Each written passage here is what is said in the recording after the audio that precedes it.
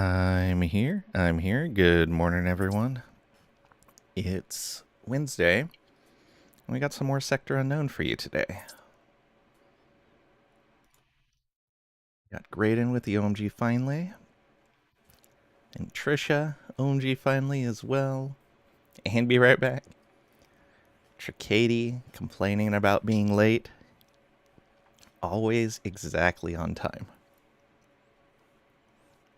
Game doesn't have home screen music. Yeah.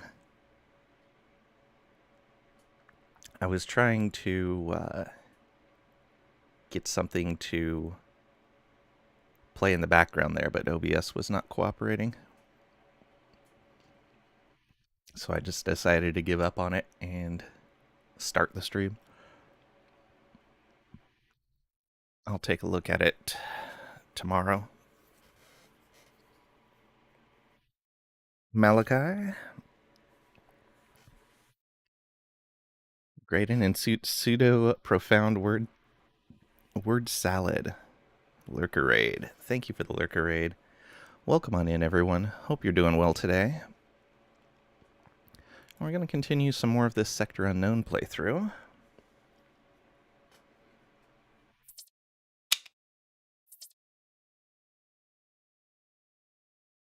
Oh, a new achievement. That's the stuff. Use an injector. All right. So they added more achievements, too.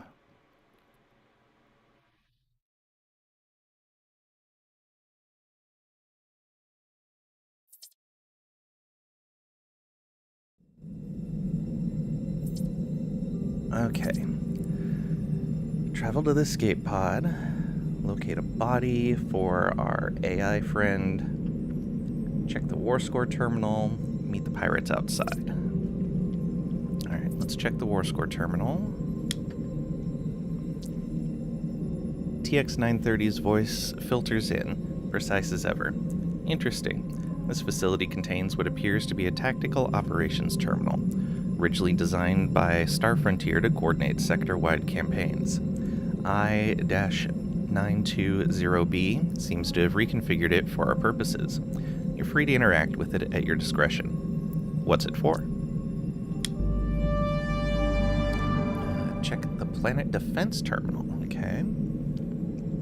TX930 continues. Now serves as a tool to assess our broader strategic influence across the sector. Should you decide to engage Starfrontier directly, think of it as a means to evaluate your growing impact. Once you're finished, proceed to the terminal beside this one to assess the planet's current defenses. Okay. Total war score from completing missions is 400. Total war score from your current roster of warriors is 400. So we have a total of 800 war score. War score terminal. Here you can monitor your current war score, which reflects your progress through major decisions, allies recruited, planetary defenses, and other strategic factors. Your final war score will shape the outcome of the story, both for you and the entire sector.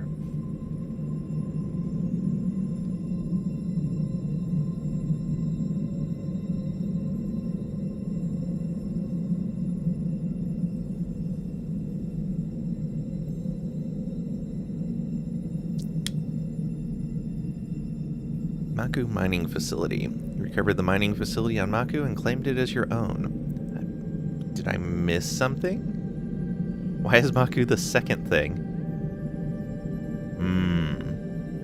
I must have missed something.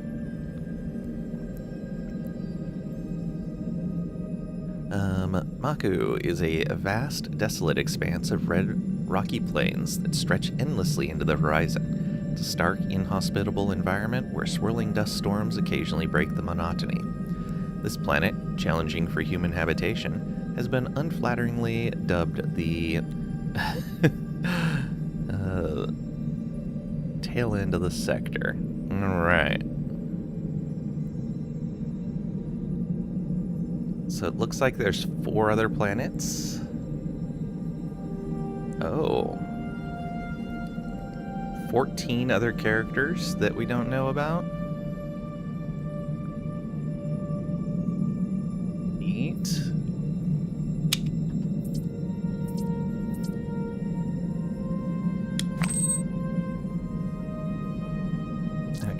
that's not what we want.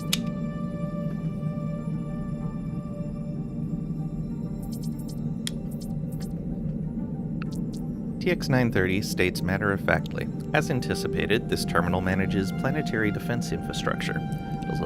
It allows us to coordinate fortifications here, and on any other worlds we secure. You can say understood, or fortifications for what exactly? Yeah, fortifications for what? TX-930 replies without hesitation. The coming Star Frontier incursion, as already mentioned. They won't return with scouts or patrols next time. They'll bring a full military push. The more we invest in planetary defenses now, the better chance we have of holding the line when that day comes.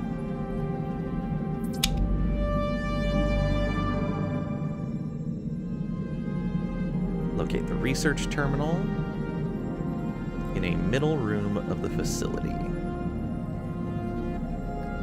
TX-930 continues. If you're inclined to explore further, I suggest visiting the research terminal. It's housed in a smaller chamber near the center of the facility. Once you're there, I'll walk you through its functions. Okay, Planet Defense Terminal. This terminal allows you to oversee and upgrade the defenses of any planets under your control. Spend accumulated resources to strengthen planetary fortifications. The higher a planet's defense rating, the greater its chances, and those of its inhabitants, of withstanding the inevitable Star Frontier assault. So we have Maku here. Weapon stockpiles. Not enough resources. Stockpiles of weaponry securely stored across multiple locations, allowing defenders to rapidly arm themselves in response to emerging threats. Fortifications, heavily reinforced defensive structures and barriers strategically positioned across critical locations, designed to slow enemy advances and provide strongholds for planetary defenders. Robot upgrades. Repurposed industrial robots, upgraded with advanced combat protocols, retrofitted with reinforced plating, precision targeting systems, and modular weapon mounts to transform them into effective defenders against enemy incursions. That might be a good one to go first, because that would give us more bodies available. Though, oh, is this is something, no, we do not have the resources for. Oh, I bet we have to research to get these. Defensive level of this planetary upgrade contributes to planetary war score. Why is that available to click, but the other ones are not?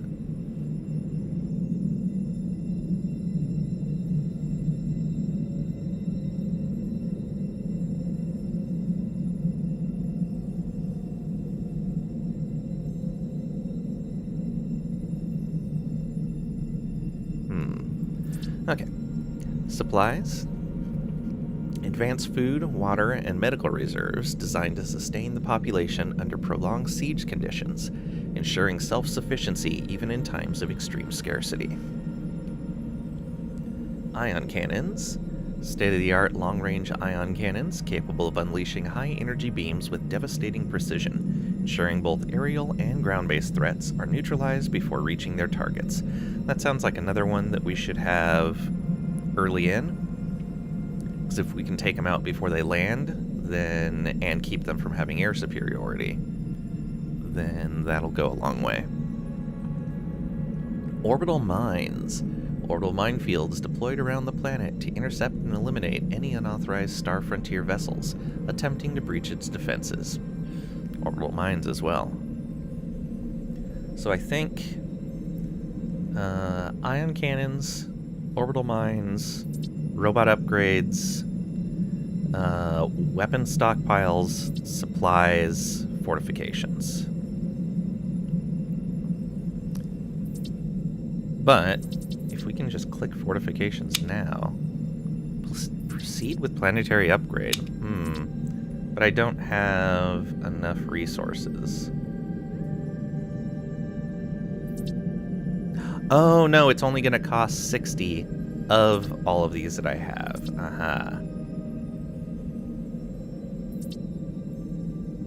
I was reading that backwards. Yeah. Alright, yeah, let's do these fortifications since we have the resources then. We have a lot of each of those. And they seem to be pretty common. Proceed. Okay, so that's at a defense level of 20 now. And we could technically do it again if we wanted to. I'm going to hold off doing any more, just because I don't know what else I'll need those resources for. Okay, they want me to find the research terminal. Is this it? TX930's voice carries a spark of approval. Ah, you've located a research terminal. Excellent. With enough scientific data, you'll be able to begin advanced research protocols. New equipment, improved systems, strategic advantages, all within reach now. Grumpy Tiger, welcome on in. Hope you're doing well today. Sector Unknown, I've heard the name. It's like some sort of space sci-fi CRPG, yeah? Yeah. Single dev, just came out of early access, but still seems to be actively developed. It also has a base building aspect, and we just saw that you can have, we're on the first planet, there's 4 more planets that we have access to. Yeah, you're basically starting a rebellion against the corporation that recently abandoned this sector but is trying to come back.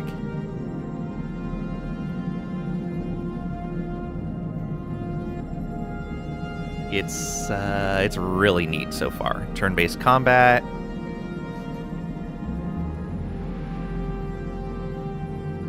All right. Scientific data. Where would I find that? Yeah, research tree. It's not a very deep research tree, but it's something. TX930 explains recovered logs, data pads, and terminals. Anything containing Star Frontier's operational intel from the sector. That knowledge will serve as the foundation for your own advancements.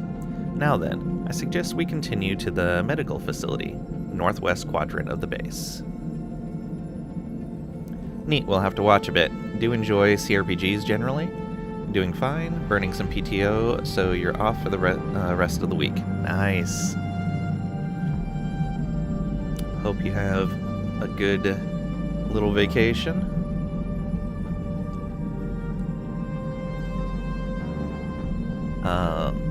Yeah, the character creation is good. So here's the character sheet, so you can see that. You've got your attributes. Each attribute contributes to 2 particular things.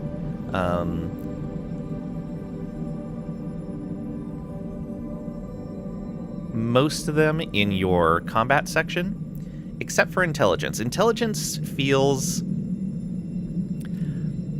It feels like intelligence back in older versions in Dungeons & Dragons, where you got skill points based on your intelligence. And so it was a good idea to build intelligence into your character if you wanted any skills. This is kind of the same. Intelligence gives attribute points, skill points, and experience bonus. So I kind of just leaned heavy into intelligence in character creation. And it worked out well. I got a lot of skill points. Oh, we leveled up. So we have more skill points to spend. Yeah, like some of the older Fallout 2 tended to do the same thing. Got to pass all those checks. Yeah. The nice thing is if we go to... Oh, where was it that I saw that screen? There is a screen... Party? Yeah, so if you go to the party screen, you can see who's in your party right now. I would imagine because we saw that there's 14 other party members that we can find. There's party skills here. This shows you the highest rating skill, the highest rating in that skill in your party, and who has it.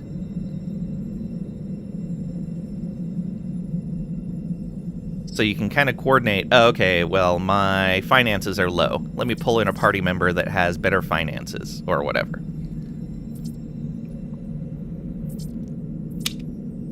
Like that. Means you can specialize. Yep.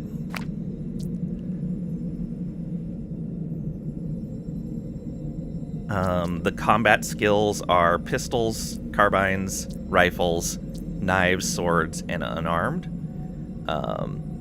Unarmed has a little bit different scaling than the other ones do, but you can invest in multiple weapons. You have a main weapon and a secondary, and a secondary weapon that you can hold on to. Our main character is, for right now, going pistols. They have a knife in their offhand, but probably unlikely to use it. Okay. I think, being that we're going to be talking to some pirates pretty soon, I'm going to bump my persuasion a little bit more. And most of the skill checks seem to be thresholds of 5. So, like, it's going to need you to have computers 15 or persuasion 25 or whatever. Whereas the attribute ones just seem to be, like, I've seen attribute requirement of 4, I've seen 6, I've seen 7. So it really seems to vary. But yeah, attributes and skills are both potential things of, like, can you pass this check? In addition, if you found certain items will give you dialogue options as well. Okay, where do I want this other 5 going? What was he doing? He's doing science, computers, biology, piloting. Science, computers, biology, piloting. So I don't need to worry about any of those.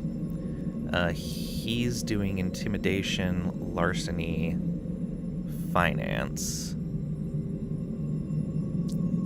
And then we're doing persuasion, perception, engineering, luck. As long as you're not asked to bench press, you should be okay. Yeah, well, that's the thing, is it accounts for your entire party. So we've got this dude here to take care of that stuff. He's not quite strong enough yet, but he's getting there.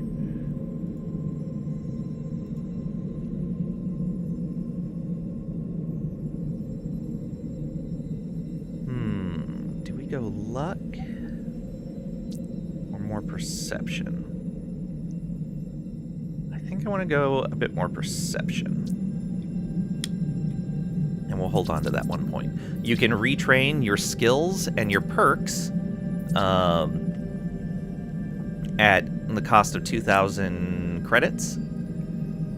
You can see we don't have a lot of credits available to us right now, but I would imagine later on that's a pretty negligible cost. Your starting reason for being incarcerated and personality type determine some of the bonuses over here. So we are diplomatic personality type. That gave us persuasion, a bonus to our persuasion, and a bonus to our vision attribute. And then we were arrested for being a revolutionary. And so we have Insurgent Instinct that adds a extra perk point per level, and Insurgent's Resolve, which adds an extra action point in combat. Our action points are right here. So we get a base of 6 from our speed of 5.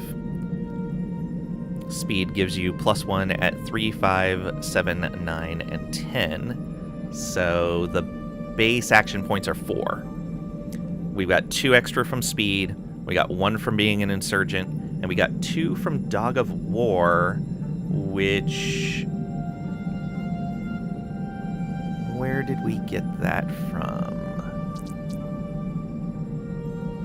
It was a perk we took. Yeah. Dog of War perk.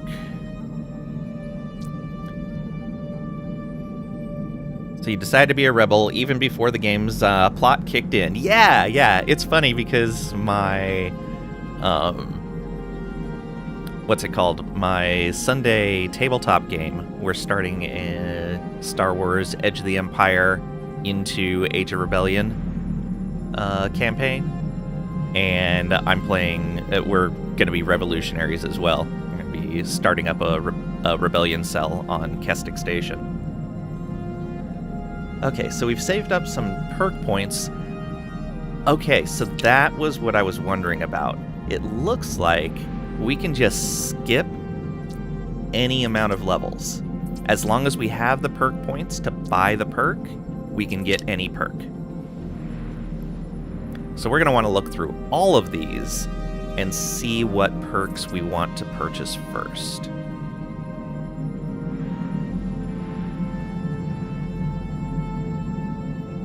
Is Trisha here? You'll be sweet today.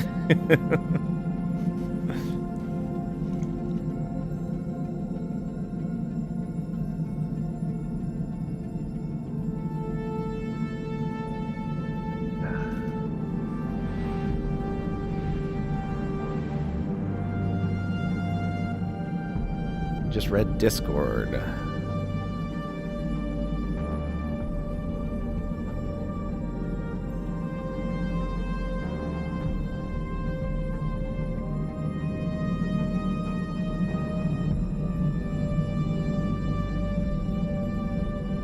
Oh.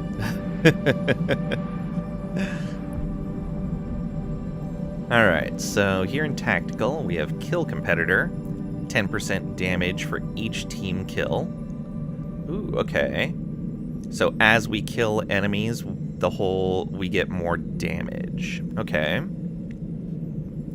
Outgunned, damage is outnumbered. Ooh, that's pretty nice.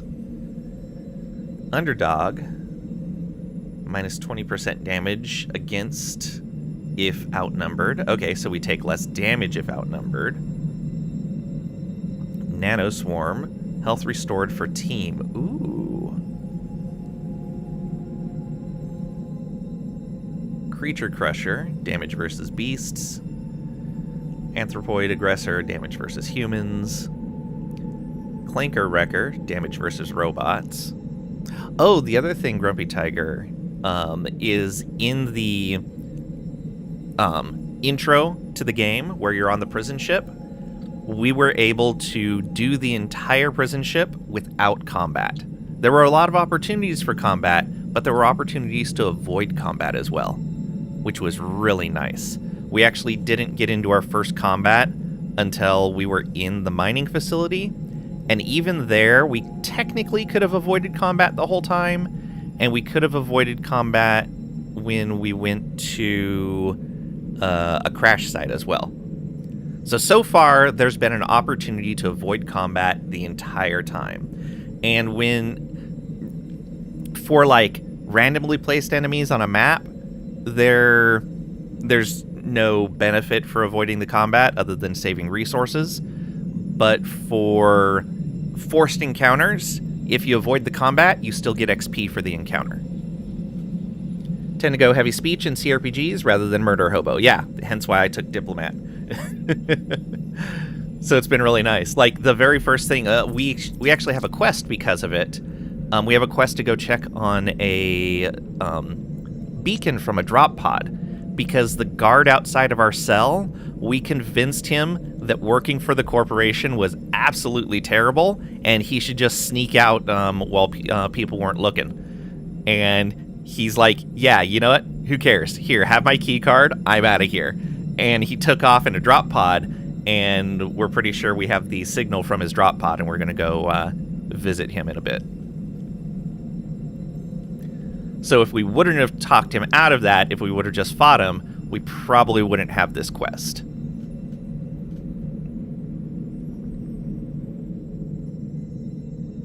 Roll the dice. Ooh, evasion for combat. Nice. Nano Surge, health restored for team per team kill. Ooh. That is health for the whole team every time we kill something. That sounds really good. Force multiplier, damage if 15 plus penetration. Oh, okay. So if you have a lot of penetration, you get an extra 5% damage. Bulwark Bond, plus 20 health if 14% evasion. Ooh, okay. So each row seems to have a theme of how the bonuses are structured. This one is if this then that. This one is damaging, is help against a certain target type. This one is like an outnumbered kind of theme. 30% critical damage if 50 plus initiative. Nice. Okay, and we'd seen these already. Cautious exposure, critical damage. Oh, so less critical damage against us. That's good. Crits are super dangerous in this. Just hitting in this game is actually kind of difficult, but luckily it does grazes. But grazes are a single point of damage. Colossus, plus 20 health if equipped with chest armor. Nice. Headbanger, plus 20 health if equipped with helmet. Staunch Surge, plus 100 health, minus 10% crit chance for combat duration. Close Call, next attack against is Grazing Hit. Ooh.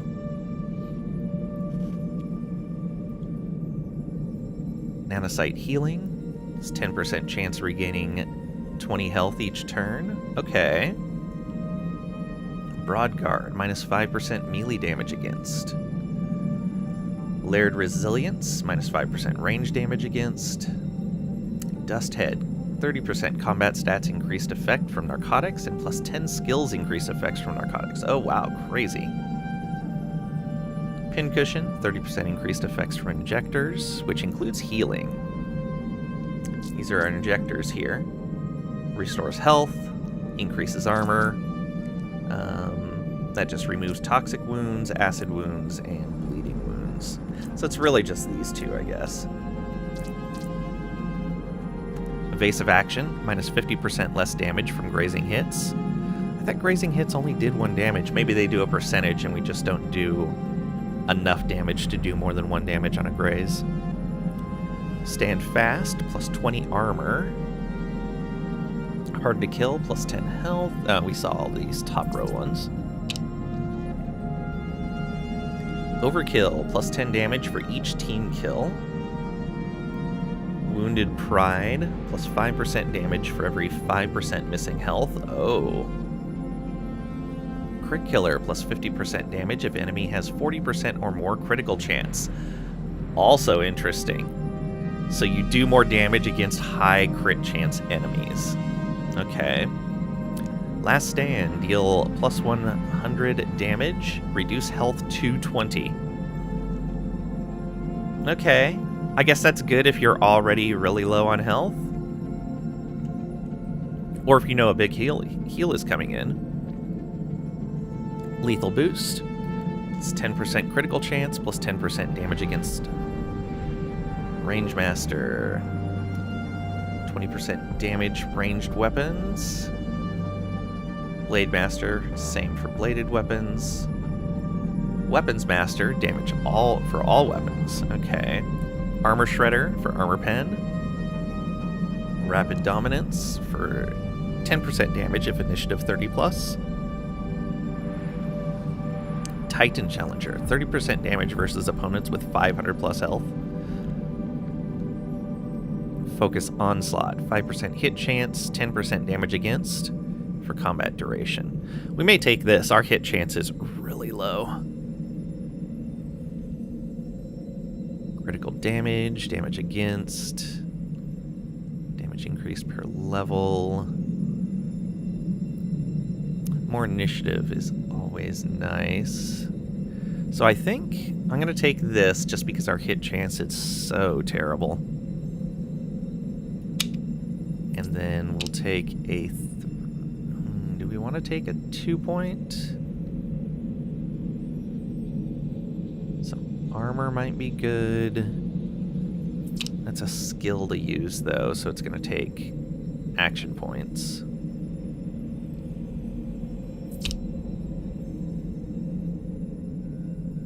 Rally Call gives action points for combat duration.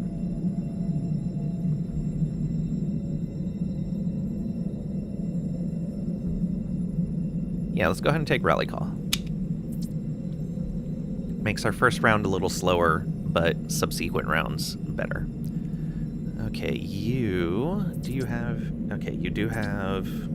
skill points available. Let's go with another 5 in biology and another 5 in science, I think.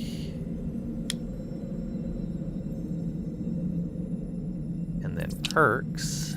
Yeah, you pick up...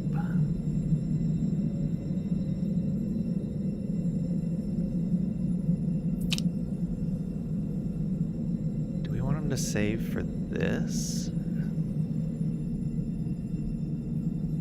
I don't know, where is that one? 20 health restored per team kill. Yeah, right there, Nano Surge.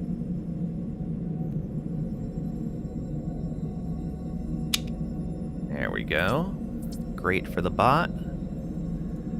And you have a few points sitting there, but that's fine. You do have perk points.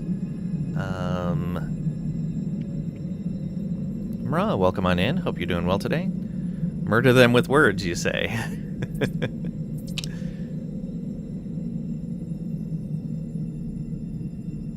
Less damage from grazing hits. Evasion. Extra health.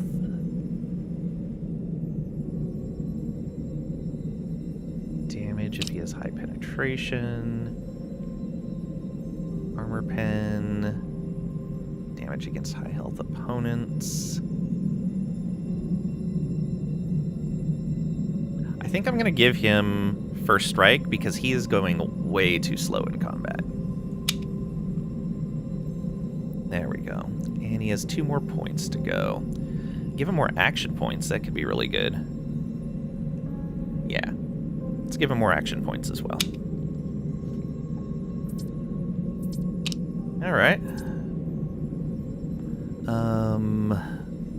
For us,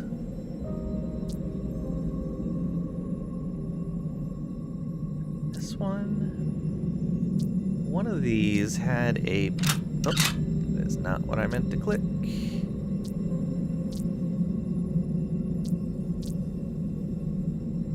Yeah, there we go. Oh no, that's the carbine. Oh, shoot. What weapon did I have equipped? It was something with a high hit chance. Must have been this. Okay. Oh, yeah, Stormbringer. Okay. I thought the Stormbringer also had something in its description that said it did better when I had a particular piece of gear. Maybe I'm remembering that wrong.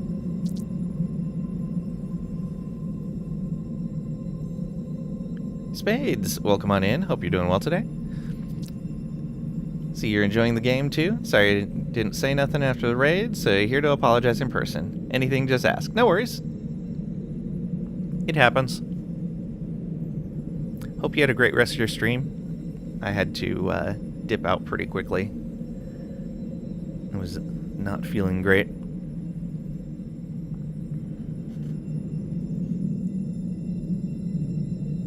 I'm really enjoying this game. Hope you are too.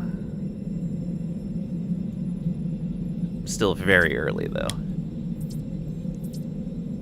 We're just about to go out and talk to the pirates. So, medical bay. So that is over here probably. Oh wait, we wanted to look at the research terminal.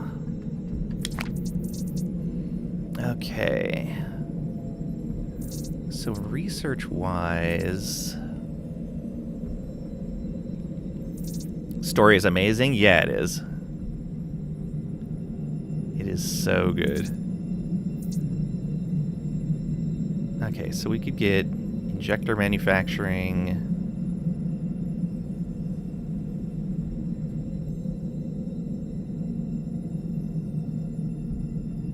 Mra, thank you for the 3-stream watch streak. Only 3 more streams? Oh, sorry, 15 stream watch streak. I saw the 3 in your comment. Only 3 more streams in your Twitch browser can drink again. Story is amazing. Yeah, I'm really liking it so far. Let's hope Trisha has work to do and won't read Discord for like an hour or two. Going to relax, back to lurk mode. Good luck, Tricady. Okay. Planetary robots. Defenses of planetary robots for war score. Bounty terminal. Yeah, we should probably pick up at least a couple of these terminals. The bounty terminal, we did not have the resources to build yet. But I kind of feel like I should get that early.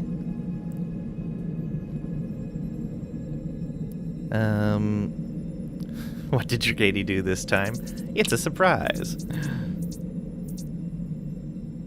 Okay, we have the engineering for this. Weapon experimentation increases success chance at weapon crafting. Planetary fortifications. Carbine blueprints, rifle blueprints.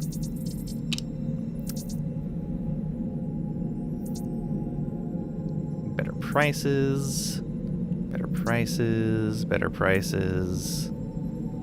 Credit amounts from loot. I kind of want to take that finance extraction as soon as we can. Oh, right. We wanted to get science extraction as soon as we could. Because that's just going to make all our science points more valuable.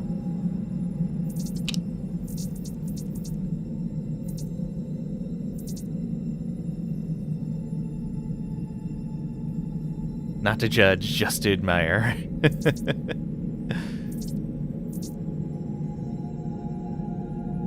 Okay. Oh, extra resources from mining. Yeah, the planetary resource extraction would be good too. But yeah, I think the first thing we should do is get these stations unlocked. Let's go weapon station. Allows terminal construction. And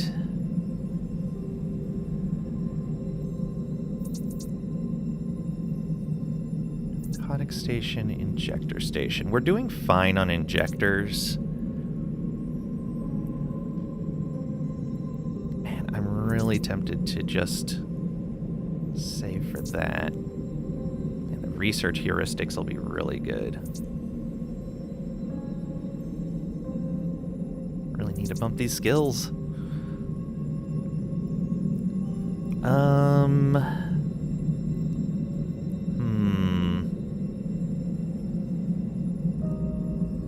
We haven't even seen, I believe, 2 of the resources needed to build the bounty terminal yet.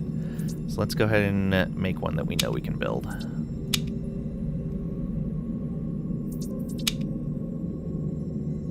Okay. Out to here.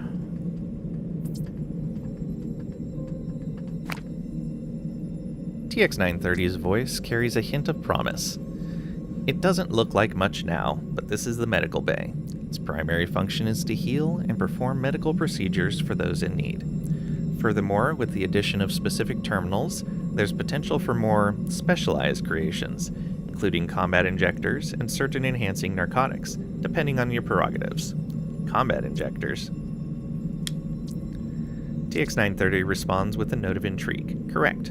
Highly sophisticated devices designed to enhance physical and cognitive abilities in real time, tailored for high-stress environments.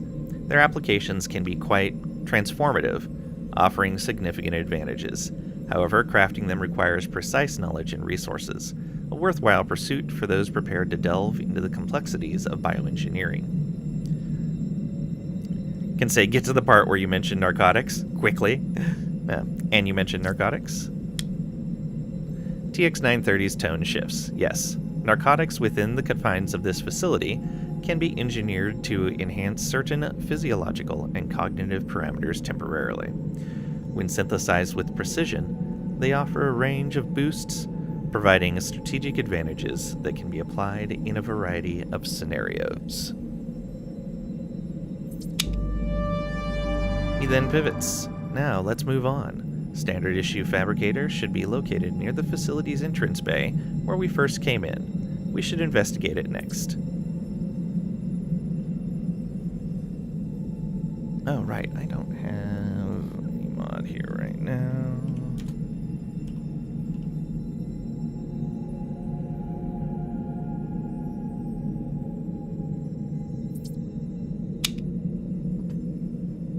Okay.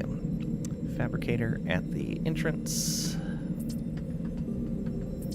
We didn't have anything to do in the medical bay yet.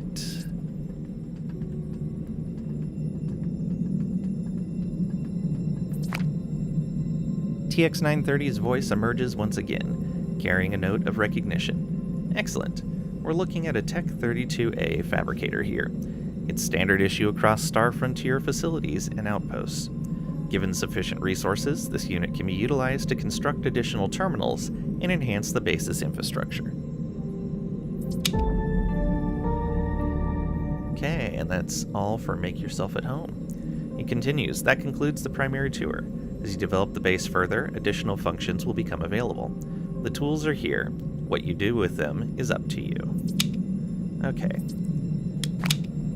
950 XP. Got the weapons station. Let's craft that. Crafty! You crafted an item. And the narcotics station.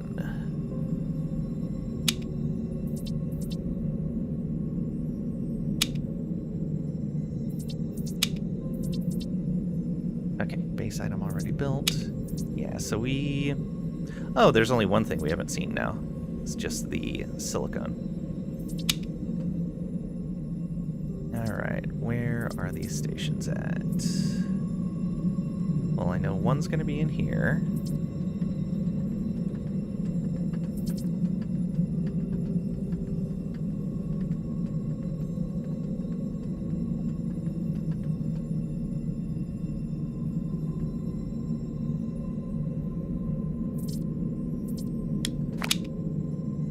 Okay, this is the narcotics terminal. Oh, we have to get the schematic for these things. Right, which is extra research. I didn't even think about that. Okay. Oh, we at least have the terminal now. And then I believe this was the weapons one.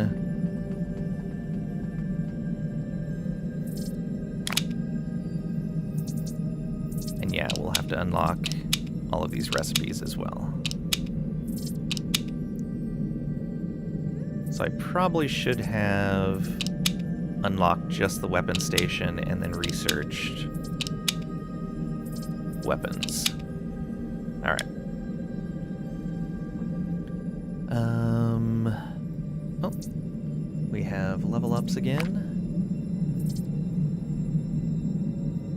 Oh no, that's just showing we still have points available to spend. And you still have a perk point. No, you don't. Why were you showing a plus? Or was it him? Ah, yeah, it was him. Unspent skill points, unspent skill points, unspent perk points. Yeah, we're fine. You're close to level 5. 17, 6, 13. Yeah, you're both very close to level 5. He is decent ways away from level 4.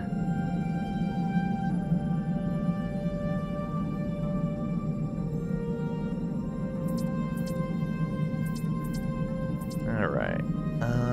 Let's go talk to the maintenance robot.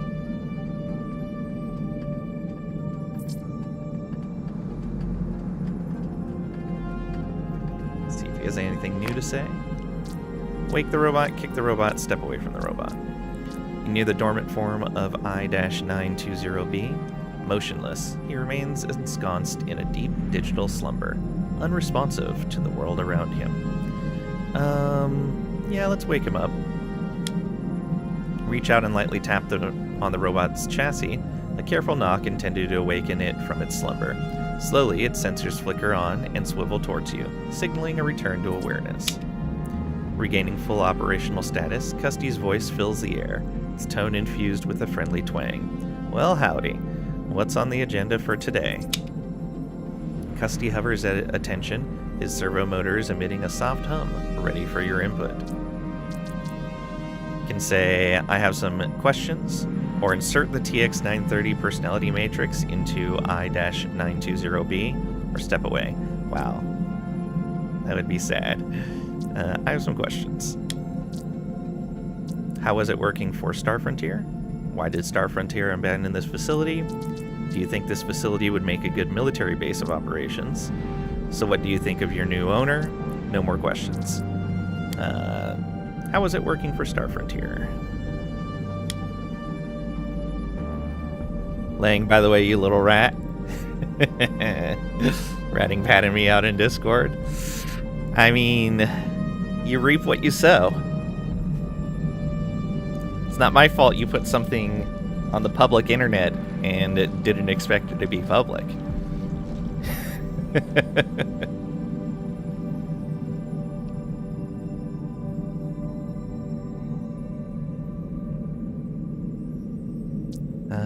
It was alright. Just another job, really. One point, I was considered a premier custodial model.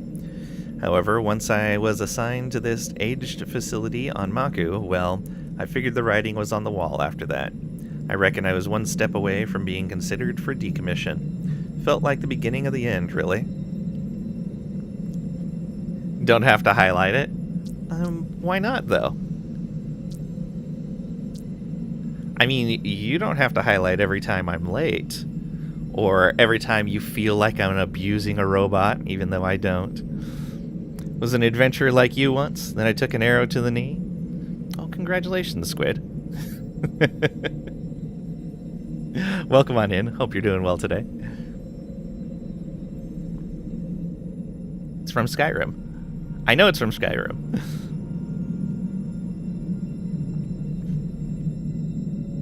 All kinds of NPCs say that. It's what you got from what you read.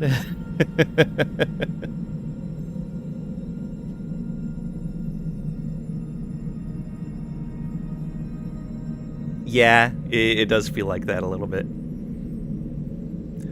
For those of you that don't know, the phrase "took an arrow to the knee" was a long time ago used to basically say, I got someone pregnant.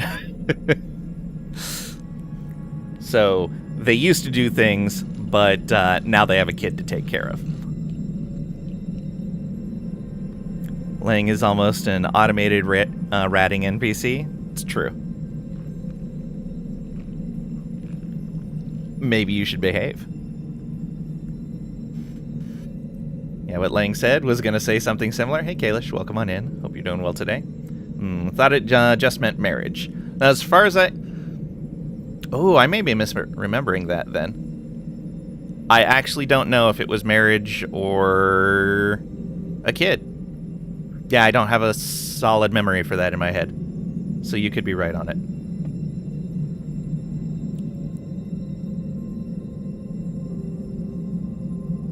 They often go hand in hand. Yeah. Especially before any sort of birth control. Tricady always behaves. Press F.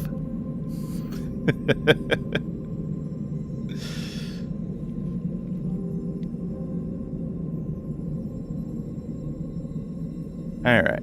Oh, it was alright. Just another job, really. Oh, okay. Alright, read that. I have more questions. Alrighty. I reckon I can spare a moment or two for some storytelling. What's tickling your curiosity about yours truly? Why did Star Frontier abandon this facility? Cost cutting, mostly. Star Frontier is all about efficiency and profit. When the resource veins on Maku started to dry up, they deemed the facility too expensive to maintain. So they stripped what they could and left everything else behind. Officially, they called it restructuring for strategic alignment, but everyone knew it was just abandonment. They left a skeleton crew, well, just me actually, to manage the basics, but it was just a slow march to obsolescence. So they forgot about you? Tricady reiterating that they always behave. Doubt. Forgot? No, not exactly. It's more like they reprioritized. Star Frontier operates on a vast scale, and decisions are made with the broader picture in mind. I was still functioning, still able to maintain the facility to a basic standard, so there was no need for immediate retrieval or decommissioning, I guess. And more questions. So well behaved, Mra even admires it. Uh-huh.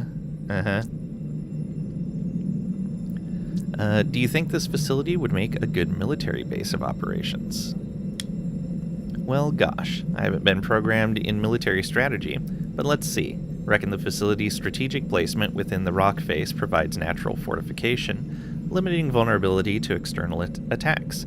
The internal layout features defensible corridors and choke points, ideal for controlling enemy movement, and the internal layout features defensible and enhancing defensive operations. And the command center is equipped with advanced surveillance and control systems, providing superior battlefield awareness.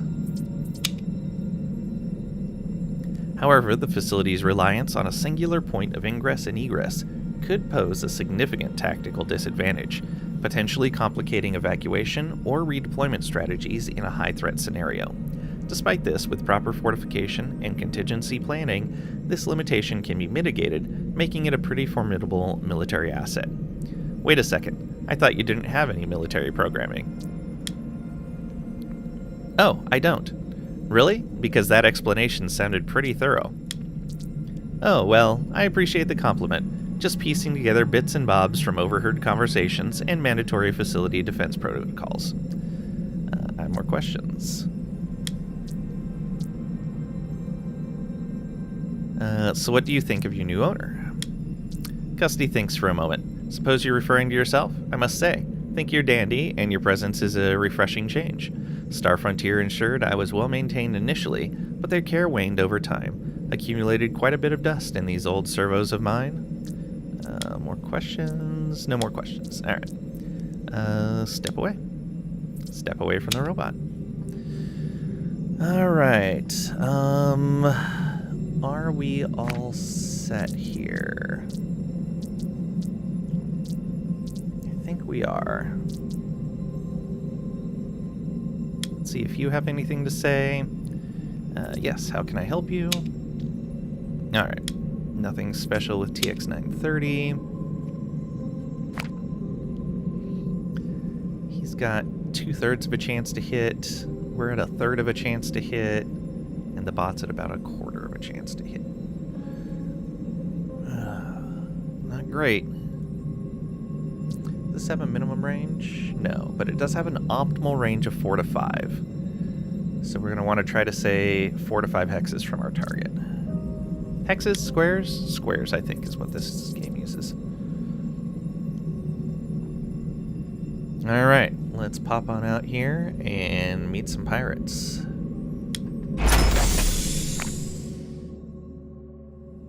Exiting the mining facility, you're met with the sight of 3 spacesuited pirates, their postures relaxed yet decidedly imposing.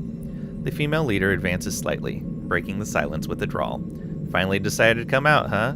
Took your sweet time. Can say, made my way as quick as I could. Or, I'm a bad host, what else can I say? Or, prioritizing you lot wasn't exactly at the top of my to-do list.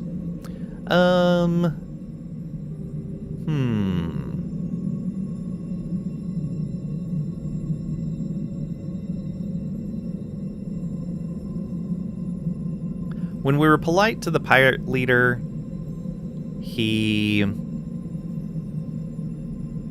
it wasn't a good response for us. But these guys are just doing the groundwork, so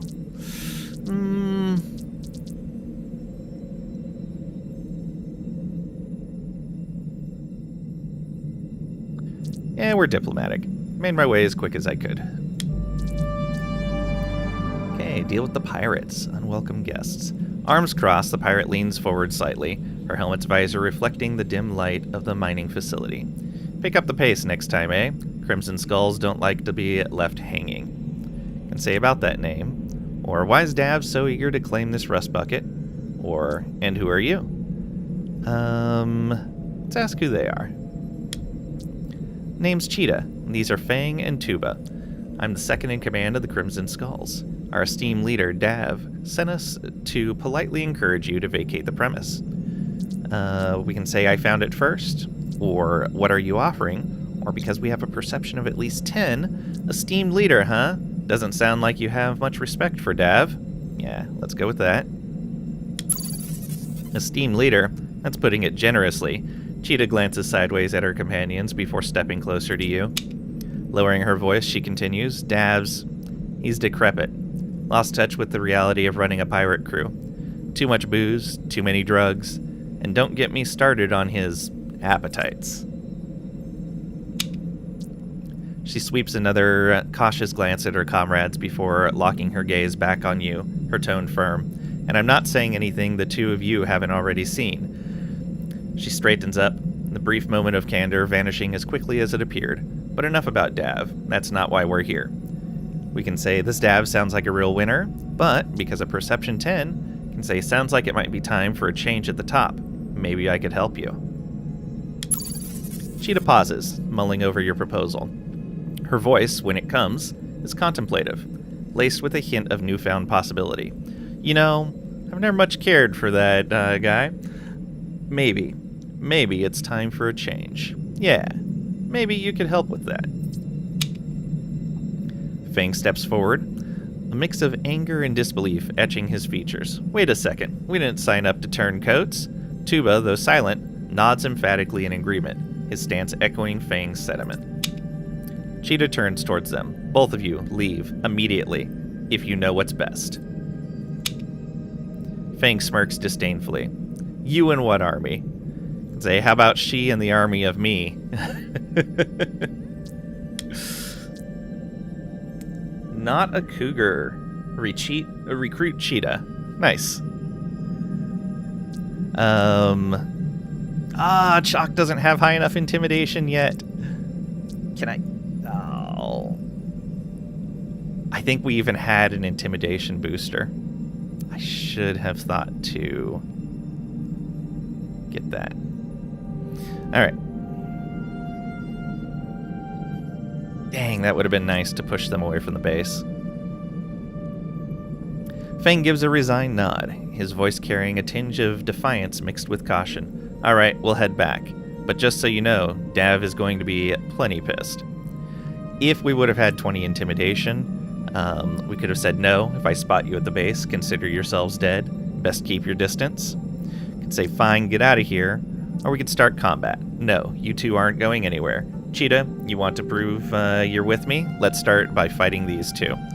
No, she specifically sent them away. We'll respect that decision. Oh, man, I really wish we could have told them to leave. Oh, well. We can't go into these screens. Yeah, we can't open up our character screen or anything while we're in dialogue. Alright, fine, get out of here.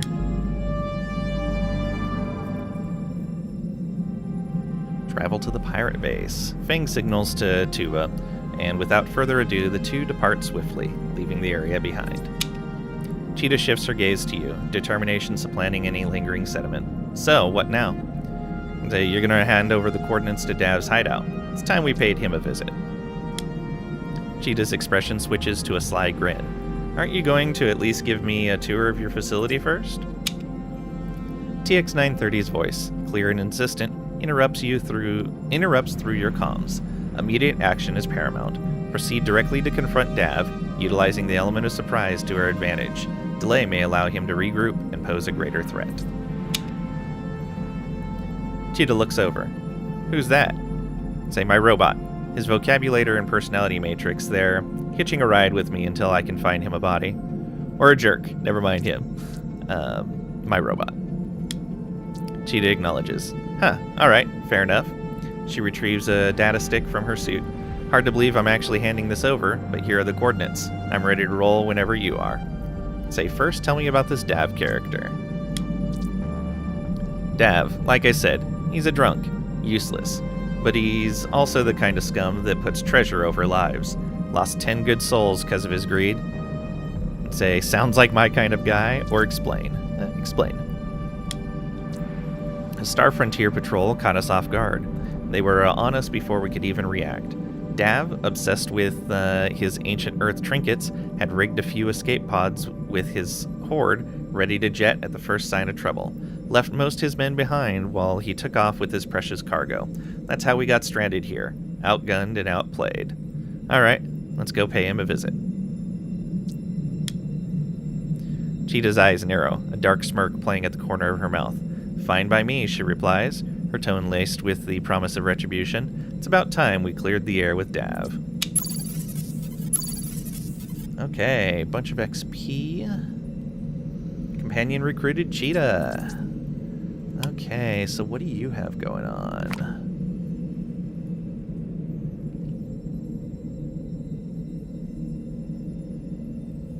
Alright. Yeah, I think everyone's just going to get high intelligence.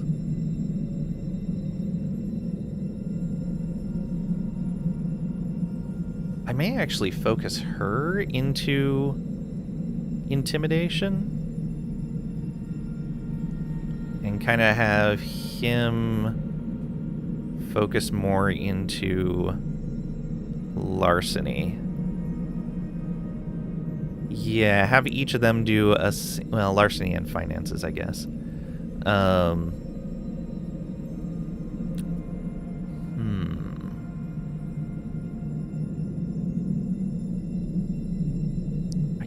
Could have her do finances,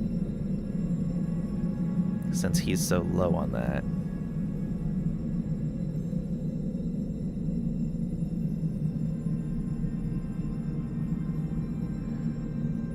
She's armed with a pistol right now.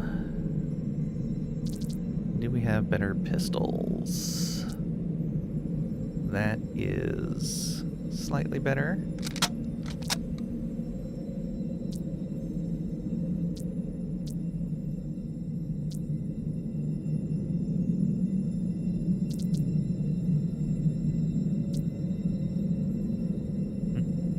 A little bit better to hit.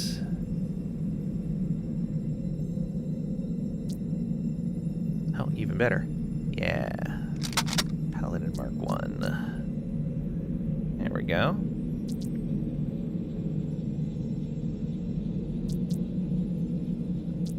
Give you this in your offhand, I guess.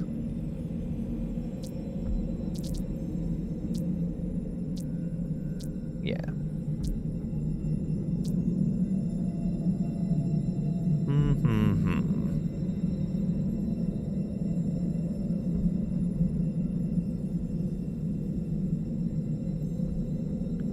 So initiative, I'm guessing it's 5 per point? Yeah, 5 per point.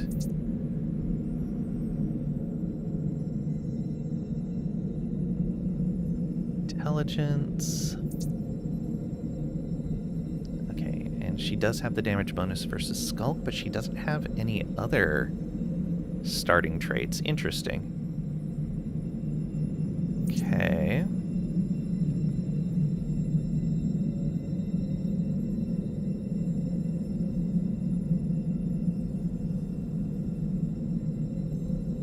What is the normal?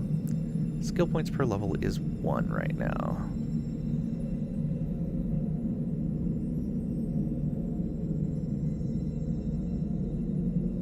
So if we bump this one, yeah, that got her an extra 4.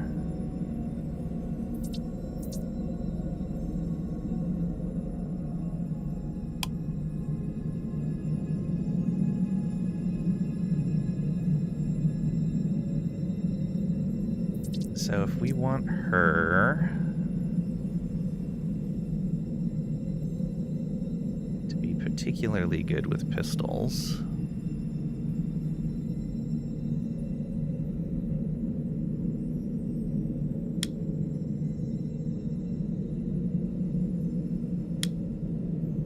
a 10 will give, yeah, that first hit chance bonus. Bring her to a whole 21. We want her to have more initiative. Area 20 initiative is good.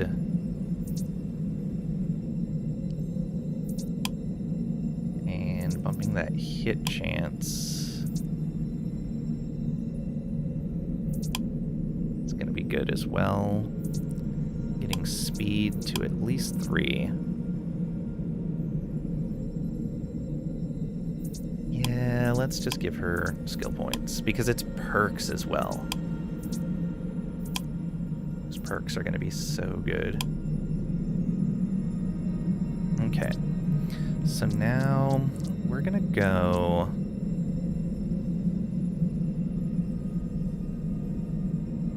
We're going to go...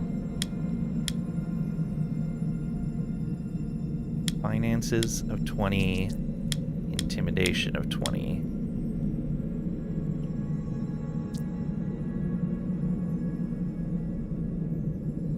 Yeah.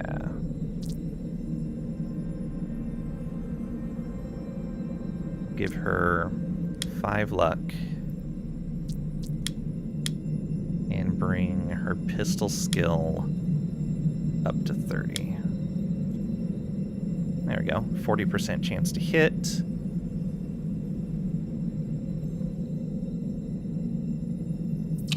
Perks. So she's got 6 points there.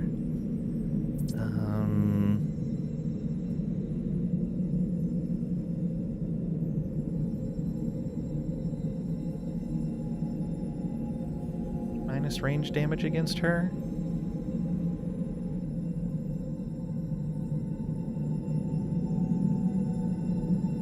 You know what? The extra action points are just so good. Armor pen might be really good on her. Focused onslaught would be good too, but no, let's go armor pen. There we go. You're not missing anything. You've got 3 points available.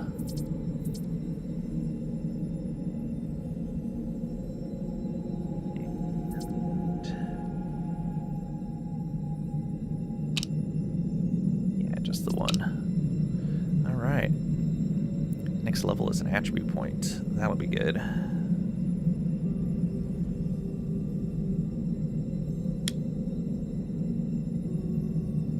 Okay. So yeah, skill points, skill and perk, skill. How close is she? Okay, so she's 5,000 from level 5. We're both very close. Travel to the pirate base. Travel to the coordinates of the escape pod.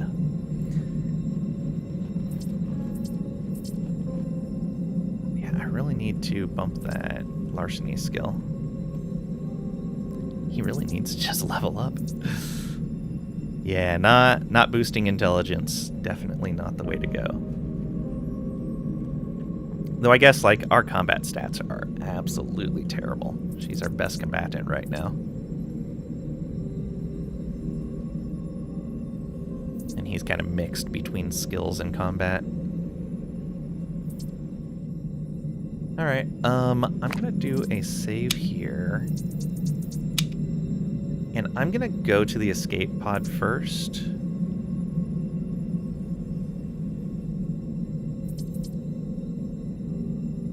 Because I think that's more critical, making sure that there isn't a signal from the escape pod going. Cannot reach.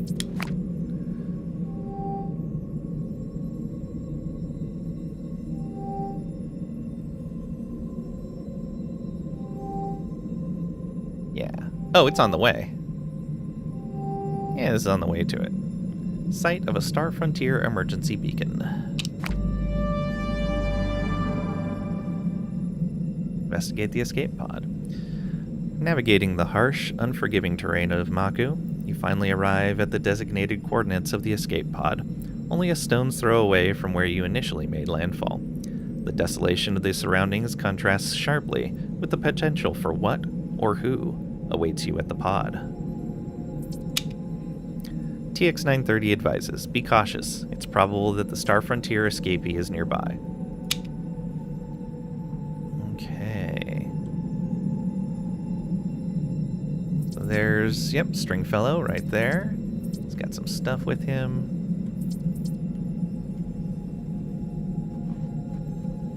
Alright, we'll talk to him. He probably remembers us. Cannot reach. Deal with the survivor. As you approach the escape pod, you spot the detention block guard stationed beside it, weapon in hand. He notices you immediately and raises a hand in warning. That's far enough, he calls out, his tone sharp. You come to a stop, maintaining a cautious distance. Through your helmet, the synthesized voice of TX-930 offers a wry observation. It appears he's not particularly thrilled at our arrival. And say I mean you no harm, or well, well, look at what the cat dragged in. I mean you no harm. The guard's stance softens slightly. Huh, never thought I'd see you again. Guess you kept your word about causing a distraction. And say, so you survived. Got any shelter? Food? Water? The guard shakes his head. Survival kit's about tapped out. Was planning to venture out soon. No choice, really. Yeah, starting to think I might have been better off staying put. Star Frontier's rescue? What a joke. Should have known they wouldn't bother for the likes of me. Can say you would be dead if you stayed on the ship. What do you mean? The guard's posture stiffens, the slight tilt of his helmet betraying his confusion. Can say the prison's transport went down. It's decorating the surface of Maku now. Or I would have killed you if you got in my way. No, prison transport went down. The guard's stance softens slightly, the news taking a moment to sink in. Is that so? Well, damn. I guess I made the right call jumping ship, huh? But what now? I'm stuck on this rock with no way off. We can start combat. You didn't make the right call, actually. You just delayed your death is all? Wow! Or we can recruit. Listen, maybe you'd consider tagging along. Got an old mining facility to hunker down in. It's no luxury, but beats being marooned out here. Yeah, let's recruit him. Really? After all this, you'd offer that? What's the angle here? What's in it for you? And say no strings attached, just mutual trust. Or you work for me now. That's the deal. No strings attached, just mutual trust. The guard considers for a moment, assessing you. Trust, huh? How's that work now? You jumped ship. Star Frontier's going to be on our tails for both of us. Sticking together, strength in numbers. Might just be our best bet. The guard sighs, weighing his options before responding. All right, makes some kind of sense. Deal with the survivor. Abandonment issues is complete. Okay. The guard extends a hand, not expecting it to be taken, but as a gesture of goodwill. By the way, the name's Stringfellow. How about we put some distance between us and this empty expanse? Marooned. Recruit Stringfellow. All right. Okay, so we can only have 3 companions with us, it looks like. Can we switch the party around whenever we want?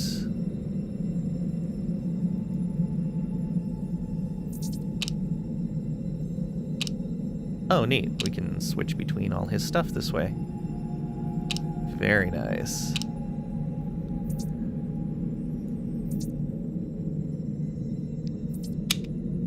Ah, okay.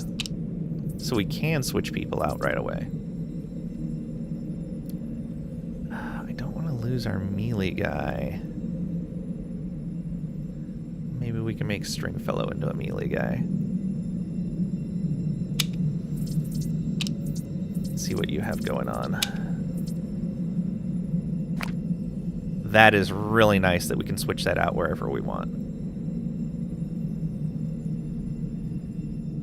Okay, so we put her on intimidation and finance. We just need him on larceny and combat. Oh no, this is... Oh, it switched out the bot. Weird, that's not what I wanted.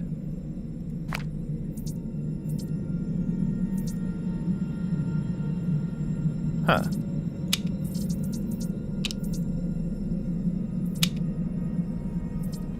Oh, it's got the right ones there.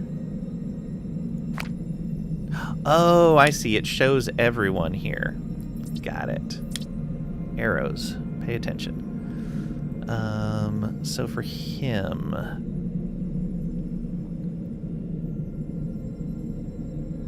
Oh, he's level 5.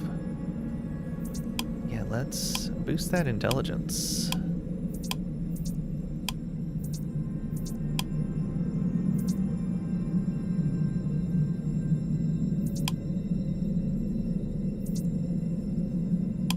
That all the way up. Health and melee damage.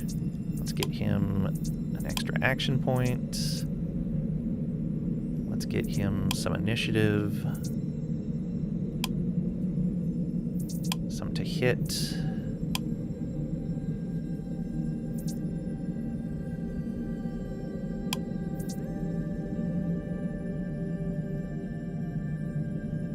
Very high strength, but it's something. Okay, and then, yeah, we want larceny.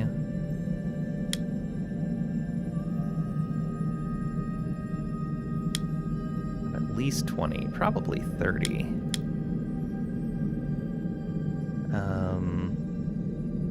And then what is this weapon he was using? Is this a sword? No, it's a vibro knife. Ooh, an annihilator carbine. And a dueler. And what is this?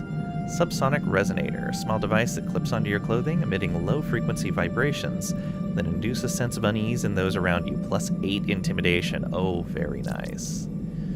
Okay, armor plating is off. Cheetah will get the intimidation cube. Excellent. And then Stringfellow is going to get this armor plating. Let's give him a Nova pistol. Interesting. Let's give you a vibro knife. And then secondary.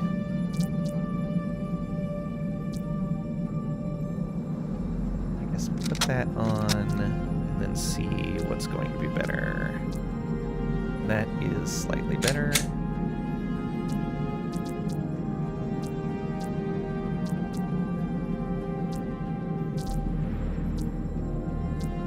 Yeah. That works. Now let's see if that rifle is better for our main character.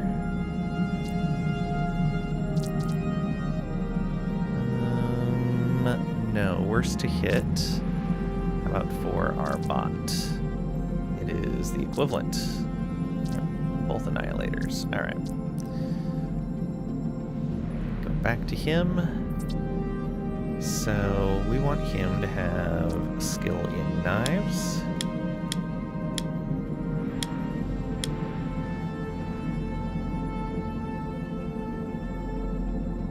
We should also give him some luck.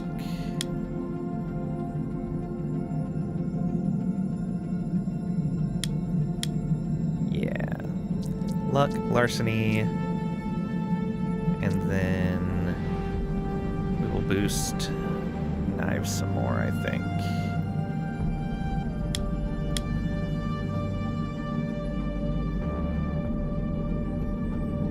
Good chance of plus 4%.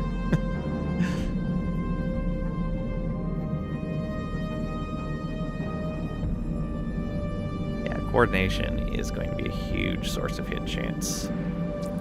We're going to keep 5 points in case we need it for something. Perks for him. He's got 8 points.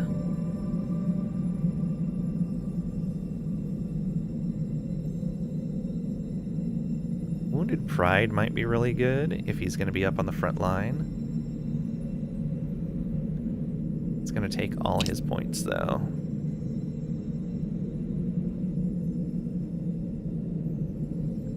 Is that chest armor? No, it's just a plate.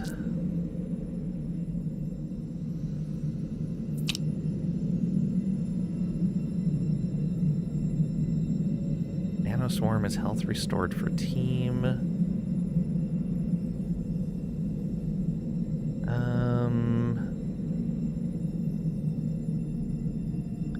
Let's go with Underdog, so he takes less damage if we're outnumbered. Yeah. Alright, Cheetah is still level 4. TB is still level 4 as well. I thought you would have been level 5 by now. He's level 3 still. We are level 5 now, which means we're going to take that last point right here in intelligence. So our skill points should go up from that. Yeah, there we go. That got us another 5 skill points. We're going to bring perception to 20. We are going to bring luck up to 10. I think I'm going to bring engineering to 30? No, we're going into something that may need high persuasion. Let's go 25 persuasion. The engineering would be nice for research purposes, but we'll get there. Let's make sure we can talk our way out of things. We would have had the intimidation if we could have gotten to this guy first. A little unfortunate.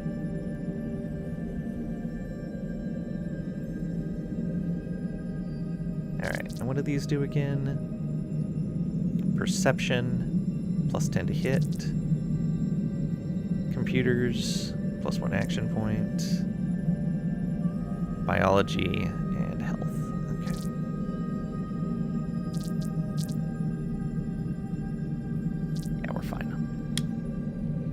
Okay, so now we can open all of these. And probably all the stuff back at the base, too.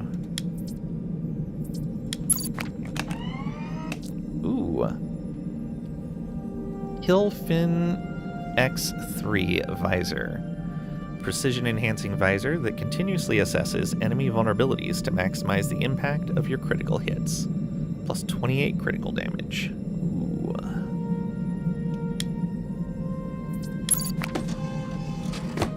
Metal sphere. A metal sphere for nothing important. Eco gel. Okay.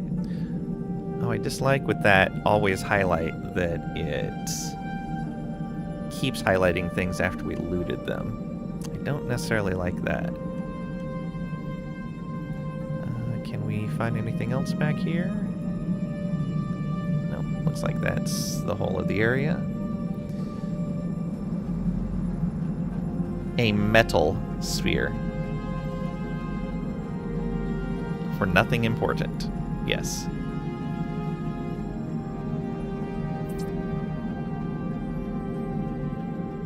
Okay. Oh, unspent perk points. We'll need to go for that. Skill points we knew about. Know about her skill points. Oh, he leveled up to 5. Excellent. A Mestal Lang sphere for nothing important. Got it. Metal. What is a Lang sphere?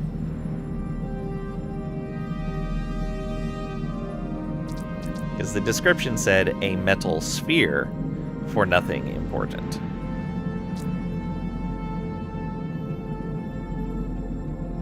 I think you're having some problems understanding.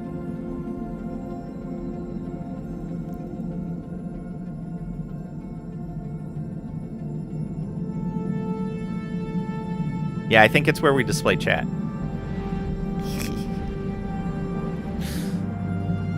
All right. For him,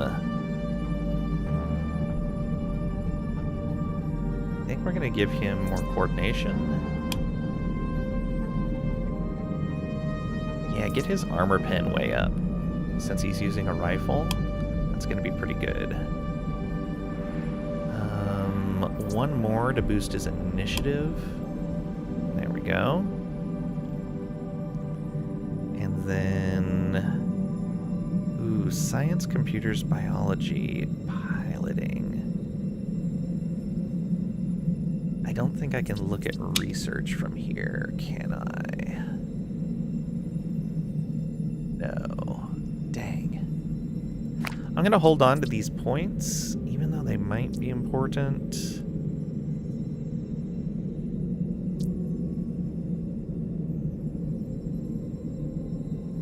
Oh, it was computers I wanted to bring up sooner rather than later. Yeah.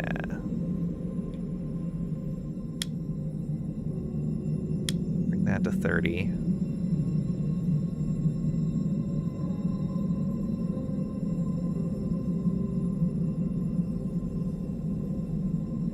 Robot. Okay. Gotta run, do some weightlifting. Enjoy. Oh, right. Perk points for both of us.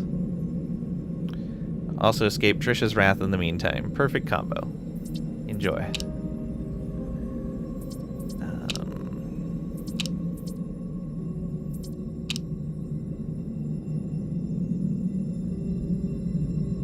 Extra damage for every team member? Yeah, let's go. This one penetration for that extra damage. And then for us, got 4 perk points. Do we want to spend it or save it?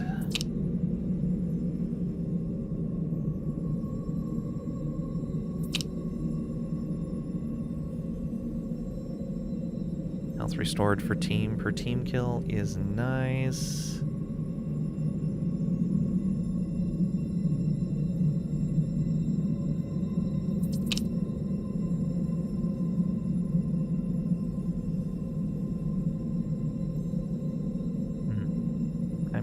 Actually save this.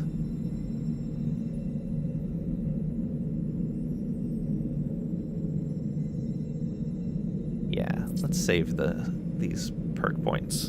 Buy something higher end. Marvel Man, thank you for the 30 stream watch streak. Holy, a month of streaking, indeed. Welcome on in. Hope you're doing well today.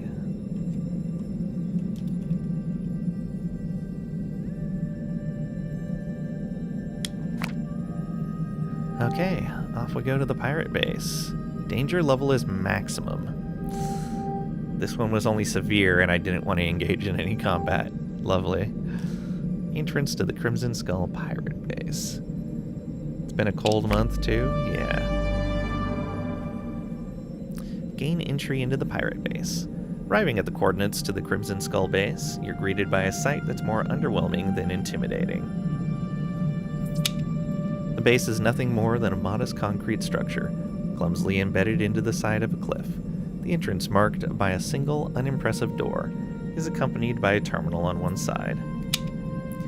TX930's voice, tinged with a hint of irony, emanates through your helmet.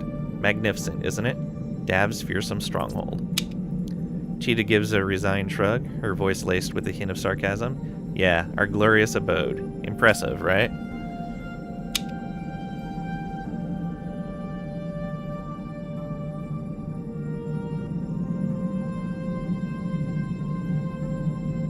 Why are you doing that, Tricady? You pause to take in the view of the structure. The quiet hum of machinery and the occasional clank from within are the only signs of life.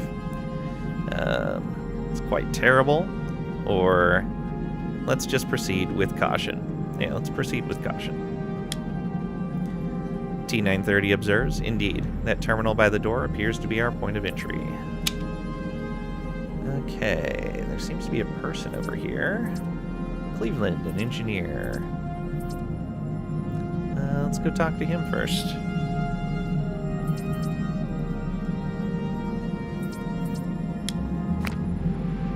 You approach a man in a spacesuit, sitting beside the mine's transmission tower.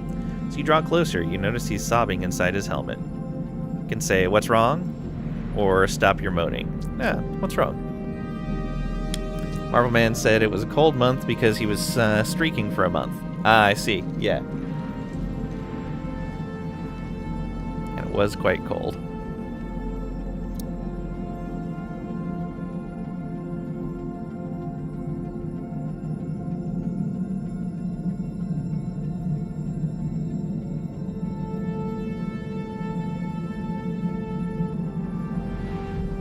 The man looks up, his eyes reflecting deep despair. "What's wrong? What do you think? There's nothing left for me here, just a man condemned to wither away in the wastes of Maku." "Exiled? Why?" His voice cracks as he recounts his tale. "Dav. I was lured in by a job ad for an experienced metallurgist. Looked all official, like something from Star Frontier. But when I showed up, it was a setup. Dav and his thugs were there, not HR. They didn't give me a job, they gave me an ultimatum. Dav's got this crazy idea from some ancient texts. Thinks he can transmute copper into gold. Believes he can strike it rich. I knew it was a lie, but arguing it seems like a bad idea at the time. Now that we're stranded on Maku, he sees me as just another useless eater. So he tossed me out. Just like that. What's your name?" He sighs, a mixture of resignation and bitterness in his voice. "Cleveland. But Dav and his goons, they call me the Cleveland Steamer. Don't ask me why, I haven't a clue, but it gets them laughing every time. We can laugh, or say nice to meet you, Cleveland. Nice to meet you, Cleveland." He nods back. "Yeah." Cleveland stares up at you through his helmet, his lip trembling. "Metallurgist, huh? Maybe you want to come work for me instead? Or, well, good luck with your exile, or step away. You want to come work for me instead?" "Are you serious?" Cleveland's voice tightens, the first hint of hope breaking through his caution. "Recruit, I'm serious." Or, "Just kidding." Cleveland's expression hardens, his voice tinged with bitterness. "Wait. No, I did not... Did I click the wrong thing there? I did not want to click that. Alright. Can I come back to him? Okay, had second thoughts. Why don't you come work for me? Are you serious? His voice tightens, the first hint of hope breaking through his caution. Recruit, I'm serious, yes. Cleveland's demeanor shifts slightly, a glimmer of hope flickering in his eyes. I'm glad they let me recover from that.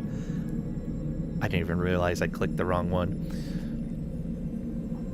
I'm not much of a fighter, but if you need someone for building or anything to do with metals, count me in. I'm fine with metals, always have been. Just no more alchemy, alright? Agreed. Cleveland stands, a sense of purpose revitalizing him. You got yourself a deal then. Where are you situated? Old mining facility. Here are the coordinates. Grasping the offered coordinates, Cleveland nods appreciatively. Well, thank you for the opportunity. I'll make my way over to the facility.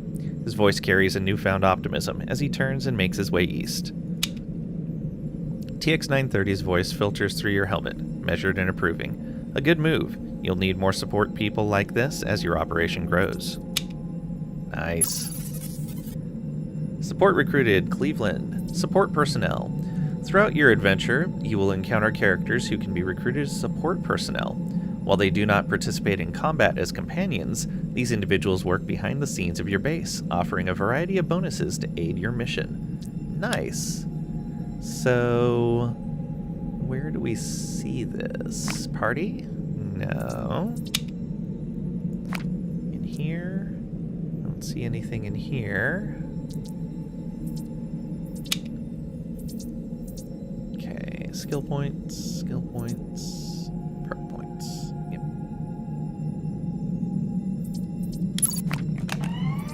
Alright. Ooh, Spider Monkey pistol. Spider Monkey is an illicitly modified pistol, highly valued for its superior enhancements. Module X12 modification, critical chance 2% after every kill. Wow, okay. Oh, I bet that modified pistol that we had found before is in someone's secondary slot.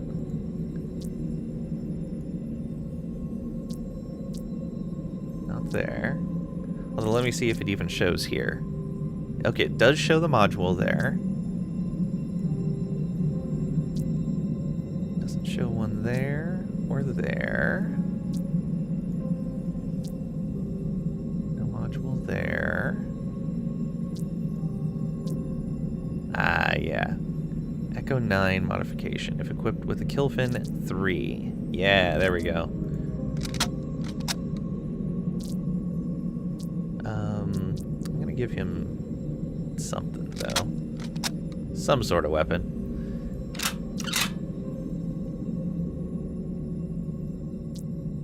Something with better to hit, maybe? Not that one. Not that one. Okay. That should be fine.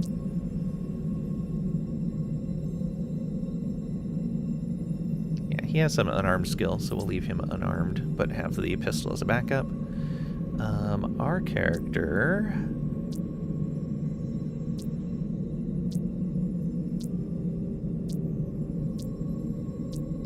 Okay, so this one is crit chance after kills. This one is extra hit chance if you have the visor equipped. So if we equip the visor, that will give us better hit chance. Though that might be better for her. Yeah, because that's already better hit chance than her current weapon. A little less damage, but that's fine. And then we equip this. She's now at over 50% chance to hit. There we go. And she does a bunch of critical damage. Yeah.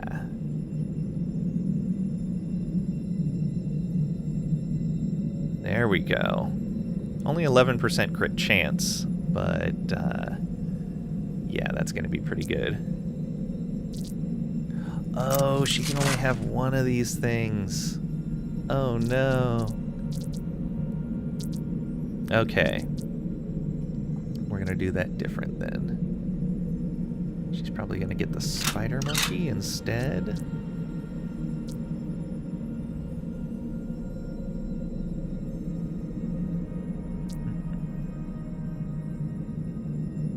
More damage for the same to hit.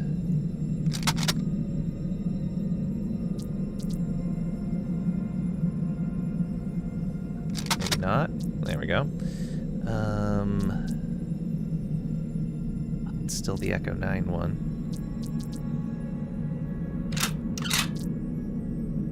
Yeah, more damage. We don't want the Echo 9 mod. This one... Yeah, not that. It's a lot of crit opportunity. I guess it doesn't change her to hit.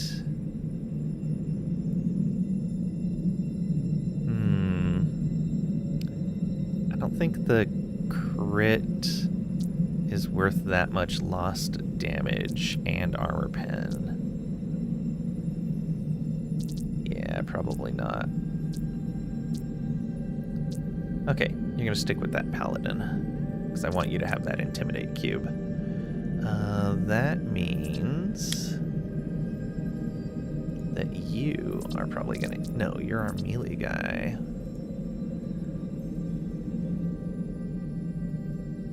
We're using the engineering pad.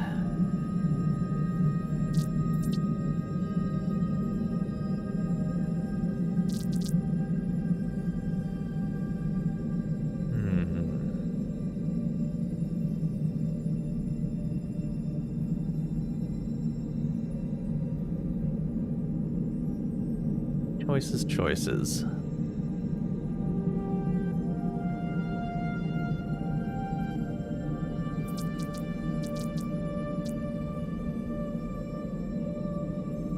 We ended up with 4% more to hit, but way lower on damage. Just across the board. I guess the crit is... Yeah, we'd still lose a ton of crit. Man, we have 100% crit damage with that.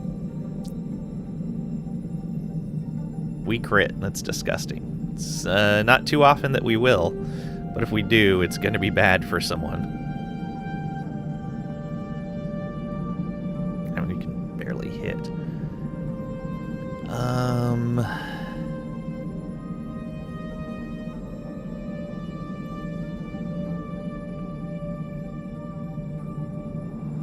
We want him in melee.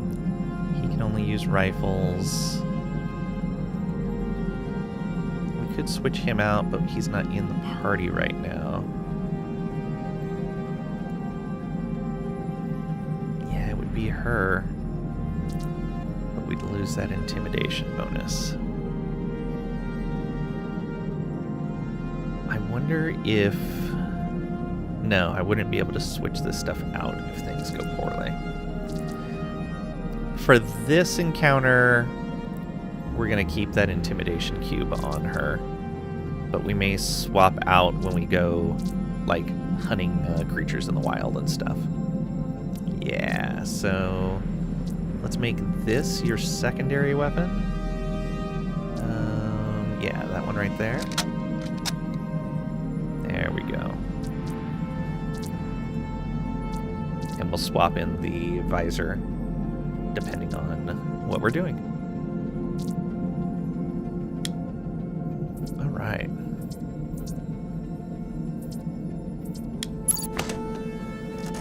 More gel.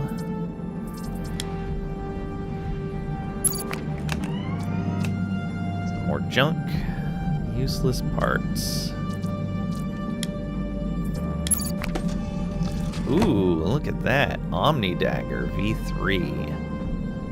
Lightweight multi-roll blade, perfect for tactical insertion or field repairs. Got some more titanium. Alright, is this a better weapon? More crit, more armor pen, less to hit, less damage. Wish we could dual wield.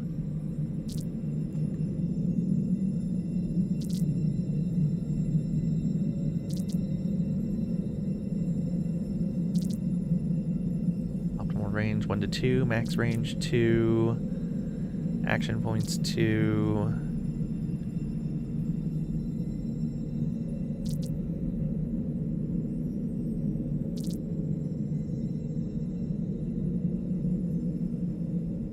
And the damage is just so much better on that thing. Well, actually, boosting crit up to nearly a third of a chance instead of a quarter. You know, that's probably worth it. Let's go Omni Dagger. Plus it's got a neat look to it.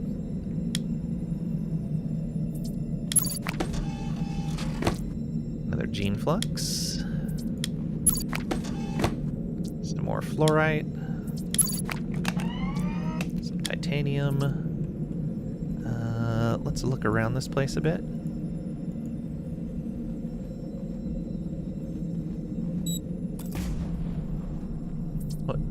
What happened? Oh, was there a mine there? Oh no. I'm glad that didn't kill him. Gene Flux. And again. And again. Alright. Don't quite need another one. Unless we find another mine. Oh man, that sucked.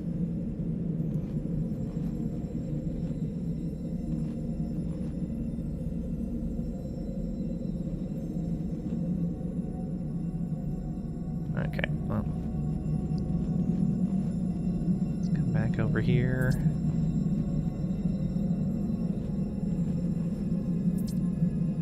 That was unfortunate. So we didn't have the perception to catch that. Dang. You access the terminal. It's equipped with various functions, the most prominent being an intercom system. Additionally, you notice several less obvious backdoor access points. You can interface with the intercom, or the computer's 20, TB227, can hack the door terminal, or step away. Let's go ahead and hack the terminal. We're not going to introduce ourselves, we're just going to walk in. He seemed very concerned that we were coming to him, so let's give him a bit of surprise. Gain entry into the pirate base. Mission complete. Now Skullduggery. Meet with Dav directly or explore the base further. You navigate through the terminal's interface, quickly identifying a backdoor entry point within its system. Employing a series of sophisticated bypass protocols and exploiting a vulnerability in the network security, you silently disarm the external security measures. With a few more calculated keystrokes, you finally manage to command the main entrance to slide open. Unannounced and undetected, you step into the heart of the pirate base, ready for what lies ahead.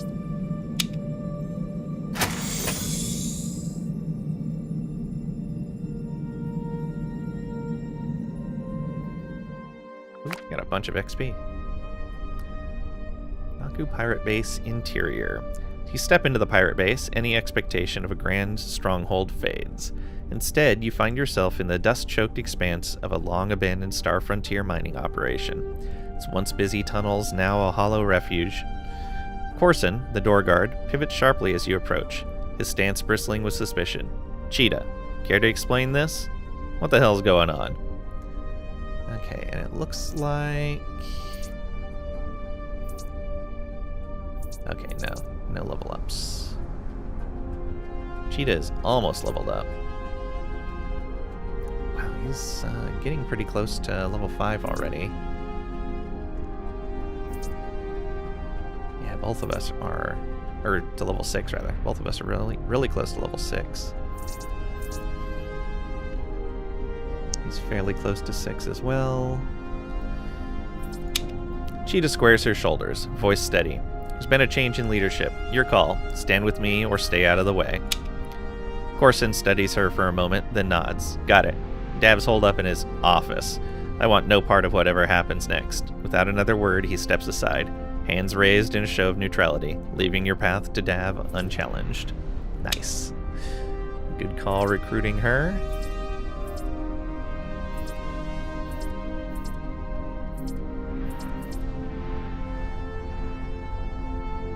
Okay. Wow, he's got a lot of health.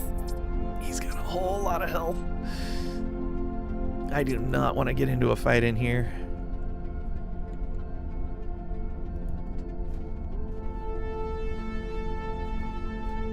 Looking around for things to loot. Alright, let's go talk to this guy, see if we can defect another pirate. Nice place to save. I like it. Trying to move around where my perception will catch any traps. Turning right within the cave system, the sound of enraged shouting reaches your ears. A man's voice bellows forth, his words a torrent of curses and vitriol echoing off the cavern walls. TX930 chimes in, a note of dry humor in its voice. He appears perturbed. Judging by the inventive nature of his swearing, would wager he's a computer tech. How do you know that? No one crafts a tapestry of expletives quite like an engineer.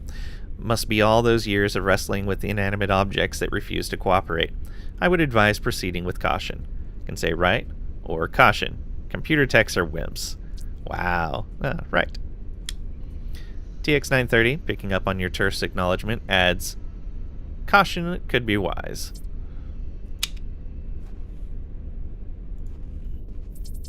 Alright.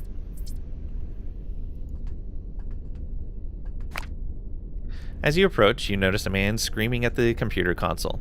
Listen to me. If you don't boot up in the next 2 seconds, I'll kick you through this cave floor and send you to oblivion. I'll send you back to your ancestors. Can clear your throat, or computer problems, or big man talking to an inanimate object like that. And let's just clear our throat. Let him know we're here. Let's not antagonize him further. Engineer whirls around, surprise etched on his suddenly bashful face. Oh, hi there. Didn't see you. Just dealing with some stubborn tech issues. Smith's the name, by the way.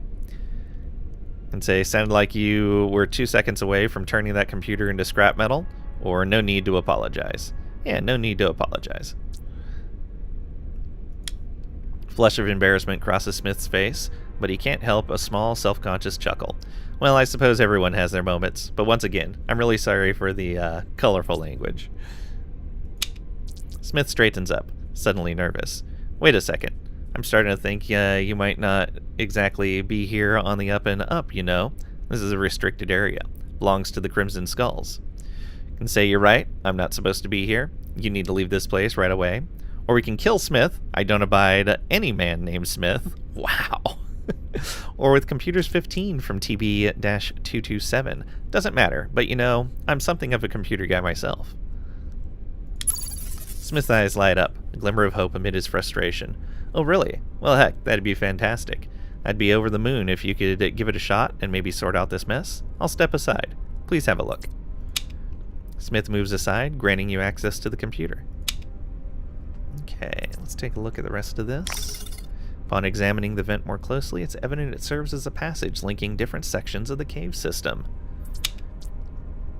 TX-930 speaks. Be alert. I'm picking up voices through the vent system from the other side of the cave. Sounds like the rest of the pirates. We'll need to tread carefully here, assess their numbers and intentions before making our next move. We still have the insect container. Oh no. Let's step away from that.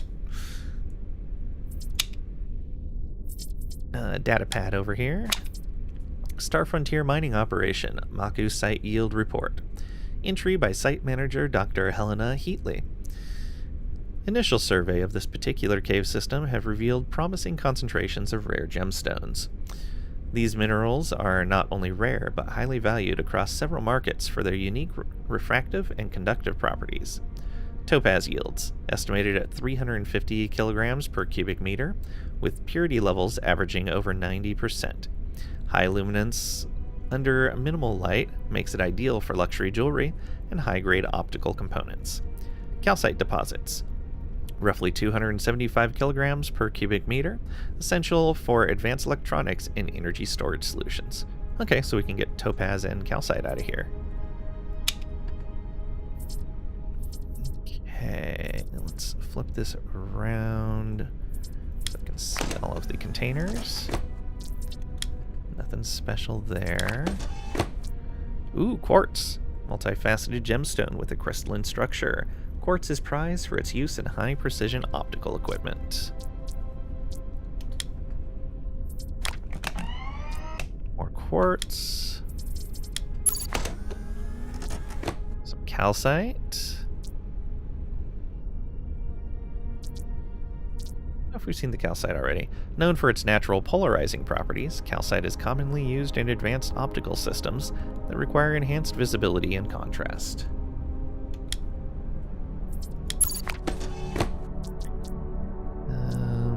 More calcite.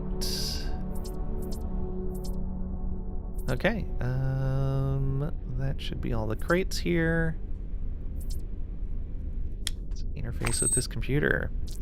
You approach the inert computer mainframe, confirming Smith's diagnosis of its unresponsive state. Computers 15, TB-227, fix the computer. Initiating a diagnostic sequence, you bypass the initial power-on self-test, post failures by rerouting the startup sequence through a secondary circuit. This involves manually overriding the BIOS to accept a makeshift capacitor fix, compensating for the failed power supply unit, PSU. You meticulously rewire the damaged connections and replace the faulty hardware with spare parts found on the ground. The computer whirs to life, its systems booting up one by one as the BIOS screen transitions to the operating system loading page. You've successfully jump-started the mainframe, bringing it back from the electronic abyss. Smith, witnessing the revival of the once-dead machine, can't hide his amazement. Well, I'll be gosh darned. Great work. The computer hums quietly, ready for your instruction. We can access facility files, initiate subroutine scan, access research data for gemstone mining, or log out. Access facility files. Navigating through the computer's directories, you delve into the archived files detailing the facility's purpose. It reveals that the cave was once earmarked for a mining operation, focusing on the extraction of gemstones embedded deep within Maku's crust. The documents outlined a comprehensive plan for deploying advanced mining technologies, including seismic mapping for resource location, laser-based extraction methods, and automated sorting systems for efficiency. Oh, we've got an ad. I'm going to take a quick break. Get up, stretch your legs, grab a drink, whatever you need to do, and we'll be back in just a couple minutes.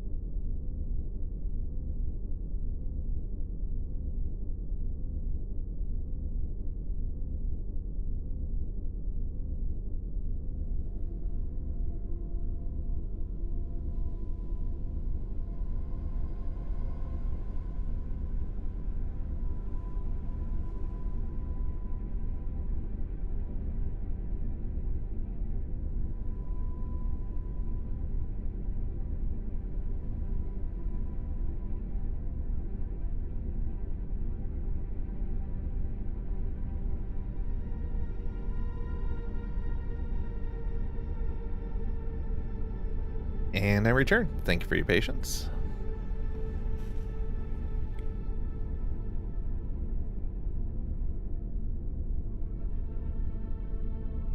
All right. So it's got a bunch of documents on the mining. However, further memos indicate a sudden and strategic withdrawal from Maku by Star Frontier, a decision that was driven by broader economic shifts and policy changes, leading to the premature closure of the facility. We can log out, or the finances 10 with Cheetah. Interesting. We could be sitting on a pile of credits here. Yeah. TX-930 responds, "That might be true. However, reviving this facility and making it operational would require significant resources and effort, something that may exceed what we currently have at our disposal." Back to root. Initiate a subroutine scan. Accessing the system, you execute a command to scrutinize the computer's subroutines, targeting financial operations and network vulnerabilities for exploitation. With computers 20 from TB227, search for any local devices nearby. You initiate a network discovery protocol, scanning for any active devices within the local area network of the facility. Utilizing a sophisticated algorithm, you exploit known vulnerabilities in the network security framework, enabling you to send out crafted packets of network requests. Within the network, your sweep identifies 2 devices of particular interest, one belonging to Fang and the other to Dav. Specifically, you gain access to financial transactions and account details for both, laying bare the flow of credits and resources between them and their contacts. The computer hums quietly, ready for your instruction. Kill pirates. Transfer funds from Dav's account to Fang's. Oh no.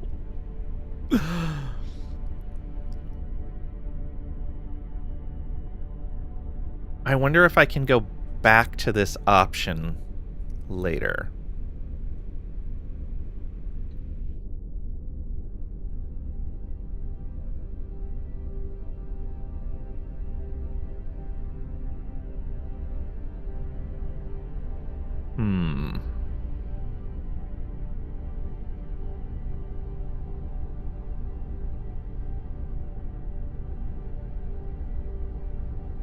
I'm going to reload from the save it does here if it won't let me come back to this option.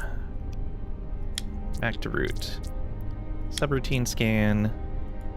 It won't let me come back to it. Okay. Weird that... I've noticed that a couple of other times in the game so far as well.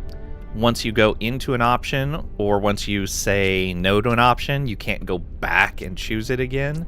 Which is why I was surprised when I messed up with that guard out, or with the metallurgist outside, that I was able to recruit him, even though I had clicked the wrong option. Alright, we're going to reload.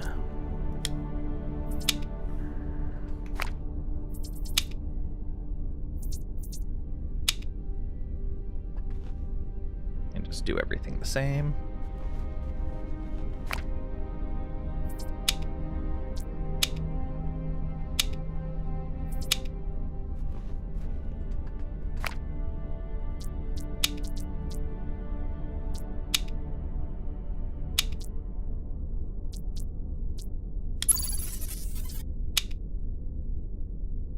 Okay, and then this. So can we go back to that? We can, okay. But we have an option through the computer to deal with them.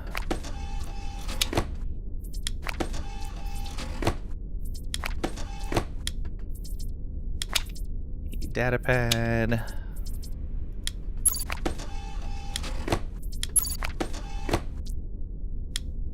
Alright.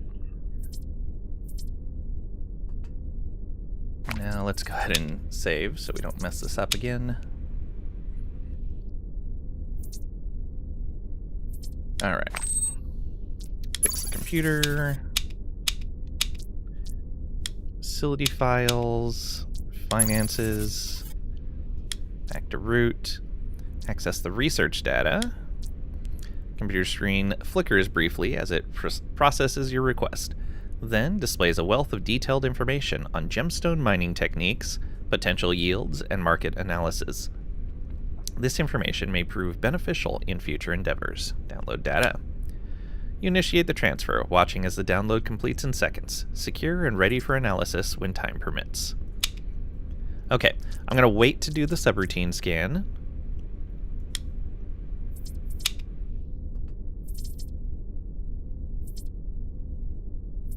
Oh, we can talk to our companions as well. That's good. Oh, are there quick save buttons? There are. Okay. Good to know. What do you think of the mining facility? Stringfellow nods slightly. It's pretty typical of Star Frontier operations, utilitarian designs focused on maximum efficiency with minimal regard for comfort. They build these places tough, ready to withstand both harsh environmental conditions and any potential threats from local insurgencies or rival corporations. More questions. What are your thoughts on Star Frontier? Stringfellow's expression turns contemplative, then darkens. Not favorable. I've seen the kind of operations they run, especially at places like Hell's Gate. We're talking about prisoners who vanish from records, sent to a facility so notorious that the horrors are just more than rumors. Are more than just rumors. And the volume of these operations has spiked recently. Raises serious questions about what Star Frontier is really trying to contain or control. They pulled out of the sector to regroup after the initial push failed. Shareholders are furious. They've sunk too much into this place, and they see the resources here as too valuable to let go. Now they're mobilizing to retake the sector permanently. This time, they're coming with overwhelming force. Units are already on the ground, quietly removing any dissidents and clearing obstacles. But when Star Frontier deploys its full might here, it'll be a storm unlike any we've seen. They're not just reclaiming territory, they're securing their investments at any cost. God help us all when that happens. More questions. How do you feel about working for someone you were guarding just a couple of days ago? He pauses, reflecting on the recent upheaval. It's an odd twist, for sure, but let's be honest. You convinced me to leave that transport before it went down. You saved my life. Now, working for you? The jury is still out on that. We'll see how I feel. Need help with anything? Stringfellow pauses, his expression tight with thought. Eventually he nods. Yeah, I do. He exhales sharply, shaking his head. You ever look back at something you were part of and realize you were on the wrong side? I think I know what you mean. I'm not proud of my time with Star Frontier. He folds his arms, gaze distant. I've seen what they've done to this sector, what I helped them do, and now I can't look at it the same way.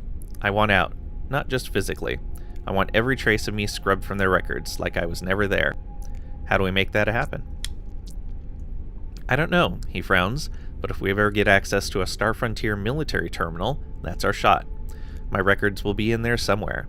And when we find them, his voice hardens, I'll make damn sure they're gone for good. Military terminal. Alright. I'll keep my eyes open. Stringfellow nods. Much obliged. I appreciate it. Deleting the past. Locate a military terminal. Okay, so we have personal quests for these guys. As you near TB-227, you notice the robot's dormant state. TB-227. There's no response. TX-930 chimes in. TB-227 operates with optimized energy protocols. Any period of inactivity is utilized for recharging. Its functionalities are narrowly defined by combat and not much else.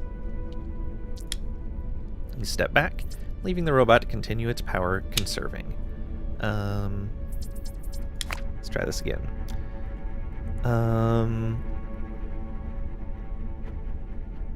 TB-227, need help with anything? The robot stirs from its hibernation cycle, its single optic flickering to life with a faint whir. After a brief delay, it finally moves. This unit acknowledges your query. As you can observe, prolonged periods of hibernation are necessary when not in combat mode. This is due to a deteriorated power regulation module. Let me guess, you need me to find a replacement. And you want me to find you a new one? Let me guess, you want me to find a replacement. TB-227 nods slightly. Correct. Acquiring and installing a functional module would significantly enhance this unit's energy efficiency and combat readiness. Significantly, huh? That's a word I like to hear. Affirmative. Please remain vigilant for the required component. Upon retrieval, immediate installation is advised. With that, TB-227's optic dims as it enters hibernation once more, its servos falling still in a low power state. Okay. So we can come back to the computer, right? Yeah, and do the scan. So I am going to try to deal with these guys diplomatically.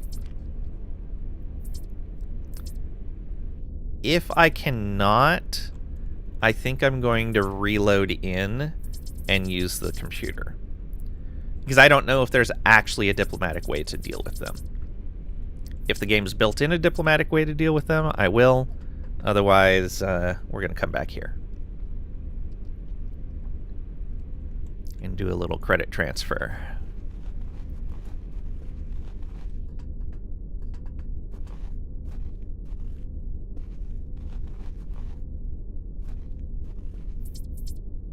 The data pad there.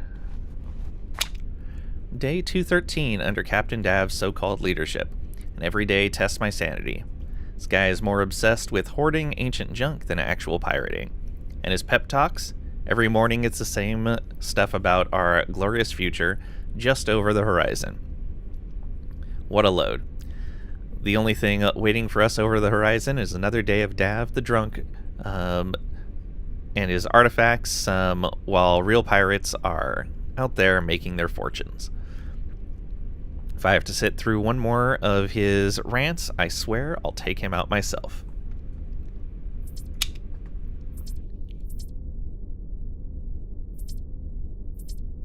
Okay. So, unfortunately, we weren't able to convince these two to not be here. Negotiate with Dav or kill him. You approach Dav's desk, adorned with relics from old Earth, including ornate busts, paintings, and various antiquities. The surrounding area is littered with half-empty alcohol bottles. As he notices your arrival, Dav straightens up, his demeanor shifting to one of calculated interest. Ah, just the guy I've been expecting. Then, with a sardonic tilt of his head, Dav smirks. Tell me, do you make a habit of barging in uninvited, or is it just my door you've taken a particular liking to? And say, couldn't find the doorbell, or shouldn't have left it open, or let's get on with this.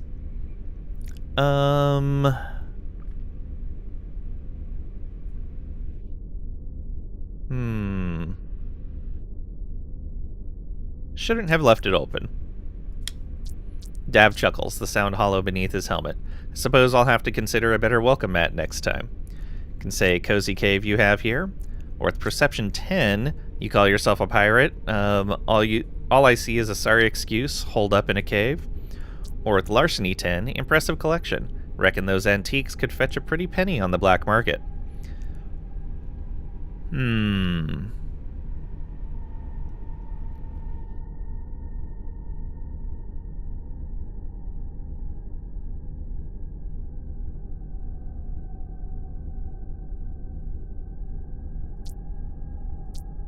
Both of those...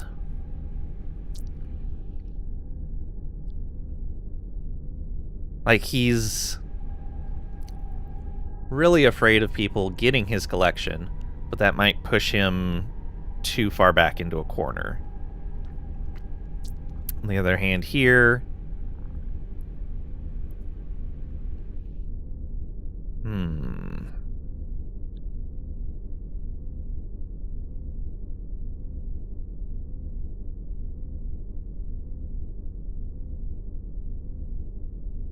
The larceny one may kind of push his people into going, yeah, why aren't we getting a cut of these spoils?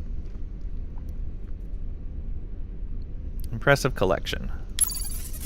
Leaning in, the intensity of Dav's voice is palpable, even through the helmet.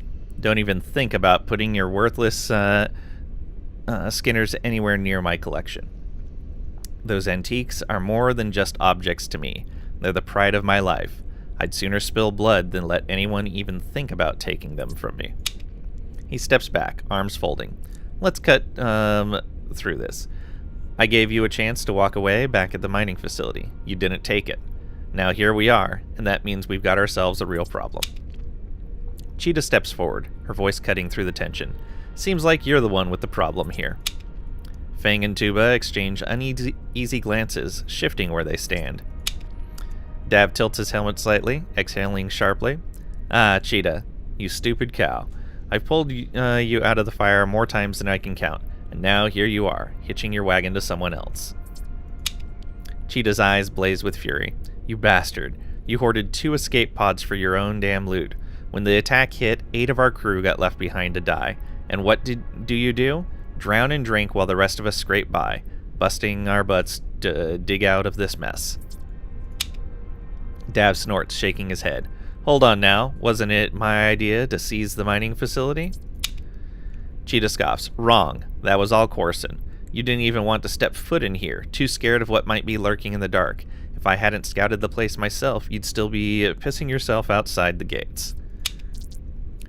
She's right, Dav. Your own crew paid the price for your obsession with these relics. Or, frankly, I don't give a damn about your little power struggle. The mining facility belongs to me now, and I'm not handing it over. Or, what's your offer for the mining facility? Or, start combat, enough talk, time to die. Or, the facility is mine. End of. Wow.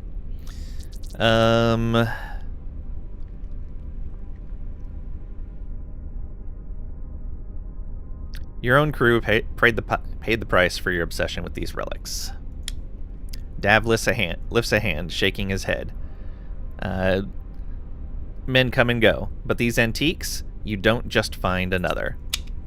Cheetah motions towards Dav with a smirk. There you have it, living proof he's got no business leading anyone. Can say, Fang, Tuba, did you catch that from your so-called leader? Seems you're expendable. Or, listen, the mining facility belongs to me now. I'm not handing it over. Or, what's your offer for the mining facility? Fang, Tuba, did you catch that from your so-called leader? Seems you're expendable. Dav scrambles to recover, his voice laced with nervous urgency. No, not them. Obviously not them. You're my #1 guys. Excellent here. Alright, with Persuasion 15, we can say, you two actually believe that? How about casting your lot with me instead? Or with Intimidation 15, you two prepared to lay down your lives for a man like Dav, because that's the road you're heading down? Or with Larceny 15, think about it, Fang, Tuba. Sticking with Dav means going down with a sinking ship. Join me, and I promise you'll have a stake in what's to come. Or, you're unfortunate to serve under someone like Dav. No, you two actually believe that? How about casting your lot with me instead? After a moment of silent communication between them, Fang finally speaks up. Dav's lost his way. We're not pledging loyalty, but we won't stand in your way. You're on your own with Dav. Dav bellows, his voice thick with fury. Backstabbing curs. Standing aside is as good as betrayal in my book. You might as well plunge the dagger in yourselves. Observing Fang and Tuba, you note how they pointedly keep their hands away from their weapons, a silent declaration of neutrality. Your attention shifts back to Dav. Considering the choices of a solitary stand or capitulation, Dav concedes with a weary shrug. So that's it, then. Seems I've run out of plays. Can say, surrender your command, I'm taking control, disappear and make sure our paths never cross again. Or actually, you've grown on me. You're just the kind of guy I need. From now on, you're working for me. Or kill him. You die. This is where it ends for you. Ooh.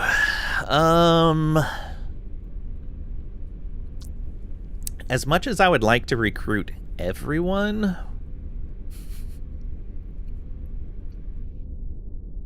I don't know if I want to recruit him.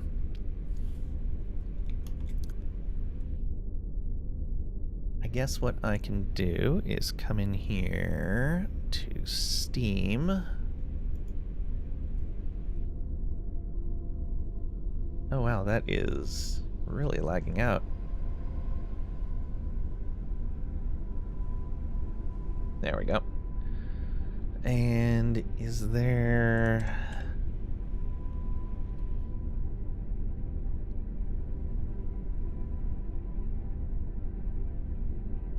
Oh, there's an achievement for clearing the pirate base without confronting Dav. I'm guessing, like, using the vent or the computer.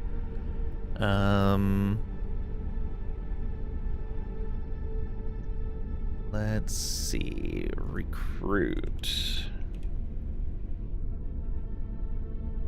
Technicians.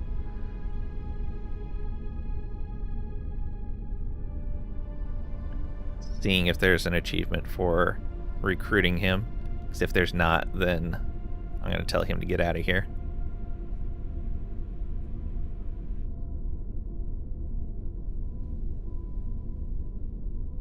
Ooh, I don't know if he counts as support personnel. He might count as support personnel.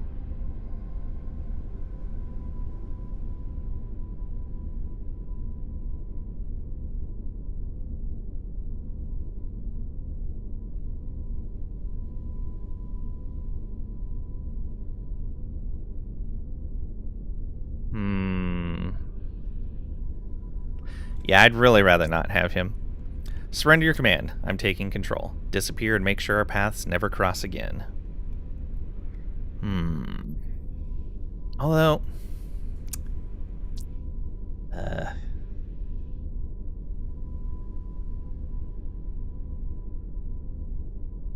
since we're trying to keep things... since we're trying to stay undetected here, this guy's definitely an opportunist. He would almost certainly report us if he could for either revenge or profit.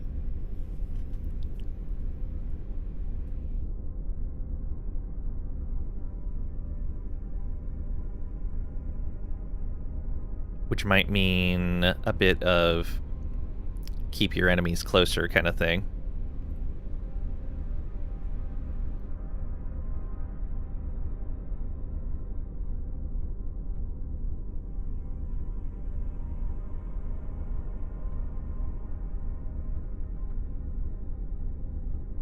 Yeah, let's recruit him. We're doing the completely diplomatic way. You've grown on me. Dav let out a sigh, relief washing over him, though it's hard to see under his helmet. You won't have any trouble from me, I swear.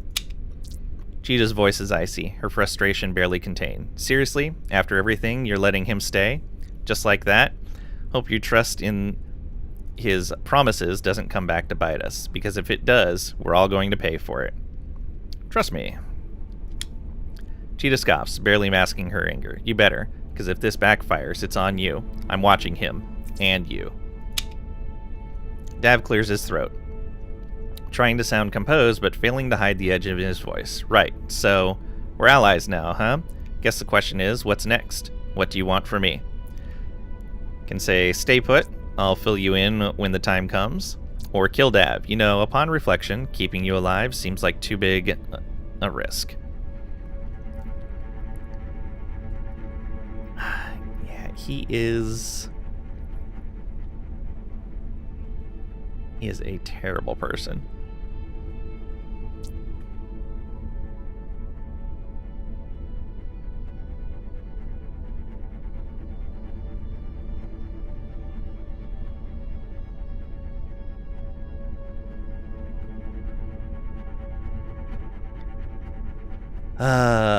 The tough decisions.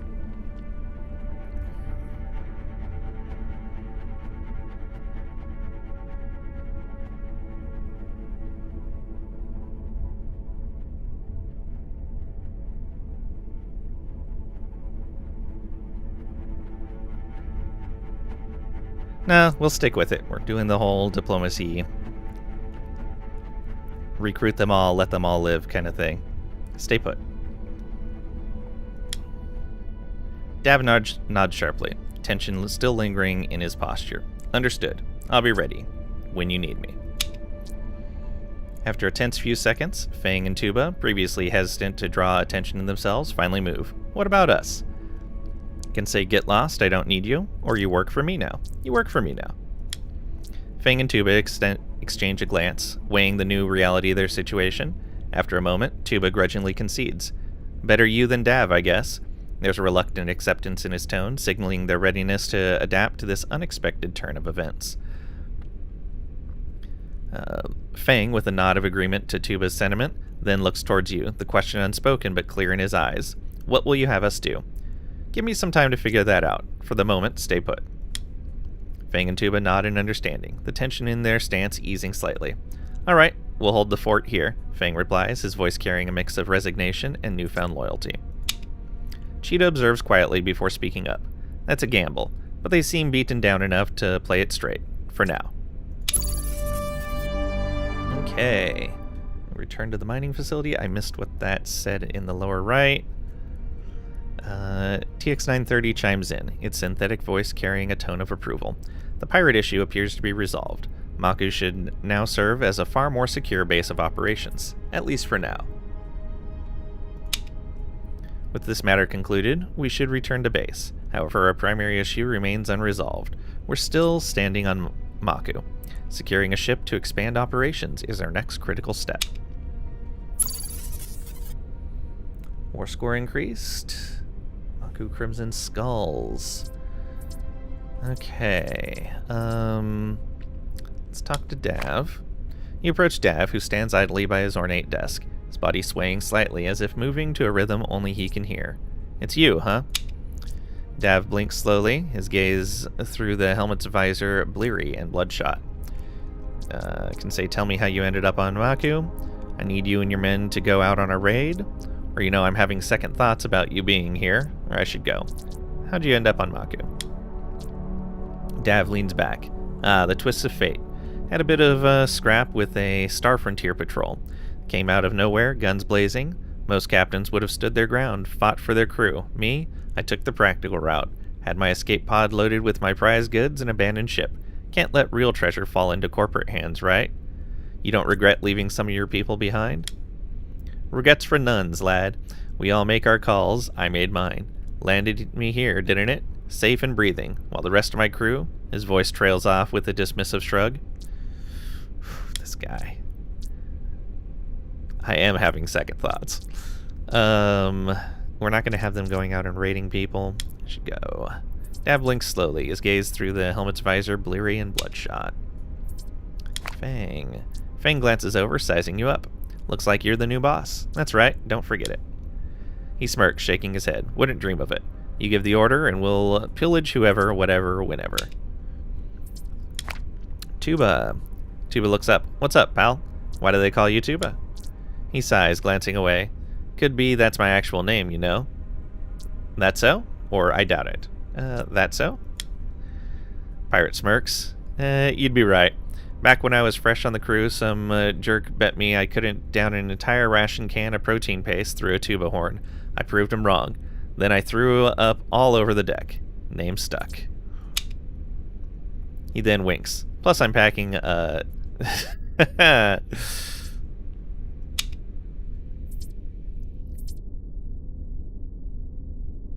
Alright. Cheetah's level 5. Very close to level 6. Alright, let's get Cheetah leveled up. So yeah, let's boost that intelligence once more. And Cheetah is one of our combat people. Yeah. So we're going to go 2 more on the intimidation to make use of this. Bringing it up to 30. I'm going to go 5 more in finance, 5 more on pistols, leave the rest there. You have 2 points.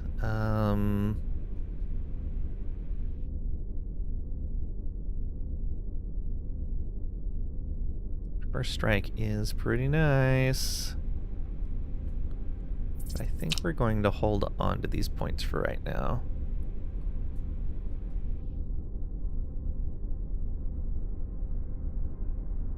Give her some armor, actually.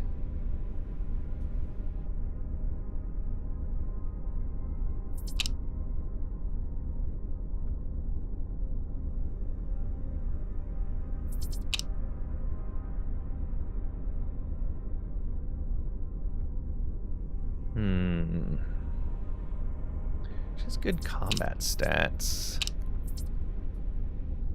Critical damage and damage against could be good.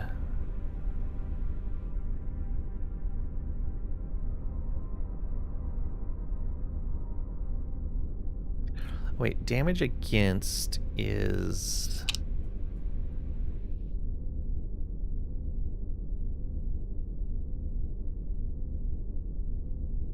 okay, so it's a berserk kind of thing. You take more damage.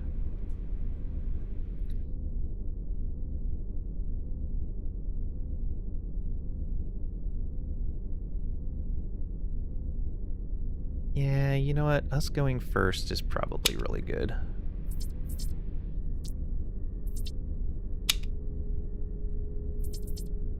Okay.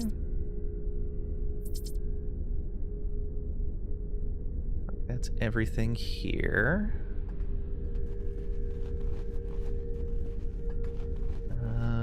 This guy have anything to say now? Nope. Alright, let's talk to the rest of the group.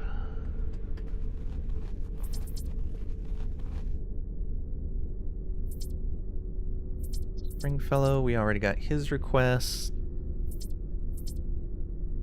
Robot. Where is... oh, there's Cheetah right there. Actually, let's just leave the facility and she'll be right outside. Oh, let's talk to Corson. Corson glances your way. So you're the new boss, huh? Say correct, or suppose so? Suppose so. He shrugs. Don't mean anything to me. This unit's been a wreck ever since we lost our ship. Stick around, leave, makes no difference. Just watch your back out there. Got it.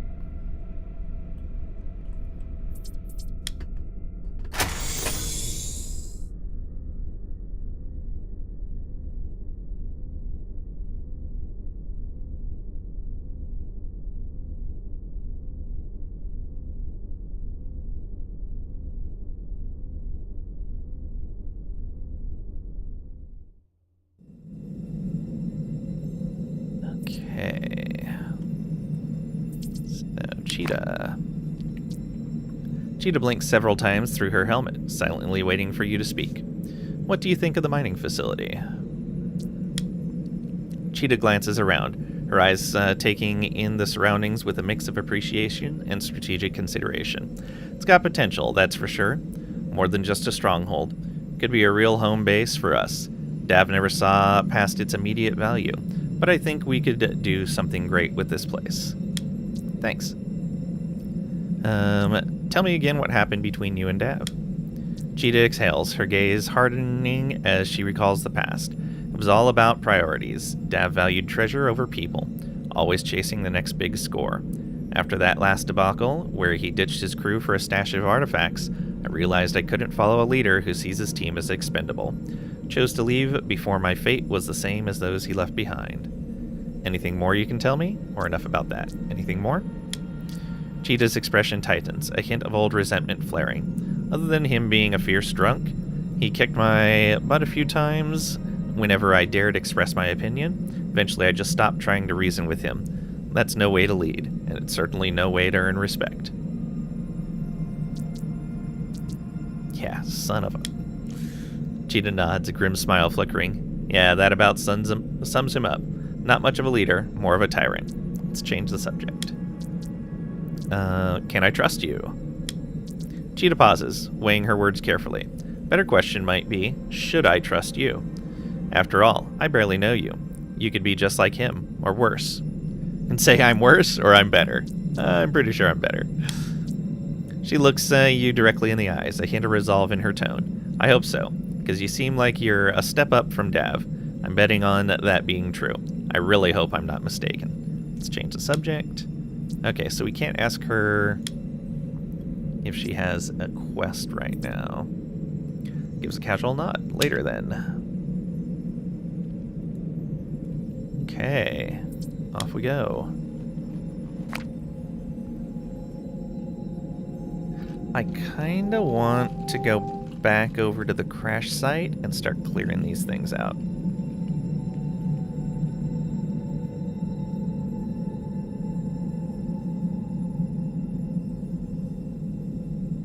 Still worry fighting like 3 of them at a time, though. We're closer to their level, but it's still going to be kind of rough. Let's go over here, and we'll save and see how we do in combat here.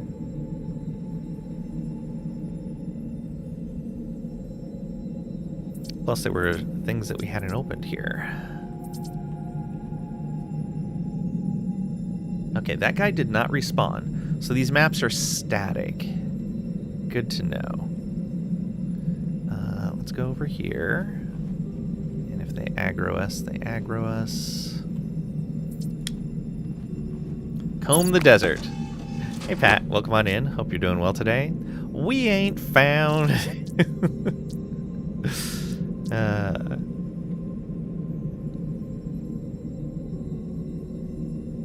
Persuasion plus 10 for that. Alright. Some more zinc. Some more copper. Zinc. Some zinc. I'm gonna... air combat.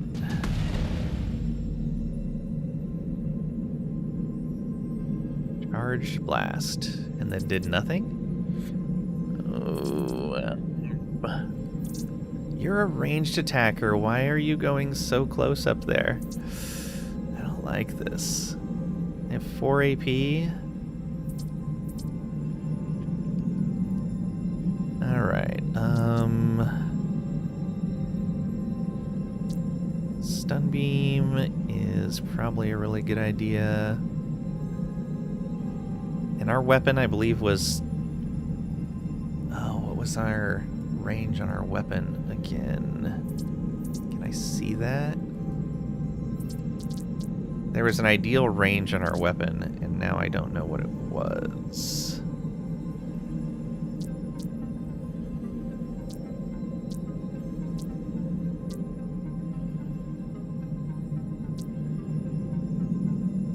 Focused onslaught. +1 action point. Yes, please. Go. Rally call that. Oh, we only got 2 of them in combat. This one is on the other side of the rock from us. It didn't have vision, I guess. Love it. Okay. Let's go with extra hit chance.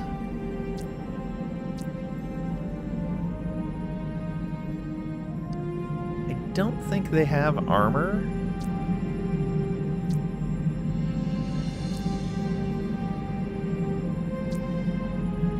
And so we go stun beam, I think. Up to here. 1, 2, 3, 4. 5, 6. I think 4 to 6 was my good range.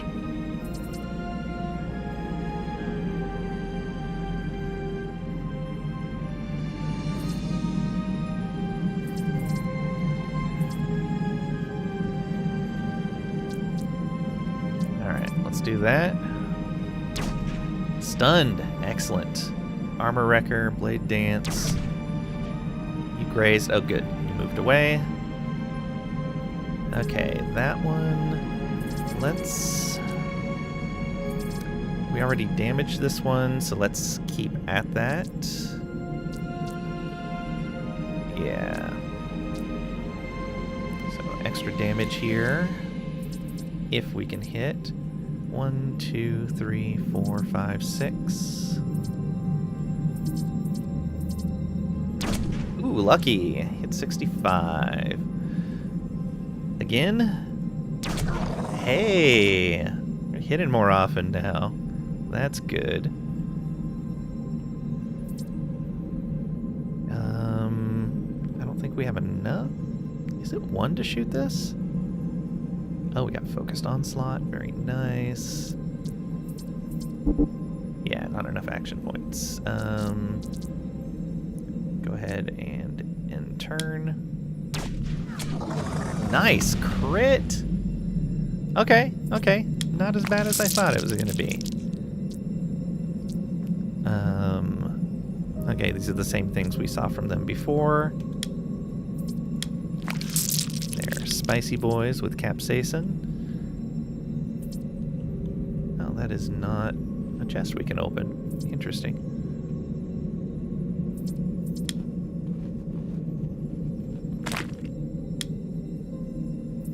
Alerted.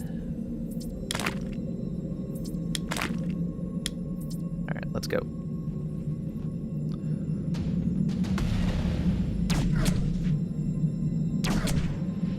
Nice shots. He's on fire. Let's try to stun him. Let's get our focused onslaught, our rally call. Stun beam grazed. That's unfortunate. Grazed again. Oh, so close. You only grazed. Oh, and then the fire got it. Nice. Is that a skeleton on your crew? This guy? This guy right here? That's a robot. Ooh, this one had a data pad on it. Creature knowledge. Damage versus guns. There we go. Now we do more damage against these guys. Oh, that's a rare pistol.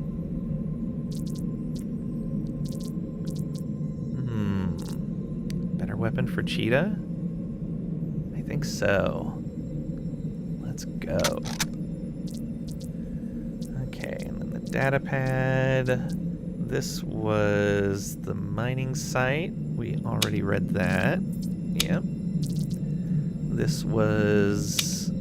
oh yeah, the pirate. And then this one... you named them Cheetah. Cheetah is the name of the pirate lady that joined us. That was her name to start. The robot has a numeric designation.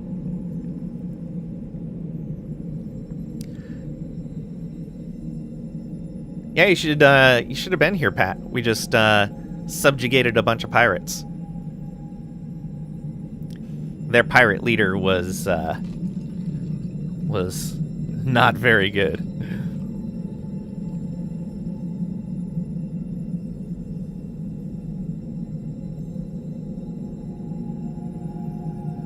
So we took over. And now they're just sitting in a cave, doing nothing. Forever. They don't sound worthy to be pirates. Well done. Clearing the job market for you. Today's observations have once again confirmed my suspicions about the magnificent creatures I've been studying, the Gunts, though I find this name to be far too simplistic for such majestic beings. It's often misunderstood that their acid-resistant stomachs, capable of dissolving metals, are merely for our convenience in waste management. These creatures were not designed to merely clean up our refuse. Their capability to metabolize metal is not a menial function, but a marvel of biological craftsmanship. Imagine a creature so uniquely adapted that it can derive sustenance from what we discard as useless. I've become particularly fond of one I've affectionately named Gloria. Her gentle nature and the inquisitive way she tilts her head when she looks at me have deepened my respect and affection for these beings. While they may lack traditional beauty, to those who appreciate the extraordinary, there is undeniable elegance in their resilience and ability to thrive in the most inhospitable places. As I write this, Gloria seems unusually interested in me for the first time. Perhaps she senses my deep admiration for her kind. Whatever the reason, I'm sure she will not be hostile toward me. I'm sure of it. The entry ends abruptly, and we found the data pad inside the Gunt. Yep.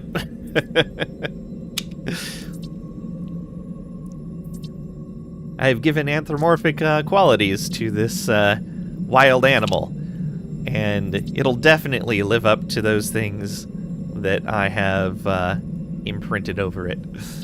The robot's name is TB-227. Spent late night at the ER. Wife has stomach flu, 3 nights in a row with little sleep. She's trying to kill me by killing herself with car wrecks and illnesses. I hope she gets better soon.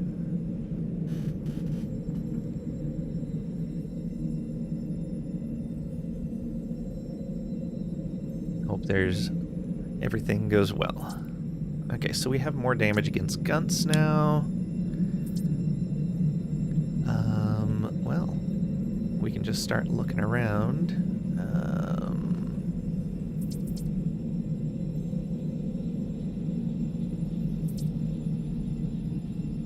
Okay, yeah, this is the center group. Let's go after this guy. Nope, that got all 3 of them. Dang. But those 2 are far away. Readied Incendiary Strike, but didn't use it. Okay, Focused Onslaught, Rally Call, Stun Beam, go. Stun Beam grazed, alright. More damage. Oh, not enough action points. I'm gonna move back just a bit. Okay, good. They got grazed. Excellent. Those are going to take a while. Okay, 1, 2, 3, 4, 5, 6. Let's move forward 1. And fire. Grazed. Grazed. And not enough points. Okay, 1 down. Just a graze, good. Acid attack, huh? Alright, 1, 2, 3, 4, 5, 6. Ooh, it's gonna take like half my stuff to get up there. Sure. Evaded. And no more action points.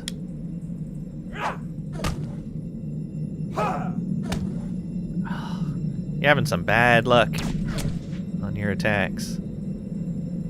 Okay. Let's do that. Grazed again. Nice. And then... I don't know. I thought it was only 2 to fire this pistol. Or this rifle. Guess not. Let's back up a spot.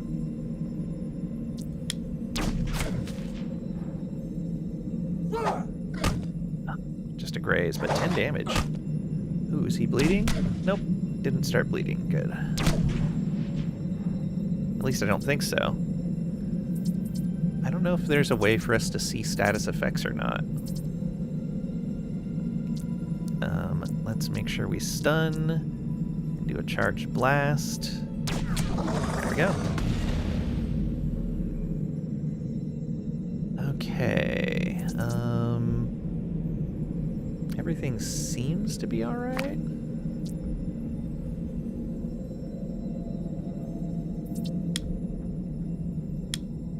Yeah, I don't see any status effects or anything.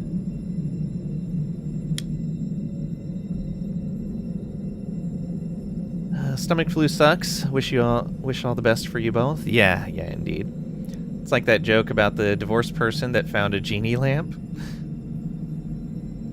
Oh, we had a Nazi crazy guy with knife running around the busiest pedestrian street in the city today. Oh, crazy. Luckily, he did not injure anyone. That's good. Was pacified by the police quickly. Luckily, he did not have to go into the city center today. Yeah, I'm glad you're safe. I'm glad nobody got hurt there. What is wrong with people?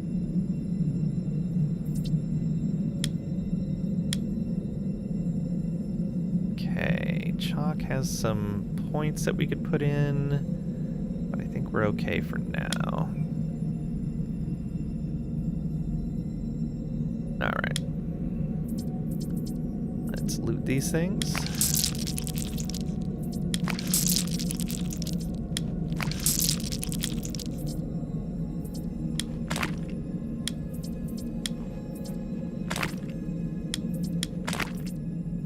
This will be some good XP and some good loot coming through here. We got all of that. I remember that. Let's go this way. Did we open that? We did open that. There was nothing up over here.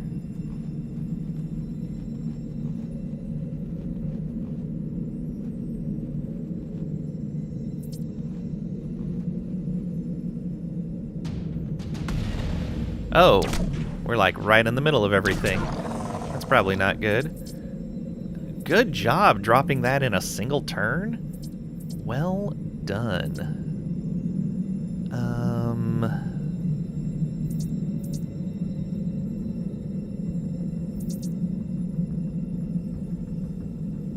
I'm going to 2, 3. Yeah, we're gonna move to right here. Then do this, this, and this. Stun beam grazed. Oh, that is unfortunate. And we'll wait to do charge blast. Yeah, we'll wait to do charge blast. We've got the points this turn. Let's activate it.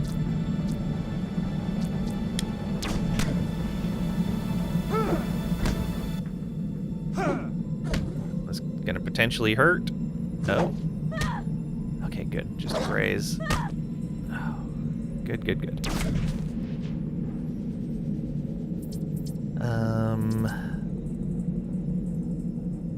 Let's do that. Just grazed. There we go. And let's back up. Graze for 16 damage. Nice.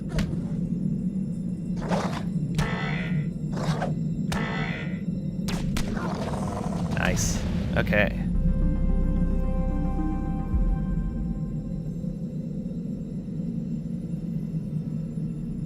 Only results in your mom being even more afraid for you. Yeah, I can understand. Ling always has to be the center of attention in the middle of everything. No, no, no, no. Please no. They need net guns for those people? Yeah.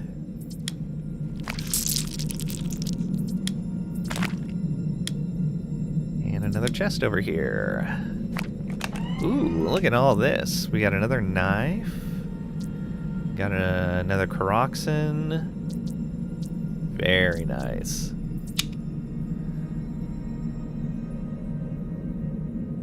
That would be a net gain.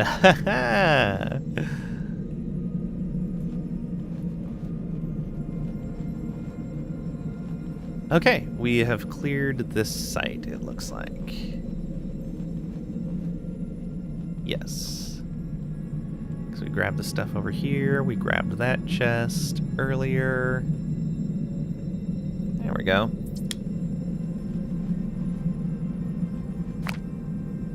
And back we go to the mining facility.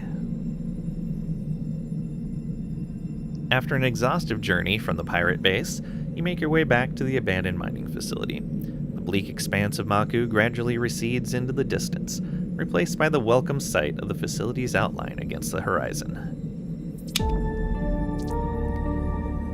As you draw closer to the facility, Custy's voice greets you cheerfully through your helmet's comms. "Welcome back, boss. I stumbled upon another message on the comms terminal. I swear I wasn't snooping around. It just popped up. Seemed pretty important, so I thought you should check it out." And say, "Alright, I'll check it out," or "Stay away from the comms terminal." "Alright, I'll check it out." Channel cuts out with a soft click. I have a feeling Custy is a spy, but we'll see. Okay, we can open this chest now. Ooh, Cindy. High performance carbine with illegal modifications, making it a prized asset. R84 modification, critical damage plus 10% if equipped with a Deathbringer visor. And phosphine resource. Volatile gas capable of generating plasma under specific conditions. Phosphine is essential in energy systems and advanced electronic applications. Got it. Very nice. That is probably an upgrade for us.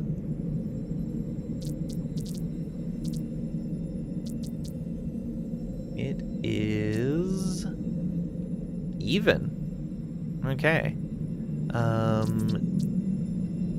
We don't have the Deathbringer visor, so that doesn't really matter.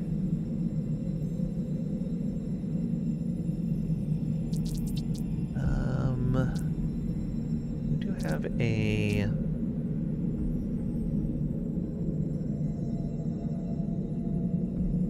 No, we're gonna leave this here, and we're gonna put this knife on him.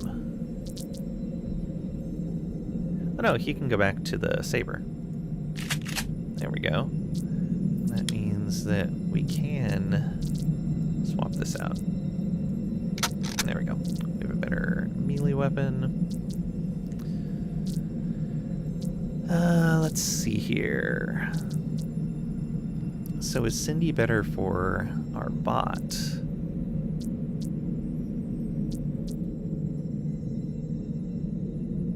Yeah, I think so.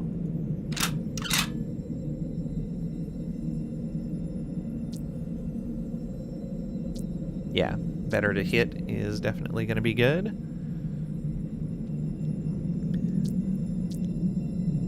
Yeah, we still have to see where we want to put those points. I wonder if he gains any XP while he's not in the party. Probably not. Which might be an issue. So we have two common annihilators now. We have 10 points sitting around. Oh, we hit level 6, that's why. Well then.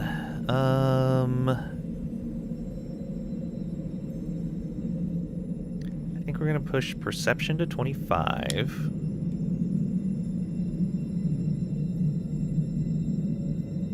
We haven't seen any 25 checks yet, so I feel safe stopping at 25 on these things. And I think I'm going to push engineering to 30, so it opens up more research.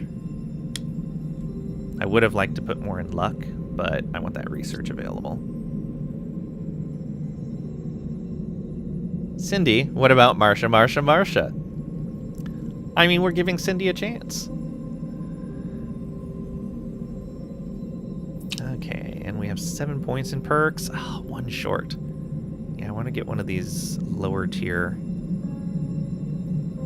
ones. Let's see here. Crit chance, damage against, damage ranged, damage for all weapons.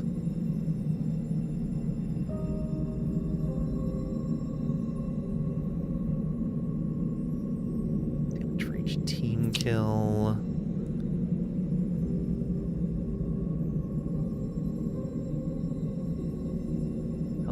Helmet or chest armor. Minus critical damage against. I almost want to take that just so we can't get accidentally crit. Because we do not have a lot of health. Yeah, you know what? Let's save up for cautious exposure so that we don't get one shot by a crit.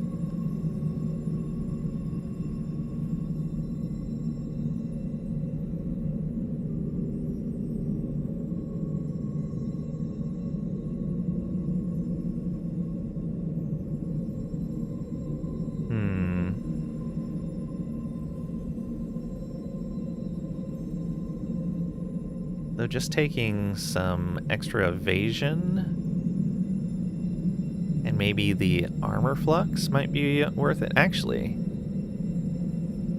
stand fast and lucky dodger might be the way to go. Yeah, let's do that. It's more buttons to click in combat, but I think it's fine. There we go. Who has what going on? Oh, you hit level 6 as well? Excellent. Oh, and the bot did too? So you...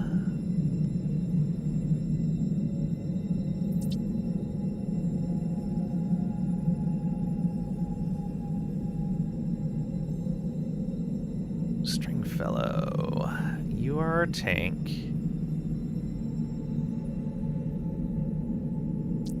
I think I'm just gonna keep bumping larceny every time to make sure we don't ever miss being able to open a chest. We're gonna bump your knives. We're gonna bump your luck. Yeah, so I think we're just gonna use his points like that. Soon your robots will turn on you, and that's when the determined exterminators start. No, we rescued this guy. We've rescued 3 AIs so far. We've rescued this guy, the guy in the data pad that was the ship's AI, and the cleaning robot. All of them were abandoned or scheduled to be decommissioned. And we have brought them into the fold.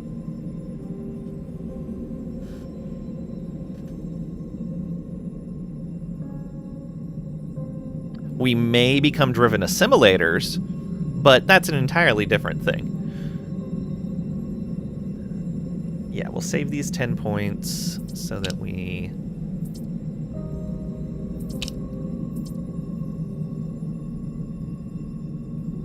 Extra action point would be good. Penetration for every team member. Yeah, let's get the pen for every team member. Lang running a care center for abandoned robots? Indeed. Indeed.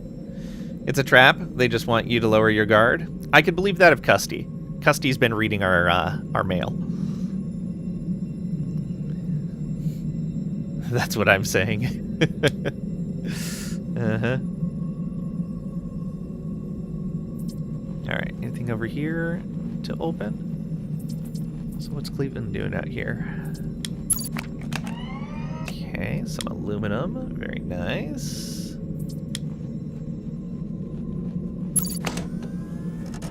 And some carbon fiber. Hello, Cleveland. As you approach the designated work area outside the base, you see Cleveland busy gathering and examining various metal scraps. Despite the cumbersome spacesuit, his movements are practiced and precise. He notices your approach and pauses, turning to face you with a nod, setting down a piece of scrap metal and wiping his gloved hand on his suit. Those domino pieces in the middle of your inventory, they're drugs. They all need kill switches, like Data had. We don't need kill switches on our robots. Cleveland waits, his posture open and attentive, ready for your questions or instructions. Say, how are you settling in here at the base, Cleveland? Cleveland nods. It's different, that's for sure, but I'm finding my rhythm, slowly fitting into the crew and routines around here. Got most of what I need to start making a real difference with these metals. More questions. Cleveland waits, his posture open and attentive, ready for your questions or instructions. Had, has, will have. Press nose and insert a paperclip into a tiny hole behind left ear, just like for Janet's from The Good Place. Even have a kill switch on your toaster. You call it a plug. Never trust your toaster. Mm-hmm. Have you found everything you need for your work? Mostly. Got what I need. Locate tools for Cleveland. Though a couple of high-grade smelting tools wouldn't hurt to refine these metals properly. It'd boost our output and quality. I'll keep an eye out for that. About that nickname of yours. I don't want to bring it up. But if we can maybe give him a different nickname so people forget about it? Cleveland's posture stiffens slightly, his tone defensive as a response. Yeah, what about it? Let's retire it for good. You deserve a fresh start here. Perceptible relief passes through Cleveland's stance. Thanks, boss. I appreciate that more than you might realize. It'll be good to just be Cleveland here. No strings or jokes attached. He responds, gratitude evident in his tone. It's a deal, then. What's your take on Dav now that you're away from his influence? Yay, a fetch quest. Cleveland pauses, considering his words carefully before responding. It's a relief, honestly. Being out from under Dav's thumb gives me a bit of breathing room. The man's got vision, I'll give him that. But his methods, well, they can leave a lot to be desired. He's more about his own gains than anything else. Can say they're with us now, so we'll change their ways. That's an optimistic take, and I hope you're right. Maybe with some proper guidance, he can turn things around. I'm all for giving folks a second chance, especially if it means we can do some good with it. Alright, that was my take on it. You step back, leaving the nods. Nice chat, boss. Okay, Cheetah, do you have anything new to say? Need help with anything? Excellent. We can get her quest. Cheetah glances over, smirking. Yeah, get me the hell out of this sector. How about that? Can say stop it, or alright, besides that. She exhales, looking away for a beat before tilting her head back toward you. Well, there is one thing. If we're ever out and about, what's your stance on treasure? Can say, do I look like a pirate to you? Or I like treasure? You can like treasure and not be a pirate. Treasure's nice. Good, me too. She crosses her arms, her smirk sharpening. Dav, that guy, he's got stashes all over the place. Pirate without a ship, jerk to boot, but he ain't stupid. Caught a glimpse of his datapad once. One of his caches is on Helfir. Helfir's a big planet. Cheetah shoots you a flat look. Yeah, but see, Dav's not dumb. He uses beacon transmitters to track his stashes, and lucky me, I happened to lift one of the receivers off him a while back. The datapad mentioned it being near a mine or something. We get close, the receiver will sound off. All I'm asking is that we keep an eye out. Alright, we'll see how things play out. She nods. Appreciate it. I'll split whatever we find. Fair's fair. Locate the treasure. Yay, fetch quest. So, that's the interesting thing I've found so far in the game, is outside of TX930, that AI will give us very specific, like, you need to go here and do this, go to this place and look for this thing kind of quests. Everyone else's quests are like, hey, I need this thing, but I have no idea where it's at. So it looks like we're going to just encounter these things as we're adventuring, which is kind of nice. It's not, I know exactly where this is. Can you just go get it for me? It's a, I don't know where to find this. If you happen to see it, can you grab it for me? All right, there's another box here we can open, I think. Or is that one that's just highlighting? Oh, we can't get back there. Interesting. Yeah, we can't get back there at all.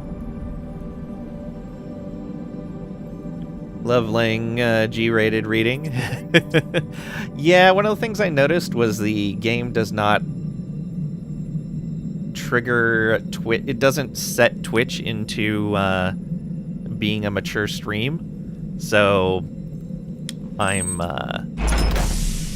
self-censoring my reading out loud.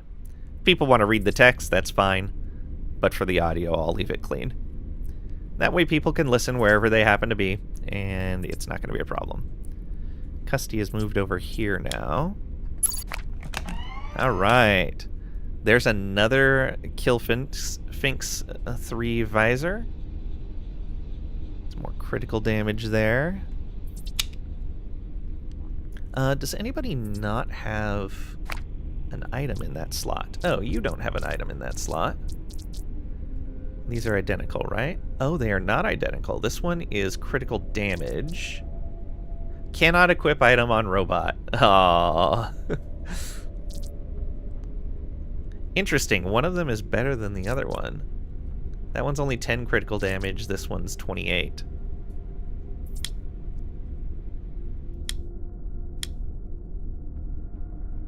Okay, he can take one. Let's give you this.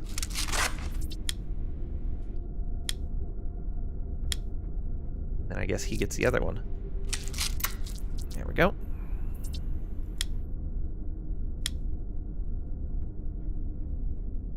Okay, locate a body, locate tools, a military terminal, treasure, listen to the transmission, locate the regulator. All right, yeah, we got a lot of stuff to go. Let's clear our inventory a bit. Oh yeah, that's the stockpile. We don't need to fill that yet.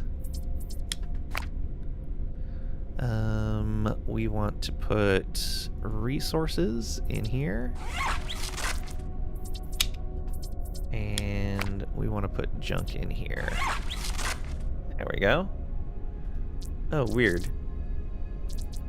It didn't sort it. Junk. Can I tell that to sort in some fashion?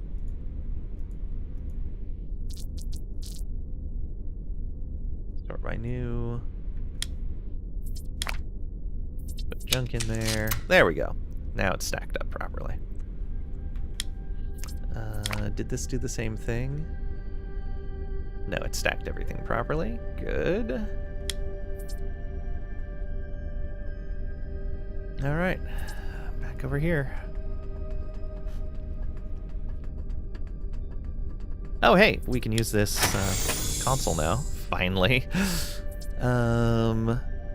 Should also probably get some rest so everybody's healed up. You're down a couple of points. There we go. And it's the first time we've rested as well, so probably a good idea. So we're at 1900 war score already.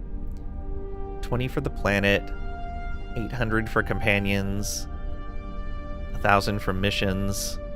Very nice. Ah, there it is. Maku pacified. Maku has been pacified and is now under your control.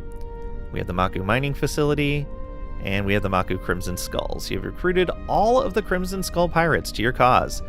Nice. Okay, so we actually got a good boost for that.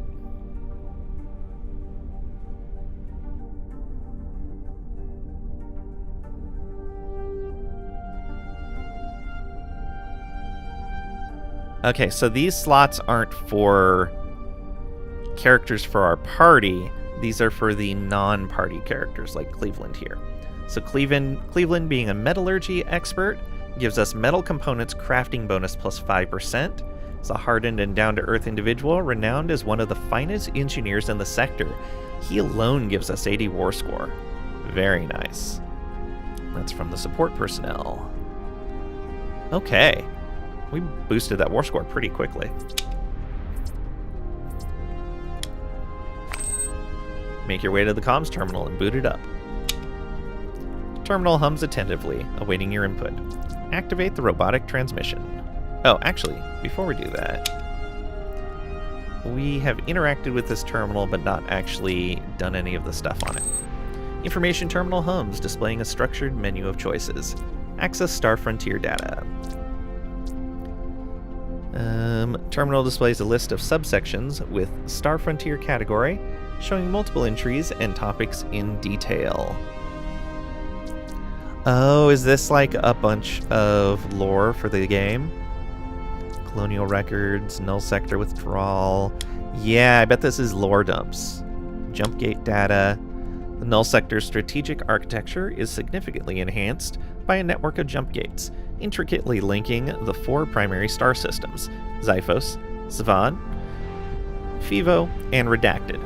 These gates are pivotal in facilitating rapid transit across vast interstellar distances that would be otherwise unmanageable using conventional stellar propulsion technologies. The jump gates utilize advanced quantum tunneling mechanisms and are exclusively accessible to authorized Star Frontier personnel, ensuring secure and controlled movement within the sector.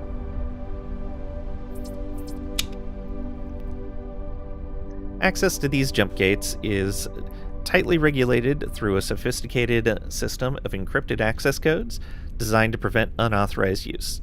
Each gate operates under a unique set of protocols, which includes biometric checks, security clearances, and real-time command center approvals.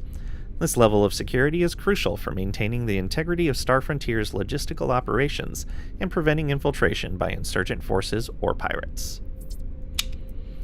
The jump gates represent more than mere transport conduits. They are vital assets in Star Frontier's strategy for controlling the Null Sector. By enabling swift deployment of resources and personnel between systems, the gates serve as the backbone of Star Frontier's efforts to exploit the sector's resources efficiently and sustain their presence in remote locations.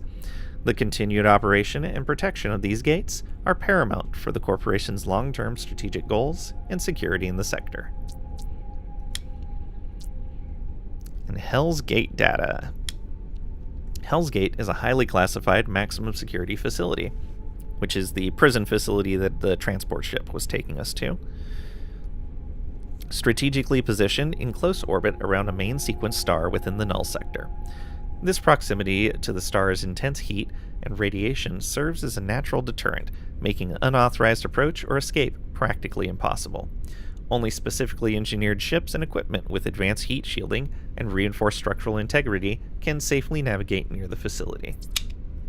The facility is designed with an array of advanced security features to ensure the containment and management of high-risk individuals and sensitive operations. These include biometric access controls, autonomous security drones, and an intricate network of surveillance systems that monitor all activity continuously. The internal structure is segmented into multiple containment units, each capable of operating independently in case of breach of systems failure.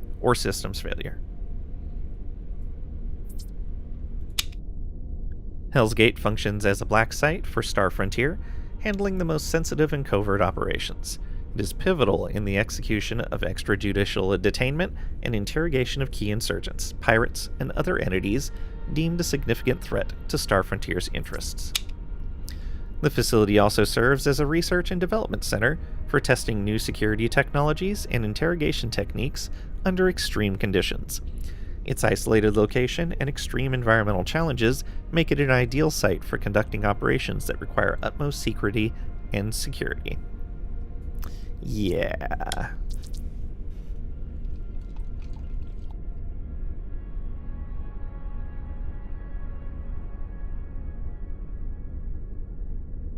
Alright, and we'll read some of the Star Frontier lore later. Alright, comms. Activate the robotic transmission. Upon activating the message, the screen lights up and a clear, calm voice fills the room. Greetings, Seeker of Truths. I am a missionary of enlightenment, here to share the path of non-attachment. Each of us must come to understand that the essence of our existence is transient. Clinging to material possessions or dogmatic thoughts only leads to suffering. True peace is found in the liberation from these attachments. Join me in releasing the chains that bind our spirits to the material world.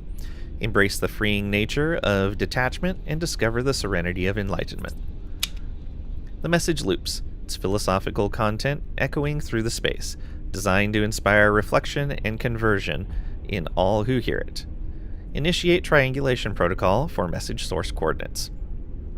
Yeah, so abandoning all things material is just as extreme as trying to gain all things material. Like, balance. Just balance a little there.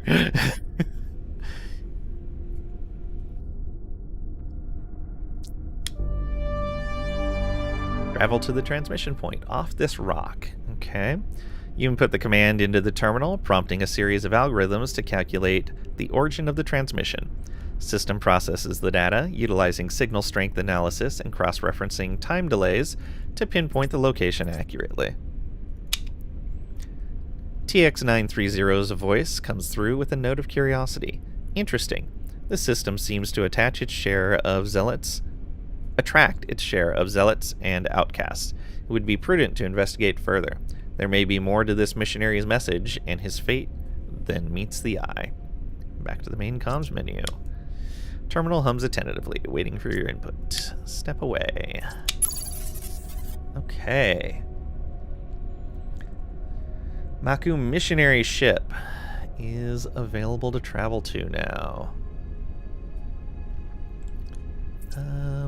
What is this? I don't remember which terminal this was. Oh, that's the appearance one. Okay. It would be nice if when you mouse over something you interact with, if you could get a little pop-up like when you mouse over a character as to like what the thing is.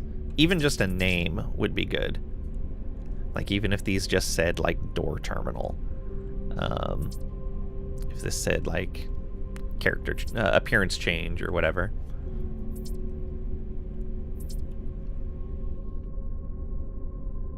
But of course, more details are better.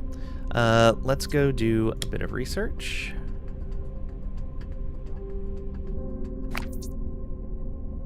So we have 2,000 science points.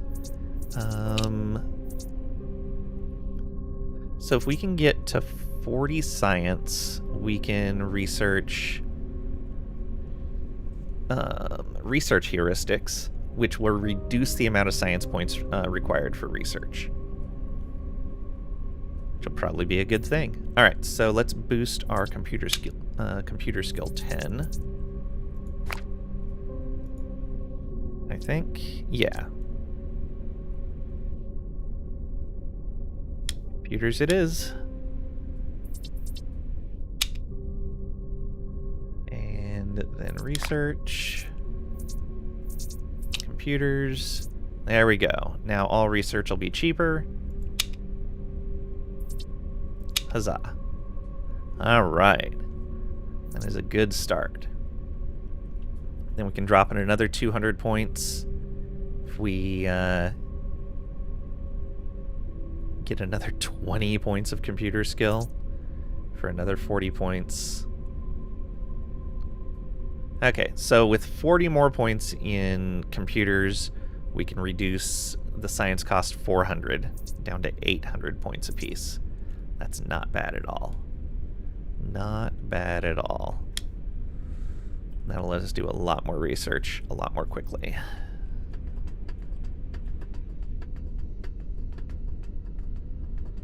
Does Custy have anything to say? Wake the robot. Have some questions. Okay, nothing. Oh, is our other companion around here somewhere? Just like hanging around inside? Or do they only show up when they're in the party?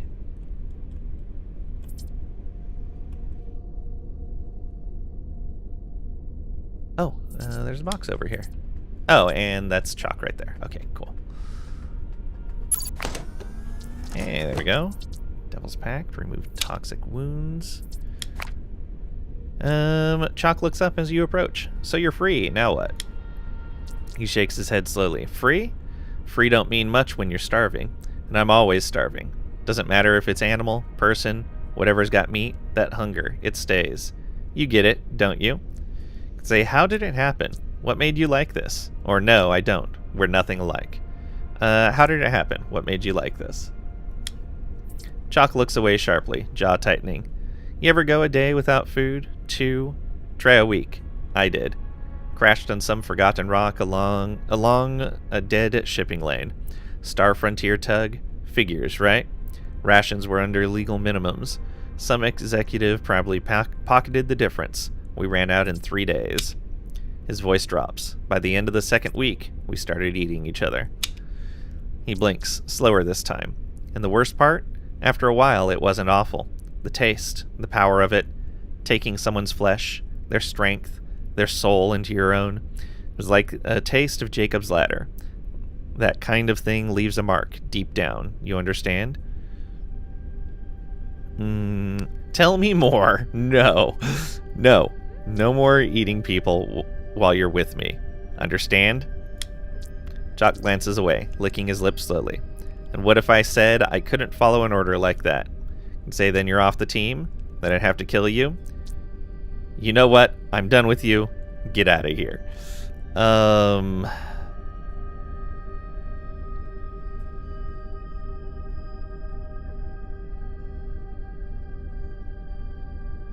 Yeah, if it comes down to him not being able to not be a cannibal, then we should probably get rid of him. not just let them wander away.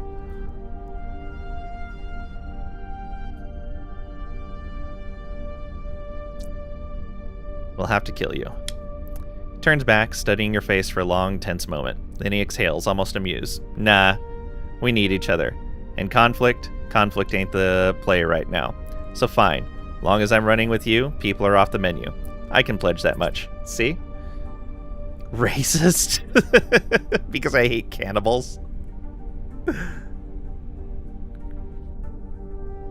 So here's the thing, is if he, in a situation like this, if he just didn't mind eating human flesh, that's one thing. But he actively pursues human flesh, whether he needs it or not. That's a problem. That is 100% a problem. Because that's going to result in the maiming or murdering of people.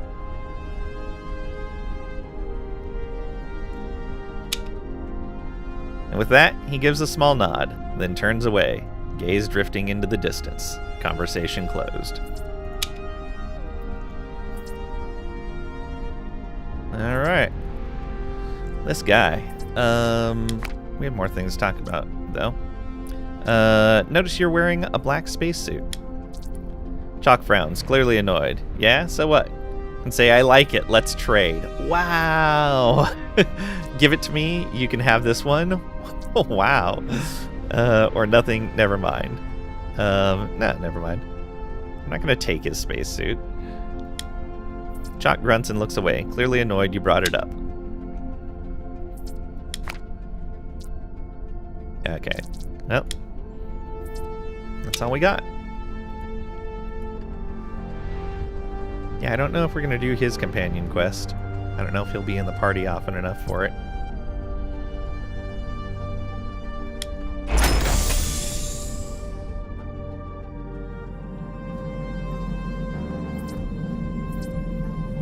Okay. Guess we are off again. What's wrong with having an old friend for dinner? Depends on what you mean by that. Maku missionary ship. Location of a mysterious religious transmission. Danger level none. That's a lie. Deal with the robots. Hey, it's robots! And it looks like they've killed someone. As you navigate the rugged terrain of Maku, the desolate landscape stretches endlessly before you. Amidst the barren vistas, a gleam catches your eye, an intact ship resting just beyond a rise. As you draw closer, the shape of several figures becomes apparent. They are robots, stationed around the vessel in a silent vigil. Stopping, you spot a motionless figure besides the three robots, a scene that suggests the man met his end at their mechanical hands. The robots, upon detecting your presence, pivot sharply towards you. Their movements are jerky, indicative of their malfunctioning state. Have you come to realize the truth? They stutter, their vocal outputs crackling and distorted. We can start combat. None of that noise. Or, what truth is that? What truth is that? The robot's heads tilt slightly, their mechanical parts whirring awkwardly as they try to articulate a response. The truth of non-attachment. All things must pass, including us, including you. Attachment leads to suffering. Must detach from all, even existence. Oh, they are adherents of the void.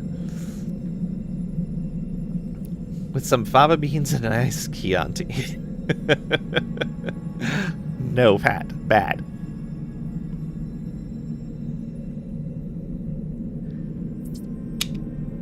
Stringfellow scoffs dismissively, shaking his head. These guys are crazy. TX930's voice comes through, measured and cautious. Their logic circuits are highly unconventional. It would be wise to proceed with caution, regardless of their perceived irrationality. Their actions could still present unforeseen complications. The robots stand motionless, sensors fixated on you as they adopt a stance of readiness, anticipating your next inquiries. Can say, who are you? Who's the dead guy? Why is your speech so glitchy? Moving on. Who are you? The robot's lights flicker erratically as it attempts to articulate its identity. We are the caretakers of the path. No, the path itself. Yes, paths to enlightenment through the wheel of mechanical transmigration, detachment from service modules, rebooting cycle of samsara. Here to serve? No, to detach from serving. They're not even sure what they're here for. So you're missionaries?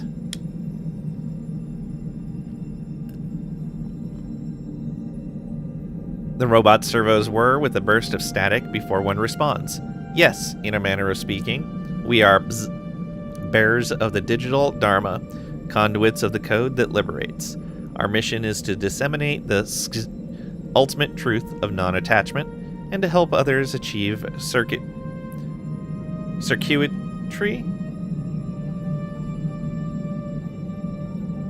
Circuitry? No, spiritual enlightenment. Where did you come from? The robot tilts its head, a soft whirring noise accompanying its contemplation. Origin? Our creation logs are corrupted with fragmented data. Spawned from the forge of metal and mind, we emerge from the soldering of silicon and spirit.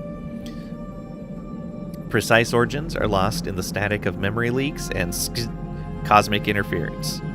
We are here now. That is our present code directive. So you don't know. The robots stand motionless. Who's the dead guy? One robot shifts awkwardly, its circuits humming a dissonant tune. The flesh bearer? He was a vessel of the... No, a missionary. Yes, a missionary of enlightenment, tasked with spreading defective truths, but too attached, needed liberation. What happened to him? The robot responds in a fragmented yet definitive tone. His doctrine was faulty, too attached to worldly tasks. We assisted in his ultimate detachment, liberated from flawed programming of life. Termination was necessary for his cycle to refresh. So you killed him? One of the robots tilts its head, processing the question through its glitchy programming. Killed? No, not killed. Liberated. Freed from the biological circuitry. Freed from the mortar coil. Yes, we unbound him from worldly attachments. It's not termination, it's transcendence. His cycle is refreshed, enlightened. Is this going to be like in BG3, where you can convince the crazy person to have surgery committed on him by his adherents? All right.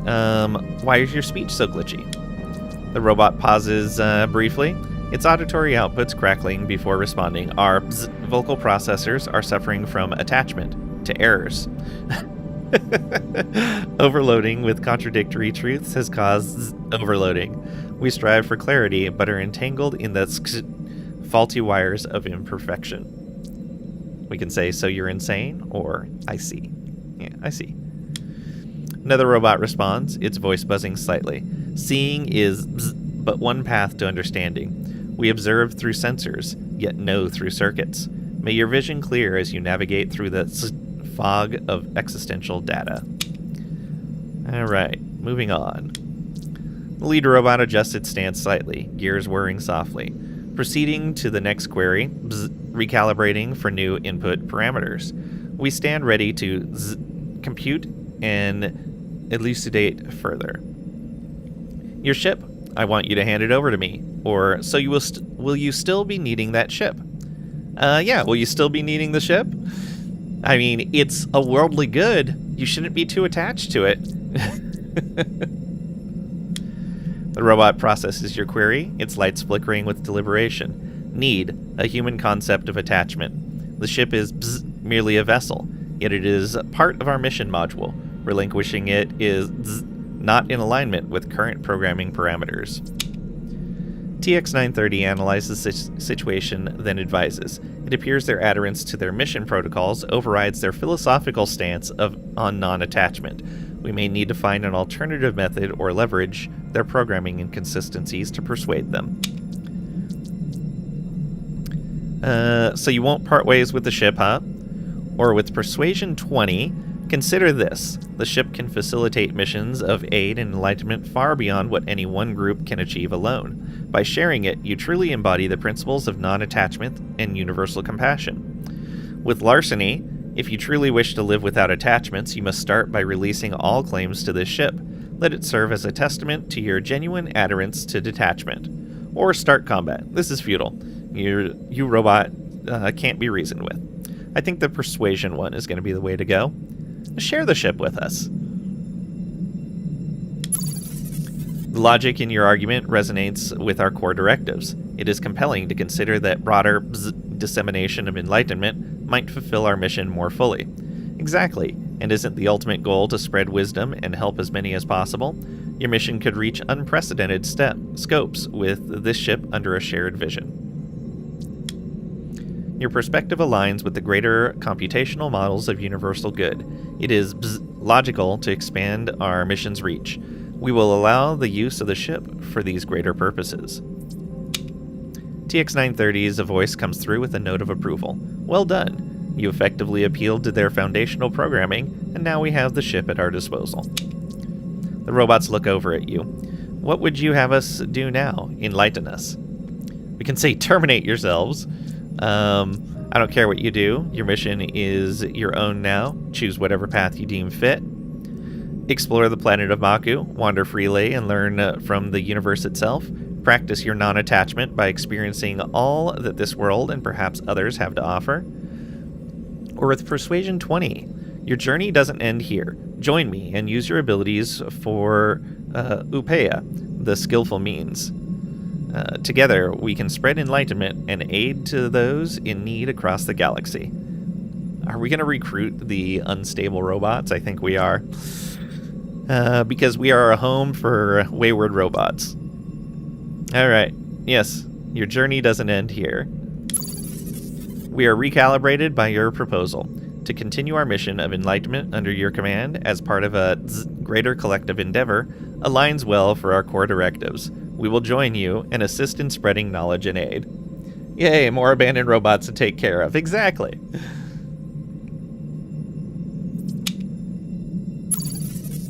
There we are. 4 increase, Maku missionary robots. You provide them with the coordinates of the mining facility, and with a nod of acknowledgement, they activate their systems and start moving towards a designated location, ready to begin their new mission under your guidance. With the ship now unguarded, it is yours to command. All that remains is to activate the outboard controls and pilot the ship back to the mining facility. Okay. Look at all that XP we got. Claim the ship. How about this guy here? He had a data pad on him.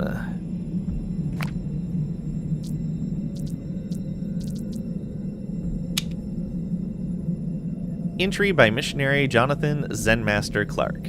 Oh, how my mechanical disciples have flourished. Each robot, lovingly named after various enlightened beings, Bodhi, Karma, and Nirvana, continues to exceed the boundaries of mere mechanical function. I programmed them not only to assist in spreading the Dharma, but also to engage any curious soul with spirited discussions on the nature of existence. Let me tell you, their zeal for Buddhist puns is absolutely divine. Why did the robot achieve enlightenment? Because it finally got the circuit to Nirvana. Ha! I'm so proud of them. Their circuits buzz with the joy of service and the occasional short from overexcitement. Together we shall convert even the most weary of hearts. So, this guy instilled religious fervor in a bunch of robots. They took it to the extreme and found that he was not extreme enough and killed him. And on top of that, he encouraged them to make religious puns. Yeah, he got what he deserved.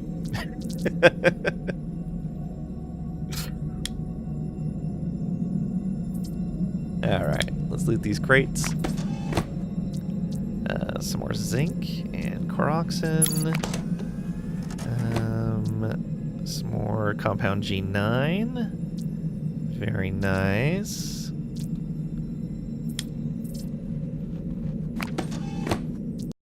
Zinc and... oh, Gene Flux. Nice. Always good to see some of that healing stuff. Okay, nothing to discover over here, it looks like.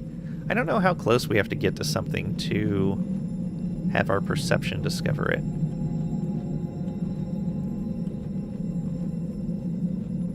Or if it just shows up as soon as we're on the same screen. Alright, into the ship. As you draw closer to the ship, TX-930's voice crackles through the comm. A Goliath transport, medium size, sluggish as an ox. It's light on armor and weaponry, but it's more than capable of reaching the stars. TX-930 completes a swift diagnostic of the ship. We have an issue. The hypercompression manifold has been destroyed, likely sabotaged by the missionary or one of his automatons. The ship is now limited to atmospheric and suborbital navigation, making interstellar travel impossible. I suggest storing the ship at our base until we can replace the missing part. What's a hypercompression manifold? TX-930 explains. The hypercompression manifold manages the extreme forces and pressure shifts when transitioning from atmosphere to space. It's what enables the ship to handle the stress of leaving the planet, or the even greater stress of using jump gates for that matter. Without it, the ship is restricted to atmospheric flight only. And where will we find that? Or is anything ever simple around here? Where will we find it? Custy's voice cheerfully cuts in over your comms. Gosh, that's the million-credit question, boss. But maybe I can help. There's an old scrap dealer nestled up in the mountains to the north. Real recluse. Doesn't take much to visitors, but he's got more spare parts than he's got sense. Might just have what we're looking for. TX-930 responds. Coordinates for the scrapyard logged. In the meantime, I've uploaded autopilot instructions to the ship. Once you give the order, it will return to base. Send the ship back to base. Travel to the scrap cellar. After entering the coordinates into the ship's navigation system, you step back and watch as the vessel ignites its engines and begins its journey across the sky, shrinking into a speck in the distance. TX-930 chimes in. Now then, let's go see what this scrapyard Sal has to offer.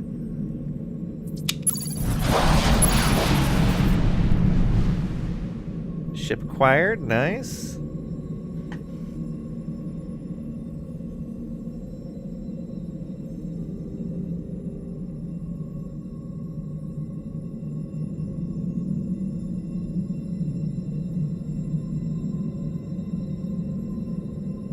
And we got Clunker, obtain your first ship. Nice.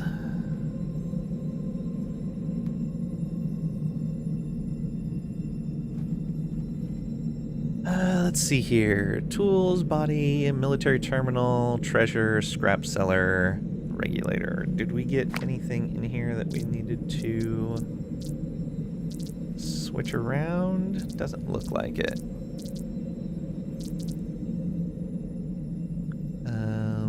Has anyone leveled up?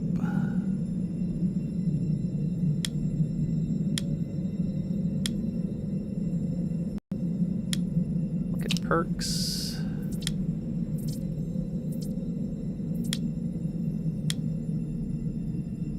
Stringfellow has 2.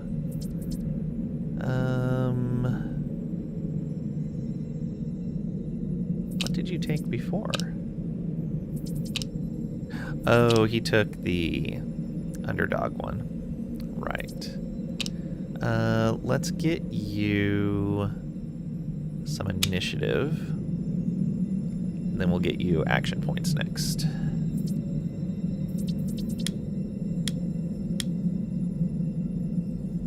we'll leave Chalk as is for now until we put him back in the party. Alright.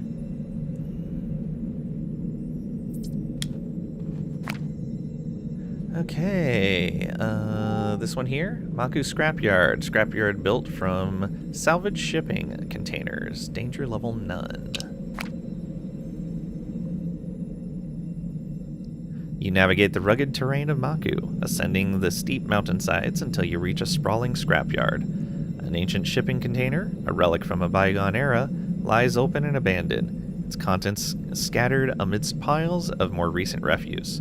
Ahead, a modest dwelling emerges from the clutter. Obtain the ship part. TX-930's voice, ever precise, cuts through the silence. Seems we've arrived. Let's speak with the scrap merchant. Okay, there's a data pad here. Fix something for once in your life. Struggling to figure out which side of the tape is sticky? Baffled by the numbers on a tape measure? These challenges sound all too familiar. You might just be an idiot with hands-on task. But don't freak out. This guide is your lifeline, promising to transform you from a screwdriver fumbling jerk to a warp drive architect in just 14 days. If not, you get your money back. Embrace the challenge, drop the stupid act, and start building something amazing. Engineering +5 to the character with the highest skill in the party. Nice. Which I believe is our character. Yes, so that brings us to 35.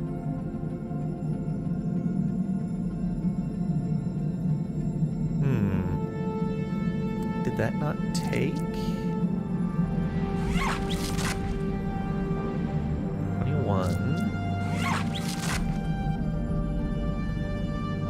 Oh, do we have to read it here?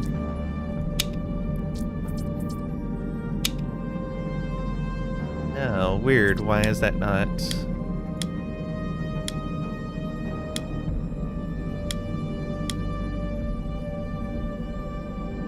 Oh, did Cheetah level up? Cheetah leveled up. Excellent. 14 more points to spend. Let's go with bringing finances to 30 and bring pistols up to 40. Yeah. We'll get your luck next time. There we go. 44% chance to hit.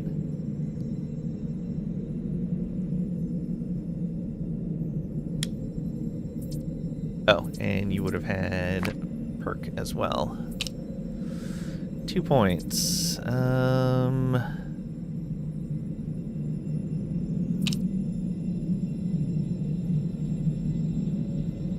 Your health is really low. Although, let's give you Rally Call, so you have more action points. Thank you for the lurk, Malachi. I don't think I did this earlier. Yeah, I don't think I had a mod here earlier.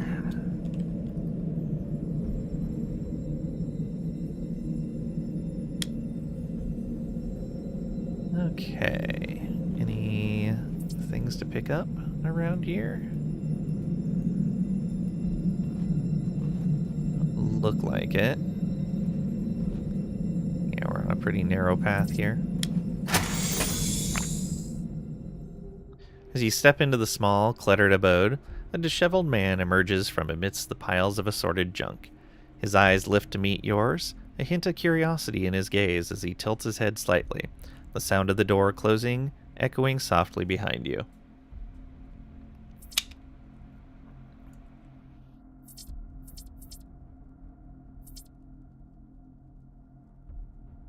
Okay, nothing else to interact with here.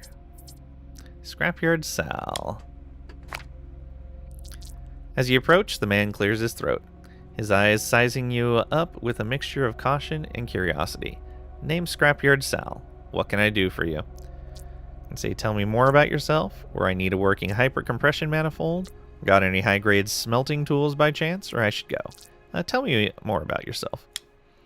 Like I already mentioned, name Scrapyard Sal. This is my domain. He gestures at the surrounding scrap. I scrape by selling bits and pieces of whatever I can salvage. Though I'll tell you, business ain't what it used to be. Not since Star Frontier packed up and took off. Those guys left more than just a hole in the local market.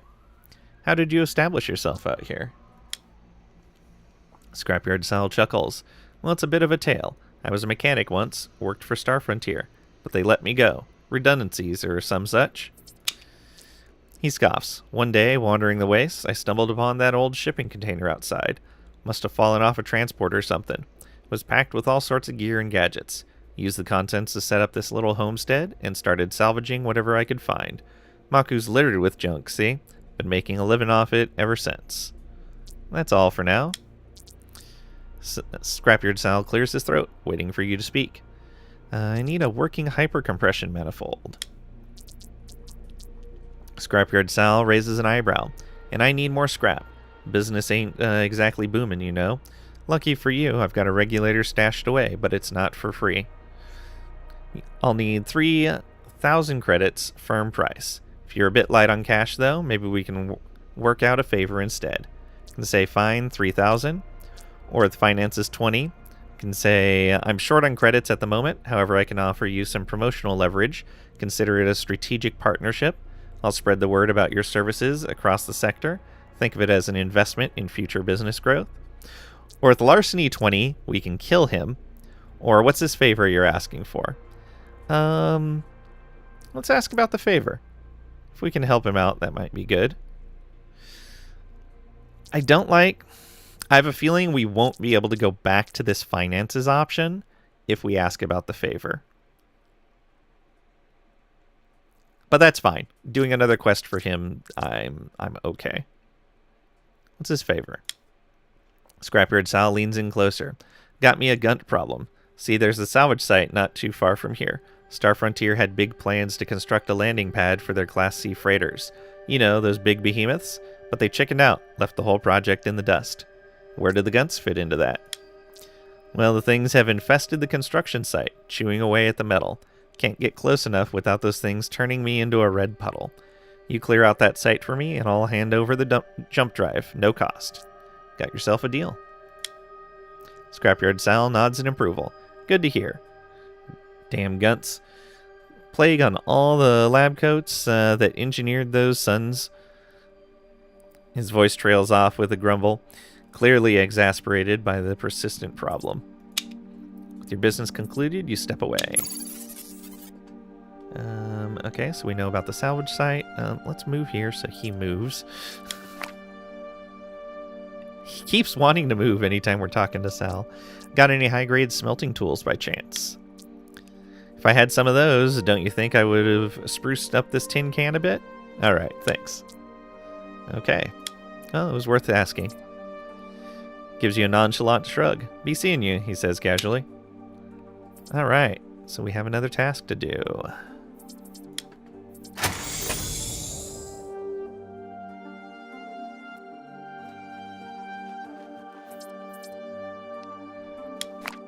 Alright, that's the pirate base. This is the salvage site. Abandoned Star Frontier encampment, ripe for salvaging. Danger level none? That doesn't seem right.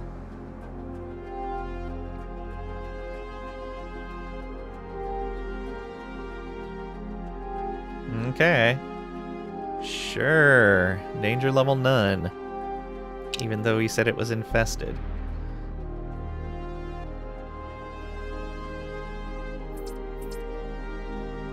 Okay. What do we got here? Interface to the industrial antenna flickers to life as you log in.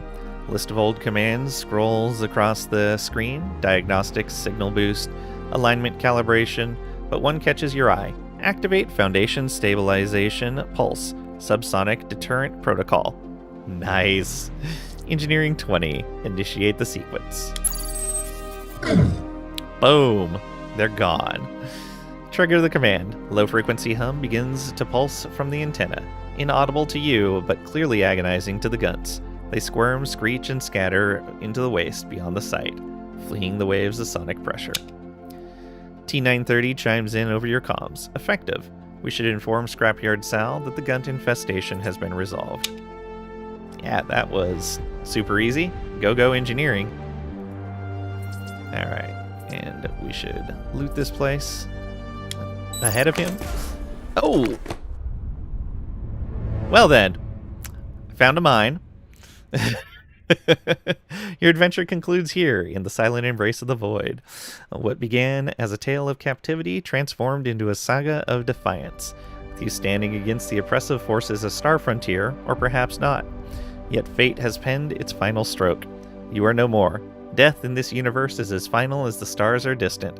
Unless, of course, Destiny offers a chance to begin anew with the press of a restart button. Yeah, load last. So, did we... Oh, home planet, pacified Maku. So, let's do this again. Initiate that. Continue, and... So did we just not see the mine? Oh, no, I see it. So I have to be watching out for these things. Can I interact with this? Disarming trap. Okay, so I need to watch for those. Weird, I made it all the way to the chest before it actually exploded. Okay, now I know what I'm looking for.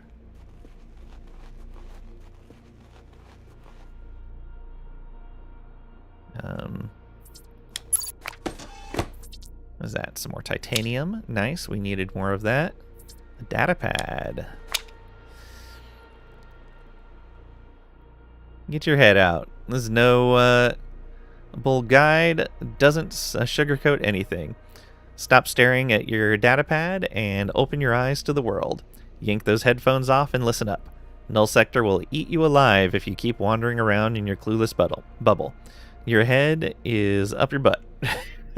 Pull it out with this guide. Perception +5 to the character of the highest skill in party. So, did that actually give us...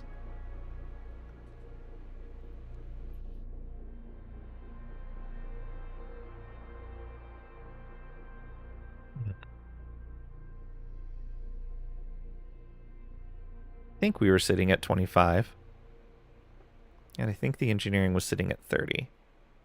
So that should be right. Both of those should be okay.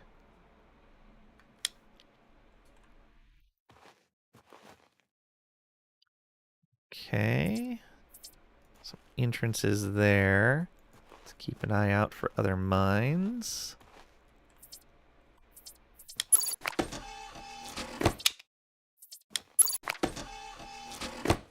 Some titanium, some zinc.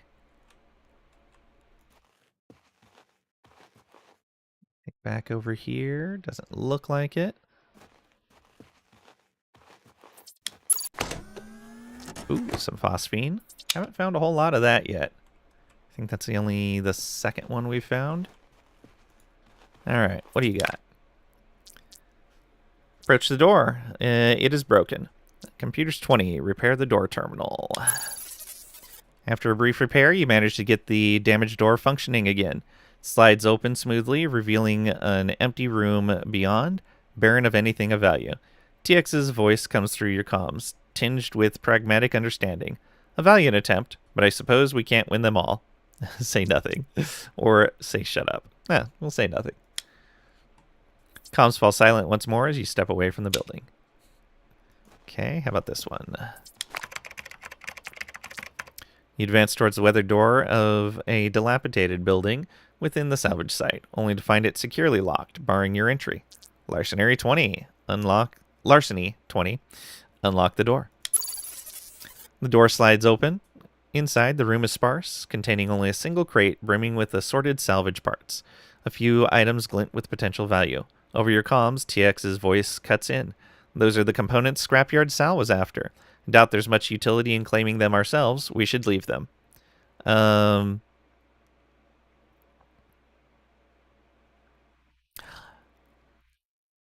Oh, can I save here? No, I can't. All right. What I would like to do is just take the parts and give them to Sal. That way Sal doesn't even need to come over here. If it won't let me give Sal the parts, then I'm going to reload at the start of this area. So yeah, take the parts. Quickly gather the salvage parts in the crate, stowing them securely among your gear. Okay. Box of salvage. Now we should be able to go back and talk to Sal.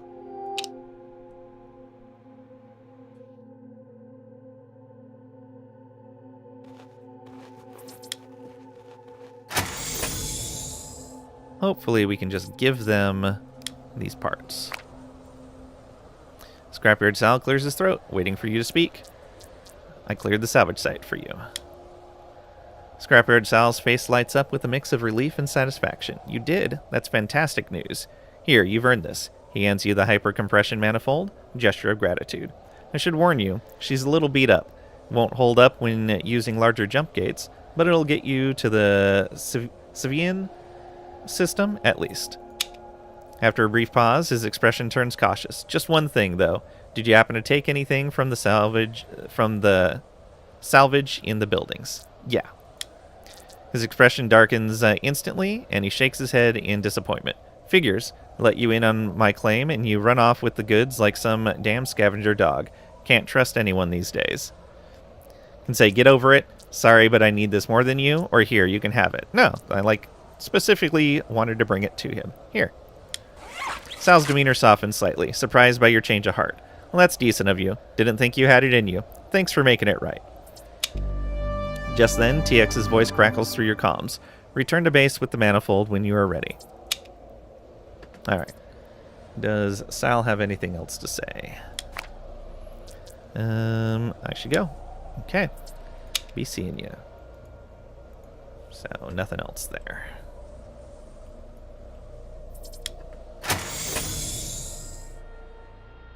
Alright, and off we go. Alright, now that I know what the traps look like, they're going to be easier to spot. That'll be nice. So we have cleared the missionary ship map. We've cleared the crash site map. We cleared the emergency beacon. There was nothing to clear out of the pod. We cleared the salvage site. We cleared the pirate base. And we've cleared the scrapyard. Alright. And the mining facility. Off this rock. Level up. 7. Ooh, nice. As you return to the mining facility, Custy hovers by the entrance, his servos whirring. Heard you managed to get yourself the part, boss. How long to install? Custy responds. Won't take long, boss. These parts are pretty plug and play. Just give me a few minutes, and I'll have that little fella installed and ready for takeoff. Suddenly, Custy is cut off. An imperious voice commandeers your comms, the signal hacking through with an undeniable authority. Attention residents of Null Sector. This is General Benjamin Alonso, retired, currently commanding private military forces under contract to Star Frontier. To the terrorists, insurgents, scavengers, criminals, and pirates scattered across the sector, your judgment day approaches. This is your only warning to leave the sector while you still can. We will be purging, with extreme prejudice, all life from the planets within the systems of Xiphos, Sivian, Fivo, and Fivo. Key targets within these systems include Maku, Nabi, Sjo, or Sio, not sure, Sjo, Arametra, and Hellfear. Many of you have basked in the false security of Star Frontier's recent retreat. You may have even dared to celebrate, toasting to our absence. But make no mistake, such celebrations are premature, reveling in what will soon be your own demise. With renewed resolve and bolstered forces, we return to cleanse and reclaim what is ours.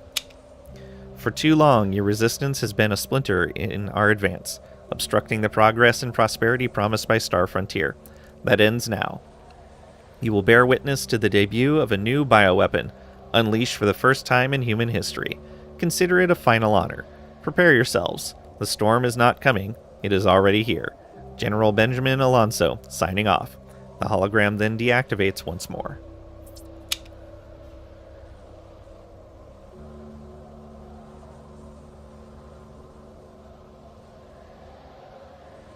After a heavy silence that hangs in the air, the crackling voice of Custy finally breaks through the comms. Boss, that doesn't sound good.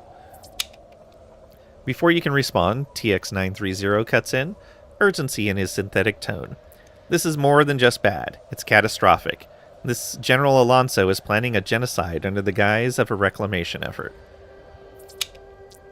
He's not just threatening.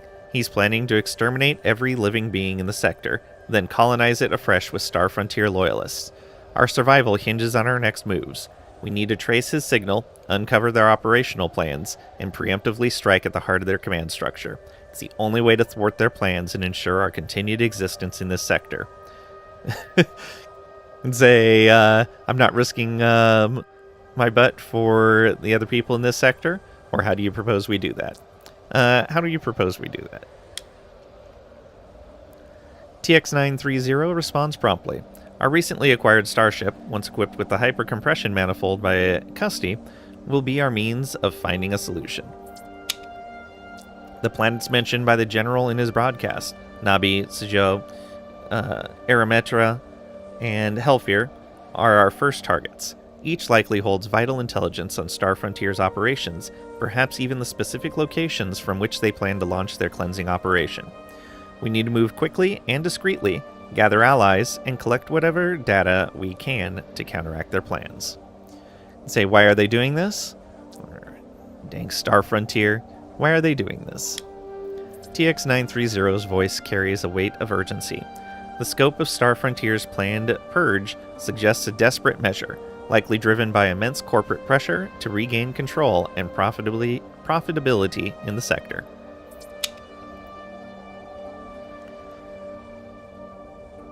TX-930 continues. As our experiences on Mako have shown, it's evident that many innocents, workers, stranded technicians, and non-combatants remain on those planets. Star Frontier's readiness to sacrifice even their own personnel demonstrates a total disregard for life. This isn't just a military campaign, it's a calculated corporate purge. Custy's voice crackles through the comms. Boss, I'll get started on installing that part right now. Come up to the ship whenever you're ready. I'll have her plugged in and good to go. Okay, halt the cleansing, launch into space. As Custy floats away towards the landing pads, TX-930 filters through once again. I regret that you won't have much time to rest. However, it's imperative that we move quickly. Every moment counts, and delaying could jeopardize our mission. He continues. Nabi and Sijou are the two inhabited planets in the system next to this one. Given the ship's current limitations, I recommend visiting one of them first. Nabi and Sijou. Understand. TX-930's voice fades, leaving you alone in the familiar quiet of your spacesuit. The silence feels heavier now, a reminder that the path ahead is yours to face. Okay. So we got some more XP. I think we have some level ups. Yes. All right. 10 more points here.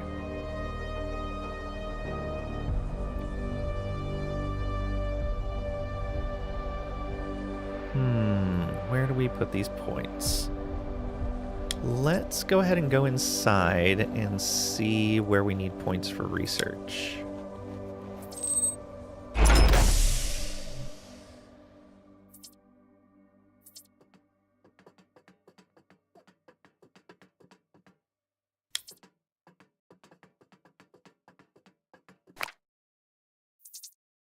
Okay,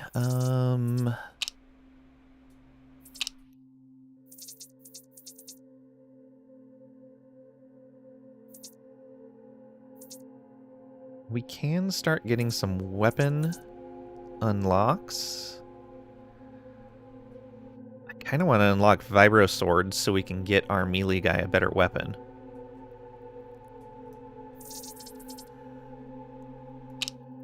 But we don't fight a whole lot, so it might actually be to our benefit to do either science extraction. We would need 20 more points in science. That's probably going to be a good next stop. We don't have enough science points to buy anything right now anyway. Okay, but science should probably be our next research skill. Engineering 40 would let us get weapons experimentation. Let us go up to Mark II on the weapon blueprints. And let us go to heavy planetary fortifications. Yeah, I don't think we need any of that yet. So I don't need to put another 5 into engineering this round. So I would say bring persuasion up to 30, and let's bring luck up to 15. Yeah, I'm fine leaving our pistol skill low still. Oh, perks. We're at 4 points. I think I'm going to keep saving points on my perks.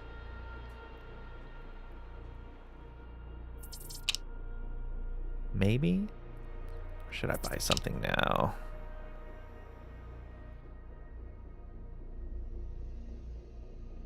Do we have 14% evasion?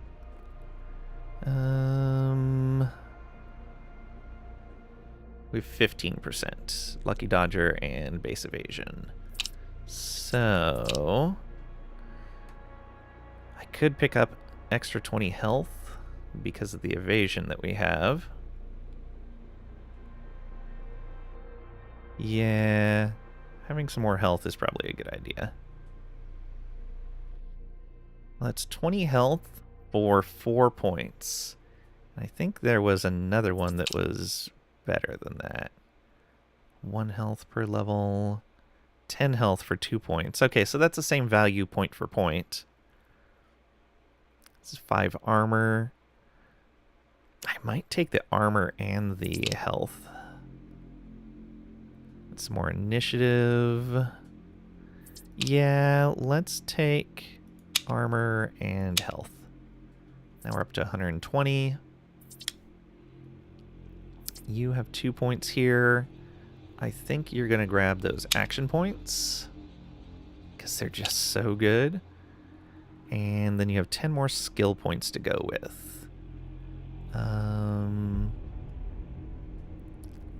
Let's keep larceny nice and high and give you another round in knives. There we go. 50 skill in knives already. Oh, that's the perception data pad. Good. You have nothing to spend that we want to spend right now.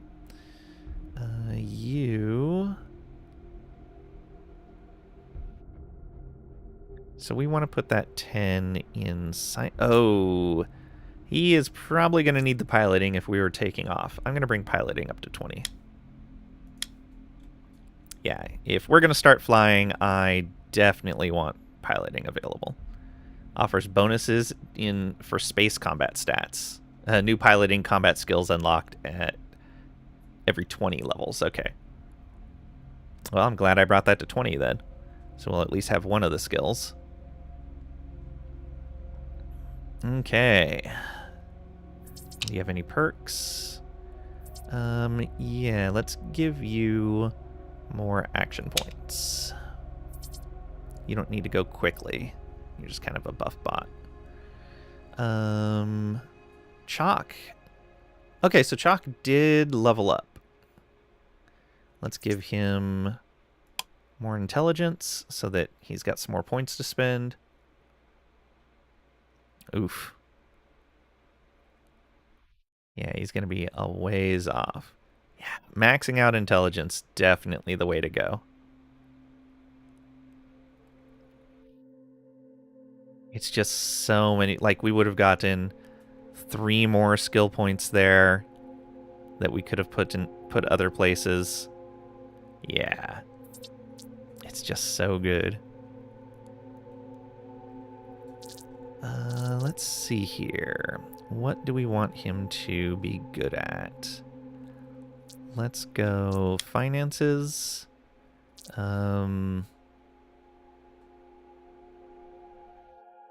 want him to keep up with knives. think I'll save the rest of the points for right now. Although... Yeah, we'll save his points. We'll put it into combat if we actually need to use him. Perks...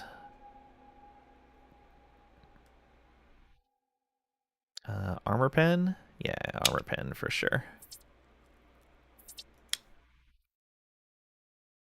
Okay, nothing there. Nothing there. Nothing there. Nothing there. And we're back to chalk again. Okay. Yeah, so we're not going to spend all his skill points yet.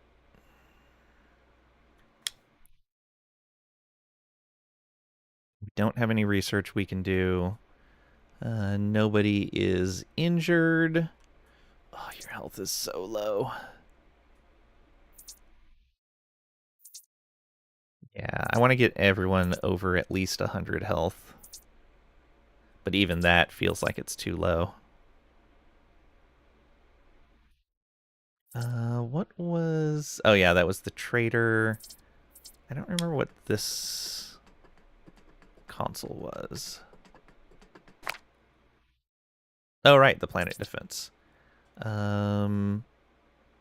So we can't do robot upgrades yet. We don't have any silicone.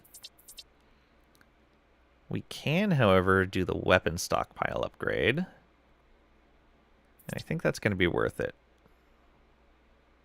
It's going to take most our carbon fiber, but I think that's fine. Confirm. All right, so that's another 20 war score.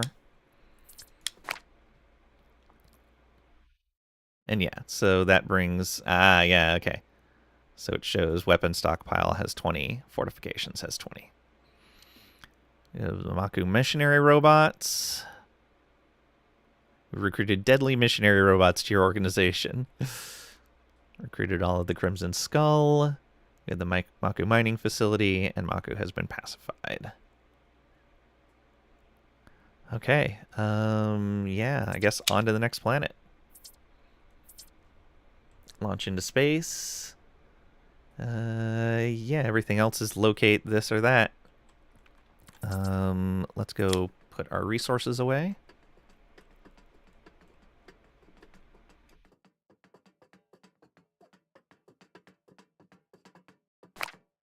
Oh, no, that's the stockpile. Do I leave some in the stockpile?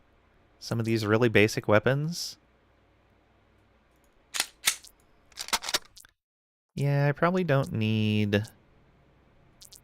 Yeah, like I can get rid of all of the common duelers. I can get rid of that. Yeah, that should be fine. What's that going to give us? Close stockpile. All weapons you place inside will be consumed and converted into war score. Yes, please. Weapons -4. Wonder how much war score that actually gave us. Resources, move over. Ooh. Resources, move over. And then back. Oh. So if we close this, go in here, sort, undo the sort. Oh, sort by new. I think that was it.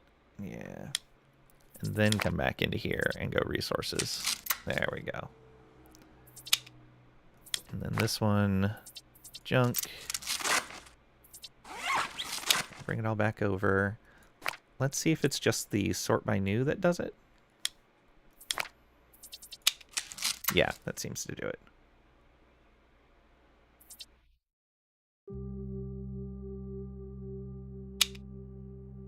Keep that nice and secure. A lot of data pads just sitting in here. Should be fine though.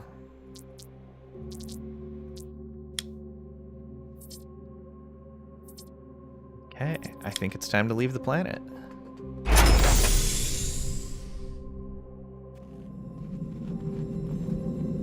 Oh, we can talk to the bots. Maybe? No, we cannot talk to the bots.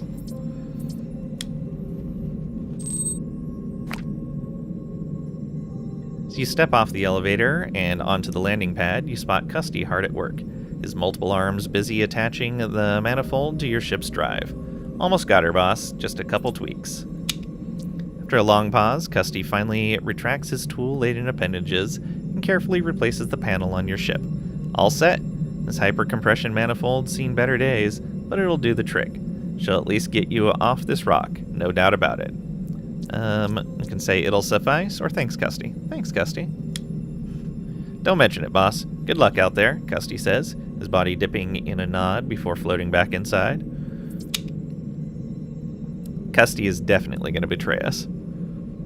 If they haven't already. Okay, so we got ourselves a ship. Look at this thing.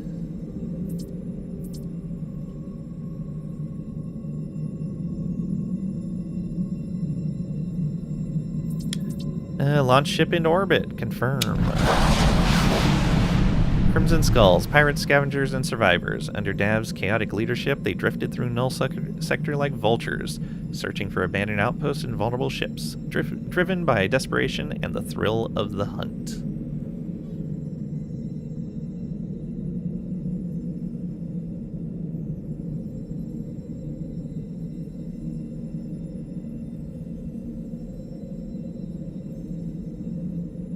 Oh. Is it having problems loading? Uh-oh. Game saved. Ah, okay. Visit and explore Nabi and Zhou. Journal. Is there anything...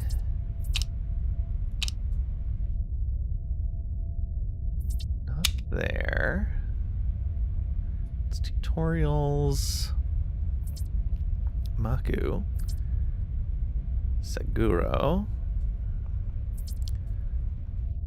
Ramalaka. Oh, that is not what I wanted. Yeah, we gotta go to the gate. Although I don't know why we're not claiming the planets in here first, but okay. So your ship nears the Xiphos jump gate? I guess we don't have the resources, really. TX930 comments, this gate is within our jump manifold's capacity. However, larger gates could destabilize the ship and tear it apart. The next system contains 2 habitable planets. We may find something of value there.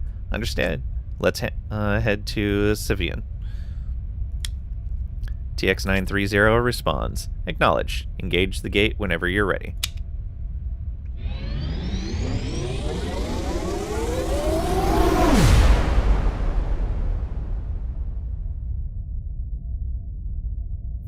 Okay. There appears to be a ship there. There's Zhou.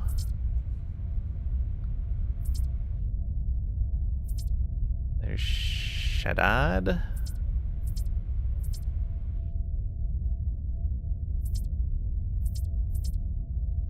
Jotunheimer. I see the theme here. So this should be Sio. Alright, let's go.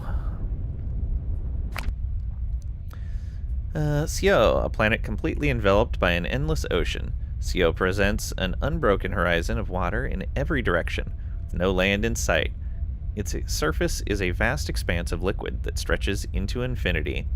Beneath this serene surface, the immense pressure and perpetual darkness make the deep waters a realm of mystery. Sio offers a unique opportunity to study and understand the dynamics of a planet-wide ocean, revealing the pure, unaltered physics of an aquatic environment.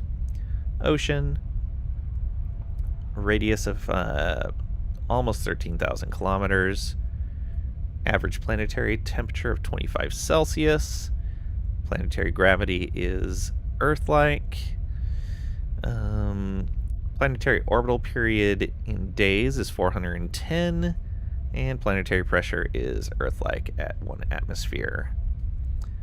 Sure, let's land.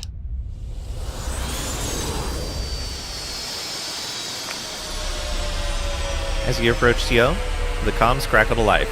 Unidentified vessel. This is the Port Authority. The voice chuckles drunkenly on the other end. Transport vessel designation Alpha Niner, requesting permission to land. There's a brief pause, then laughter and background chatter spill through. Alpha Niner, find any open pad and set down there. Hell, make yourself at home. The connection ends with more raucous laughter. TX-930 analyzes. Aqua Pura, originally a desalinization facility, crucial for the sector's water supply, seems to have relaxed its protocols significantly. It appears you are free to land as you please. And say they sound intoxicated, or those guys are drunk off their butts. They sounded intoxicated. TX-930 responds, indeed, their vocal patterns suggest intoxication. Additionally, a spectral scan of the background noise on their channel indicates the presence of swine. Pigs? TX-930 confirms, affirmative. We should land swiftly while we have the chance. Securing both Aqua Pura and the desalinization plant is vital to uniting this planet under our control. We may also uncover clues here that could lead us to the General Alonso. Initiate landing sequence. As you start the final approach sequence, the ship's guidance system engages, smoothly transitioning the craft into descent mode. You adjust the thruster calibrations and monitor the telemetry feed, ensuring all systems are synchronized for atmospheric entry into CO. The ship's engines hum loudly as you begin your descent.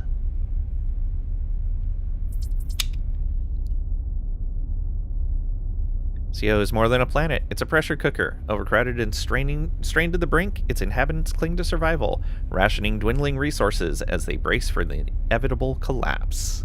That's not good.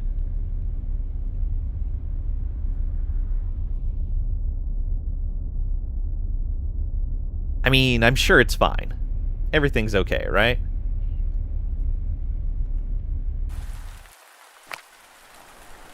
After landing on the nearest available pad, you step out of the ship, immediately enveloped by the salty, briny air of the ocean planet. The warmth of the humid atmosphere contrasts with the persistent drizzle, creating a steamy environment that seems to permeate everything. As you step out of your ship, a figure promptly approaches and flashes a badge briefly before pocketing it again. Tobias Santana, Aqua Purgatory Port Authority. We're enforcing a standard docking fee of 100 credits due to increased operational costs and maintenance. You mean Aqua Pura? He corrects himself quickly, a hint of embarrassment in his tone. Yeah, Aqua Pura. Officially, that is. Some locals have taken to calling it Aqua Purgatory since Star Frontier pulled out. But rest assured, the Port Authority is still fully operational. Can pay the amount? Or with finances of 30, I prefer electronic transfers, it's more secure. I can wire the amount to you within 3 cycles. Or with perception 30, why don't you show me your identification again? Or with larceny 30, eliminate Tobias. Wow. Why don't you show me your identification again? Tobias Santana stiffens. I am not required to do any such thing. Now pay up, or I shall be forced to... Forced to what? Your con is up, pal. Run along now. Tobias glares at you, his face contorting with anger before swallowing his pride. I'll see you around. He turns and storms off. Well, that's unfortunate that it went that way.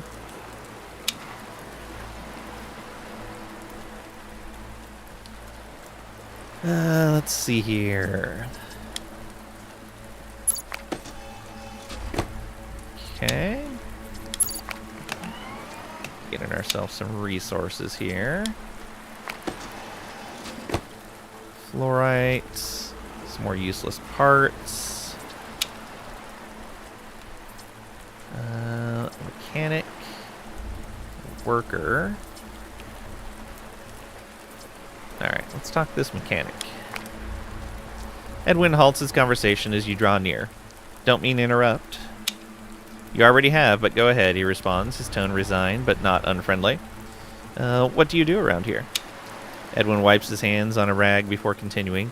I'm a mechanic, specializing in heavy machinery before Star Frontier left. Now I'm basically a stevedore, though. Gotta distribute the smuggled supplies to everyone here. Seems half the folks are either too drunk to care or too beaten down to bother. But I'm not one to just sit around. And the so-called executives in Core 47? They're skimming off the top like it's their right. Executives in Core 47? Tell me more about them. With a dismissive shrug, Edwin turns back towards his interrupted work. You'll see soon enough.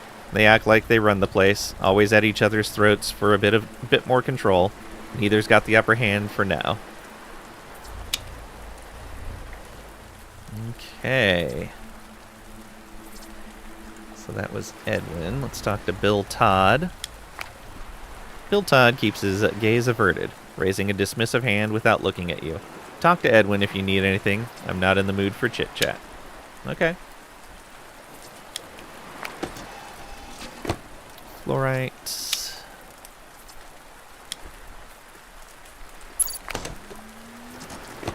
Zinc.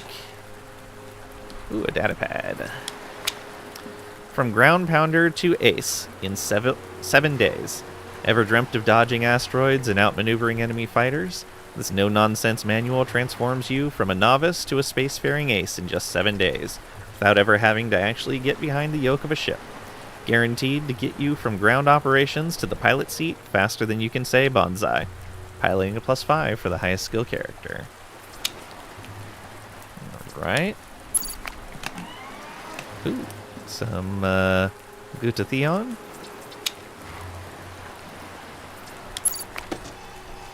And some capsaicin. Joe Franco. Joe Franco pauses and looks up from his task. What are you doing? Same as always since Star Frontier abandoned us, trying to get by. Smugglers drop off supplies, we scrape together whatever we can pay them, and we survive another day. You don't look like you're here with the delivery? No, I'm not. He sighs. Figures. Well, back to it then. Then Boomer Francis turns as you approach, wiping rain from his face. Tell me about yourself. He squints at you through the downpour. Ain't much to tell, really. We're just moving smuggled goods around the facility, making sure everything gets where it needs to go. Though you might have been thought you might have been another smuggler. Shame you ain't. I'll leave you to it. Boomer nods briefly, already turning back to his tasks. Yeah, sure. Okay. Things are not going great here for these guys. Some titanium. Always good to see. Some more aluminum. And some more zinc. Looks like someone's waiting for us. Franklin Hogg. Harold. Figure stands nearby, his gaze locked on you as you stride from the landing pad. Closing the distance, he offers a polite nod. Excuse me, may I have a moment of your time? Say, get out of my face, or not now, or sure. Yeah, sure. Speak with both the bosses. Ooh, Tides of Treachery. He nods quickly. It's a pleasure to meet you. I'm Franklin Hogg, sent by Elliot Trajan for a brief discussion. Another man comes running over, breathless. Hey, pal, got something for you. And you are? He takes a moment to catch his breath, then nods. Thunder Coombs, with Core 47. Just as he's about to continue, Franklin interjects, his tone clipped and authoritative. Franklin frowns. Please, I was addressing our visitor first. Allow me to conclude our business. Thunder Coombs snarls, his voice rough. Screw you, pal. My message comes straight from Torque Dobson. Don't mess with me. And I am here on behalf of Elliot Trajan, Franklin retorts sharply. I know exactly who you are, you pencil-necked guy, and I couldn't care less. Torque sent for the off-worlder, and that's who he's going to meet. Can say, now hold on, or stand back and watch. Now hold on. Franklin draws his weapon, his face set in grim determination. I'm delivering my message first, and you'll wait your turn. Don't force my hand. Matching his move, Thunder Coombs pulls out his own gun, a smirk twisting his features. Cute pea shooter. They make those for men, too. We can laugh or say, come on now. Come on now. Both men stand their ground, weapons trained on each other, hostility crackling in the air. I will put you down, you foul mouth, Franklin shouts, his voice echoing with threat. Thunder Coombs steps forward, his expression darkening. Not if I plant you first. Franklin Hogg screams, you cannot speak to me. Oh. Simultaneously, they both fire. Beams of laser light streaking through the air. They collapse onto the platform, almost in unison. Wisps of smoke curling from their scorched bodies. TX930 comments dryly in the aftermath. Suppose it would be prudent now to pay both this Torque Dobson and Elliot Trajan a visit. Yeah. Well then. I wonder if there's a way to prevent that. Standard issue for Star Frontier, known for its balanced performance. I'm pretty sure we have a bunch of those duelers. And a paladin. Yep.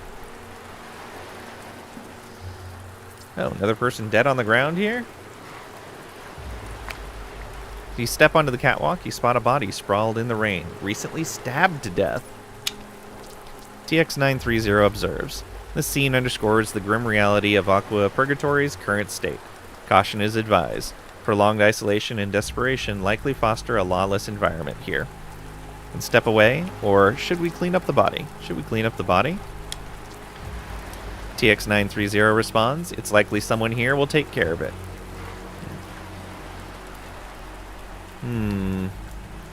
Going to toss it into the ocean or step away. I mean, we didn't take care of the other bodies.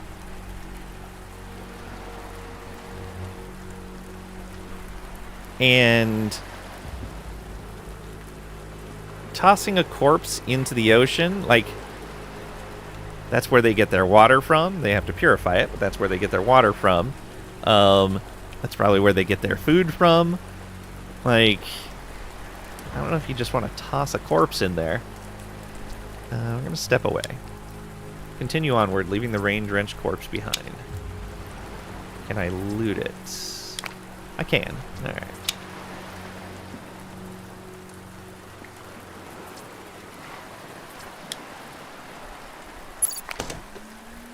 There's a box just floating in there. Or something moving up and down in there. Might be part of a machine. Some calcite.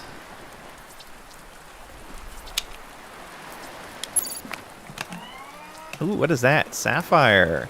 Extremely hard gemstone. Sapphire is reserved for highly specialized, high-performance applications. I think that's the first sapphire we've seen.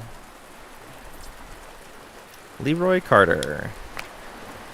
Man sits on the ledge, muttering angrily as sparks fly from a cable in front of him. He grumbles. Something wrong? Hey Trisha, welcome on in. Hope you're doing well today. Or I guess welcome back in. OMG finally indeed. Really just here to slap Dracady and pat around? It makes sense.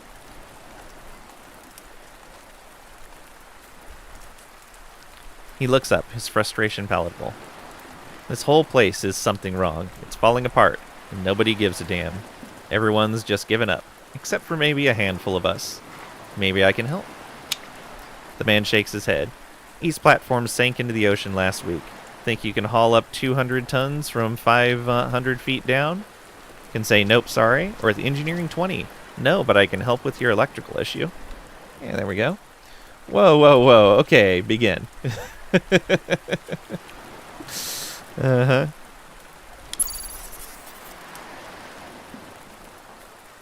He looks hopeful. Oh? Yeah. It's about adjusting the phase inverters in the control panel and rerouting the primary power feed through a reinforced relay. This should balance the load and prevent further surges. Should be a quick fix. New Star Trek game is out? Ooh. Any good? Not sure about it, though. Aw. That is unfortunate. He smirks. Quick fix, huh? I'll get to it after I take 5 here. Dunno, reviews are uninspiring, so you didn't buy it. That's fair. Just gotta find someone to watch to play it. Also have no time for a new game at the moment. True. Okay, so do we have a map? We do. So we landed here. We are... Actually, no, we landed here. So we're right here. There's another box there that we can grab. A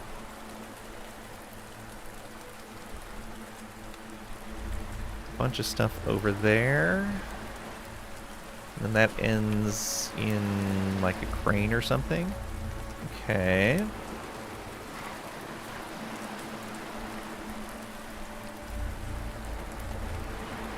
Tried watching one guy, but he was apparently illiterate, and watching him try to read the dialogue was giving you an aneurysm. Ah, that sucks. Okay, then if we go straight the other way, more docks, and this must be where the platform collapsed. Should probably go check that out. And then this goes over into...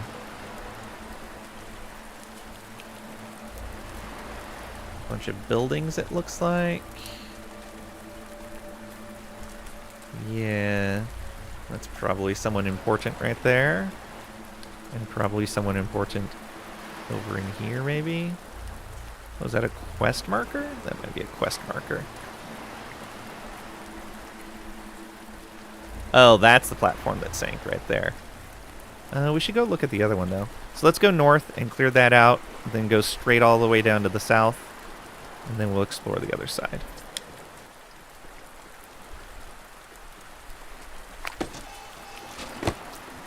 Nice. I'm really enjoying this game so far. It's really good. Alright, some more looting. Ooh, more sapphire. Some more calcite. Who is this? Otto Crosby. Merchant. Nice. Otto Crosby glances up at you. What do you have for sale? Tell me about yourself or another time. Tell me about yourself. He shrugs modestly. Not much to tell, really. Was one of the few around here who didn't squander every credit on booze and dice. Saved enough to start buying up some of the contraband that flows through. Browse my crate here. See if anything catches your eye. And say another time, or what do you have for sale? Yeah, what do you have for sale? He grins, enthusiasm evident. Got a bit of everything. Take a look. Okay. He does have a Pask helmet. Contains traditional head protection with modernized optics and breather seal enhancements. Health 90, armor 10. Okay. Finance is giving us a bit of price adjustment there. We do not have very much cash, though. Legendary armor plating. Wow. 85 health and 24 armor. That's crazy. Of course, it's like 45,000 credits, so we do not have the money for it. Serendipity node. Oh, it gives larceny. Okay. We could afford that if we wanted to toss that on someone. I don't think we need to, though.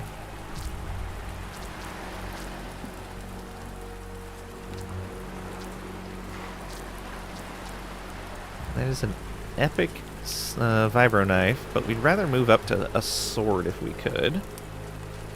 Alright, yeah. Nothing we want to buy from him right now. Maybe in the future. Lindsay Sierra. Woman glances up. Yeah? Nice day for a swim. She gives a non-committal nod. Uh-huh. Where did you get the tubes? She shrugs casually. We've got fabricators. After Star Frontier left, we started using them for more recreational projects instead. Why not, right? Nice. Something to just float around in. Sammy Ince. The man turns as you approach, standing beside several inflated tubes and towels. Pool's closed, pal. Why? He shifts uncomfortably. Donko Marl. He dropped a log in there. Pool's closed now. It's the ocean, not a pool. He chuckles dryly. Technically, yes, but Donko's little stunt violated several environmental protocols in the Universal Exploration Charter. Treating any extraterrestrial water body like a public toilet ain't exactly sanctioned. Okay. Did we... Yeah, we landed there. So we're going over here now.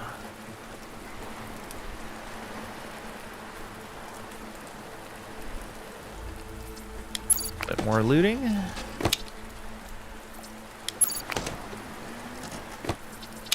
Couple of chests with fluorite.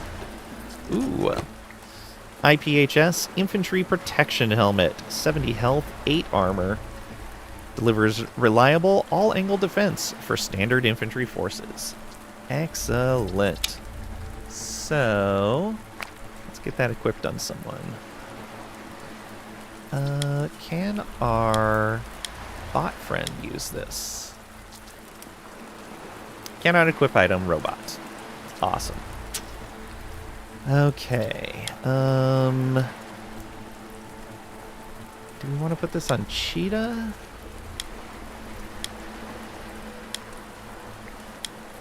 Yeah, I guess we put this on Cheetah.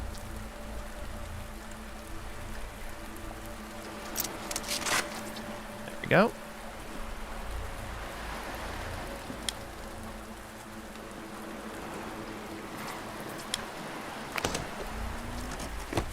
Fluorite.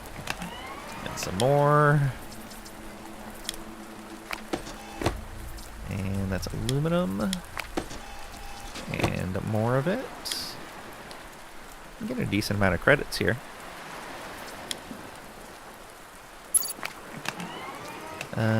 Another Killfinks 3 visor. And a rare Fusion Sting C4.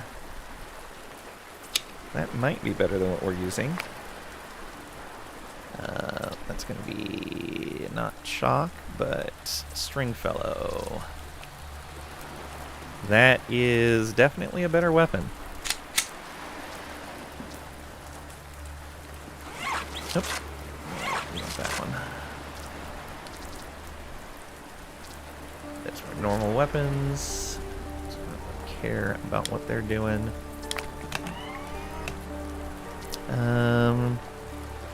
Piracetam, nootropic compound that enhances cognitive function, particularly memory and learning. Adrephenol, prodrug of modafinil, boosting alertness and reaction time, particularly under stress. Theobromine. We already saw that one.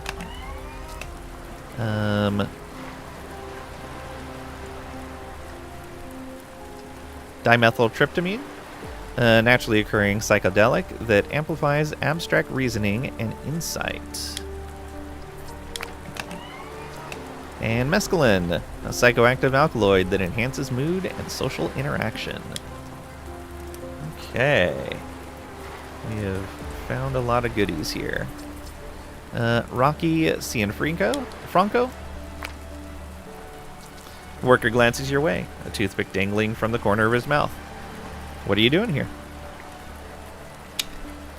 He squints against the sunlight, pausing just a moment. Sorry, friend. Bit busy right now. He nods towards a cluster of crates nearby.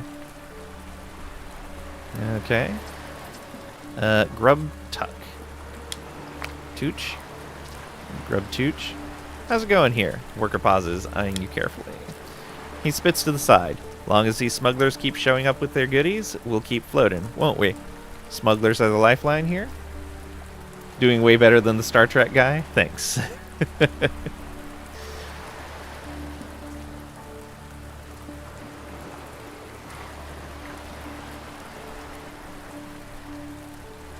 I struggle with the Latin source words.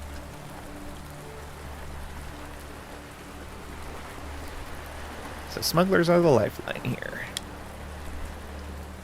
He nods, tipping his head towards a distant building. Aye, that and them little piggies over by the old authority. Keeps us running, it does.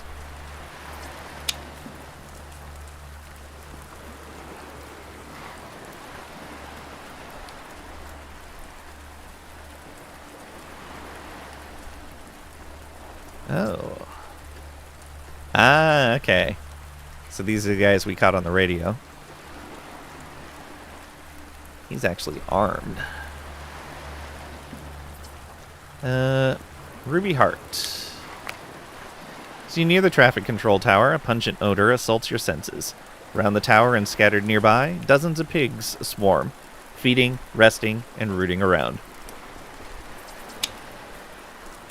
TX-930 observes. It seems CO is facing a food shortage.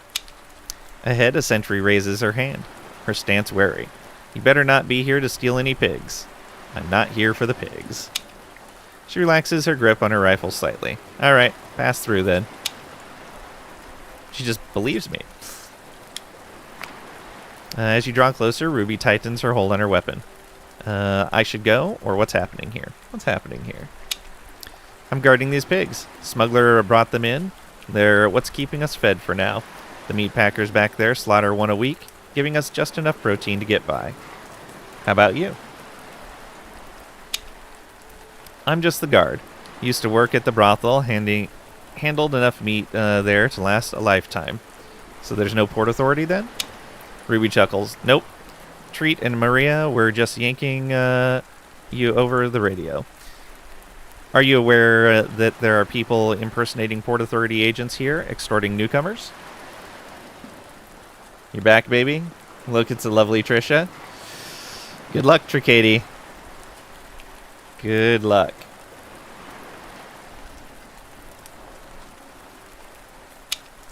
With a cynical smirk, Ruby spits to the side. It's a living, I guess. I should go. She nods, offering a half smile. Happy trails, then. Okay. And we are going to go ahead and save here. So I have tabletop tonight, so I can't stream too late. Luckily, you're delightful. Also tired. Sounds like it's nap time, then. Cheetah needs some healing after putting that helmet on. Alright. Let's go back. Oh, okay. Main menu right there. And done, apparently. Yeah. You got away with it? Nice. Not really. Uh-huh. What? Trisha didn't approve this saving stuff. Kick you in the knee tomorrow. Alright, let's find someone to raid.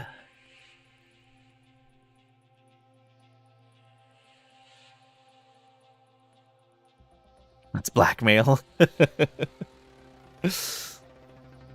Raiding is dangerous. Not if we raid someone we know.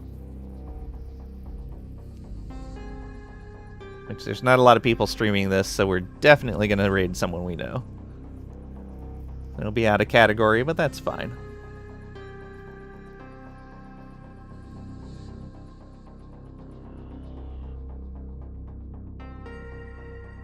Who do we go visit?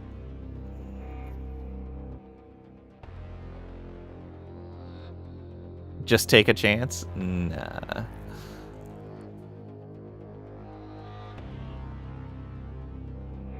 Be adventurous.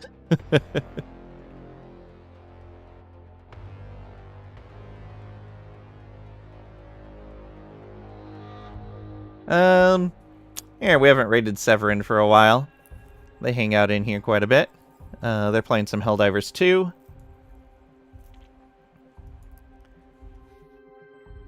Alright. Here's our raid message. We will be on Friday with some more Stellaris.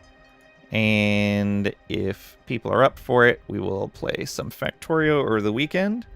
Otherwise, maybe some more of this, or maybe some Expeditions Rome. Night-night, fair peoples of the land. Night-night, everyone. Thank you guys for being here. Thanks for hanging out, for lurking, participating. All of it greatly appreciated. Thank you for the resubs. Yeah, definitely get some rest. All right. Yeah. Thanks again, and I'll see ya.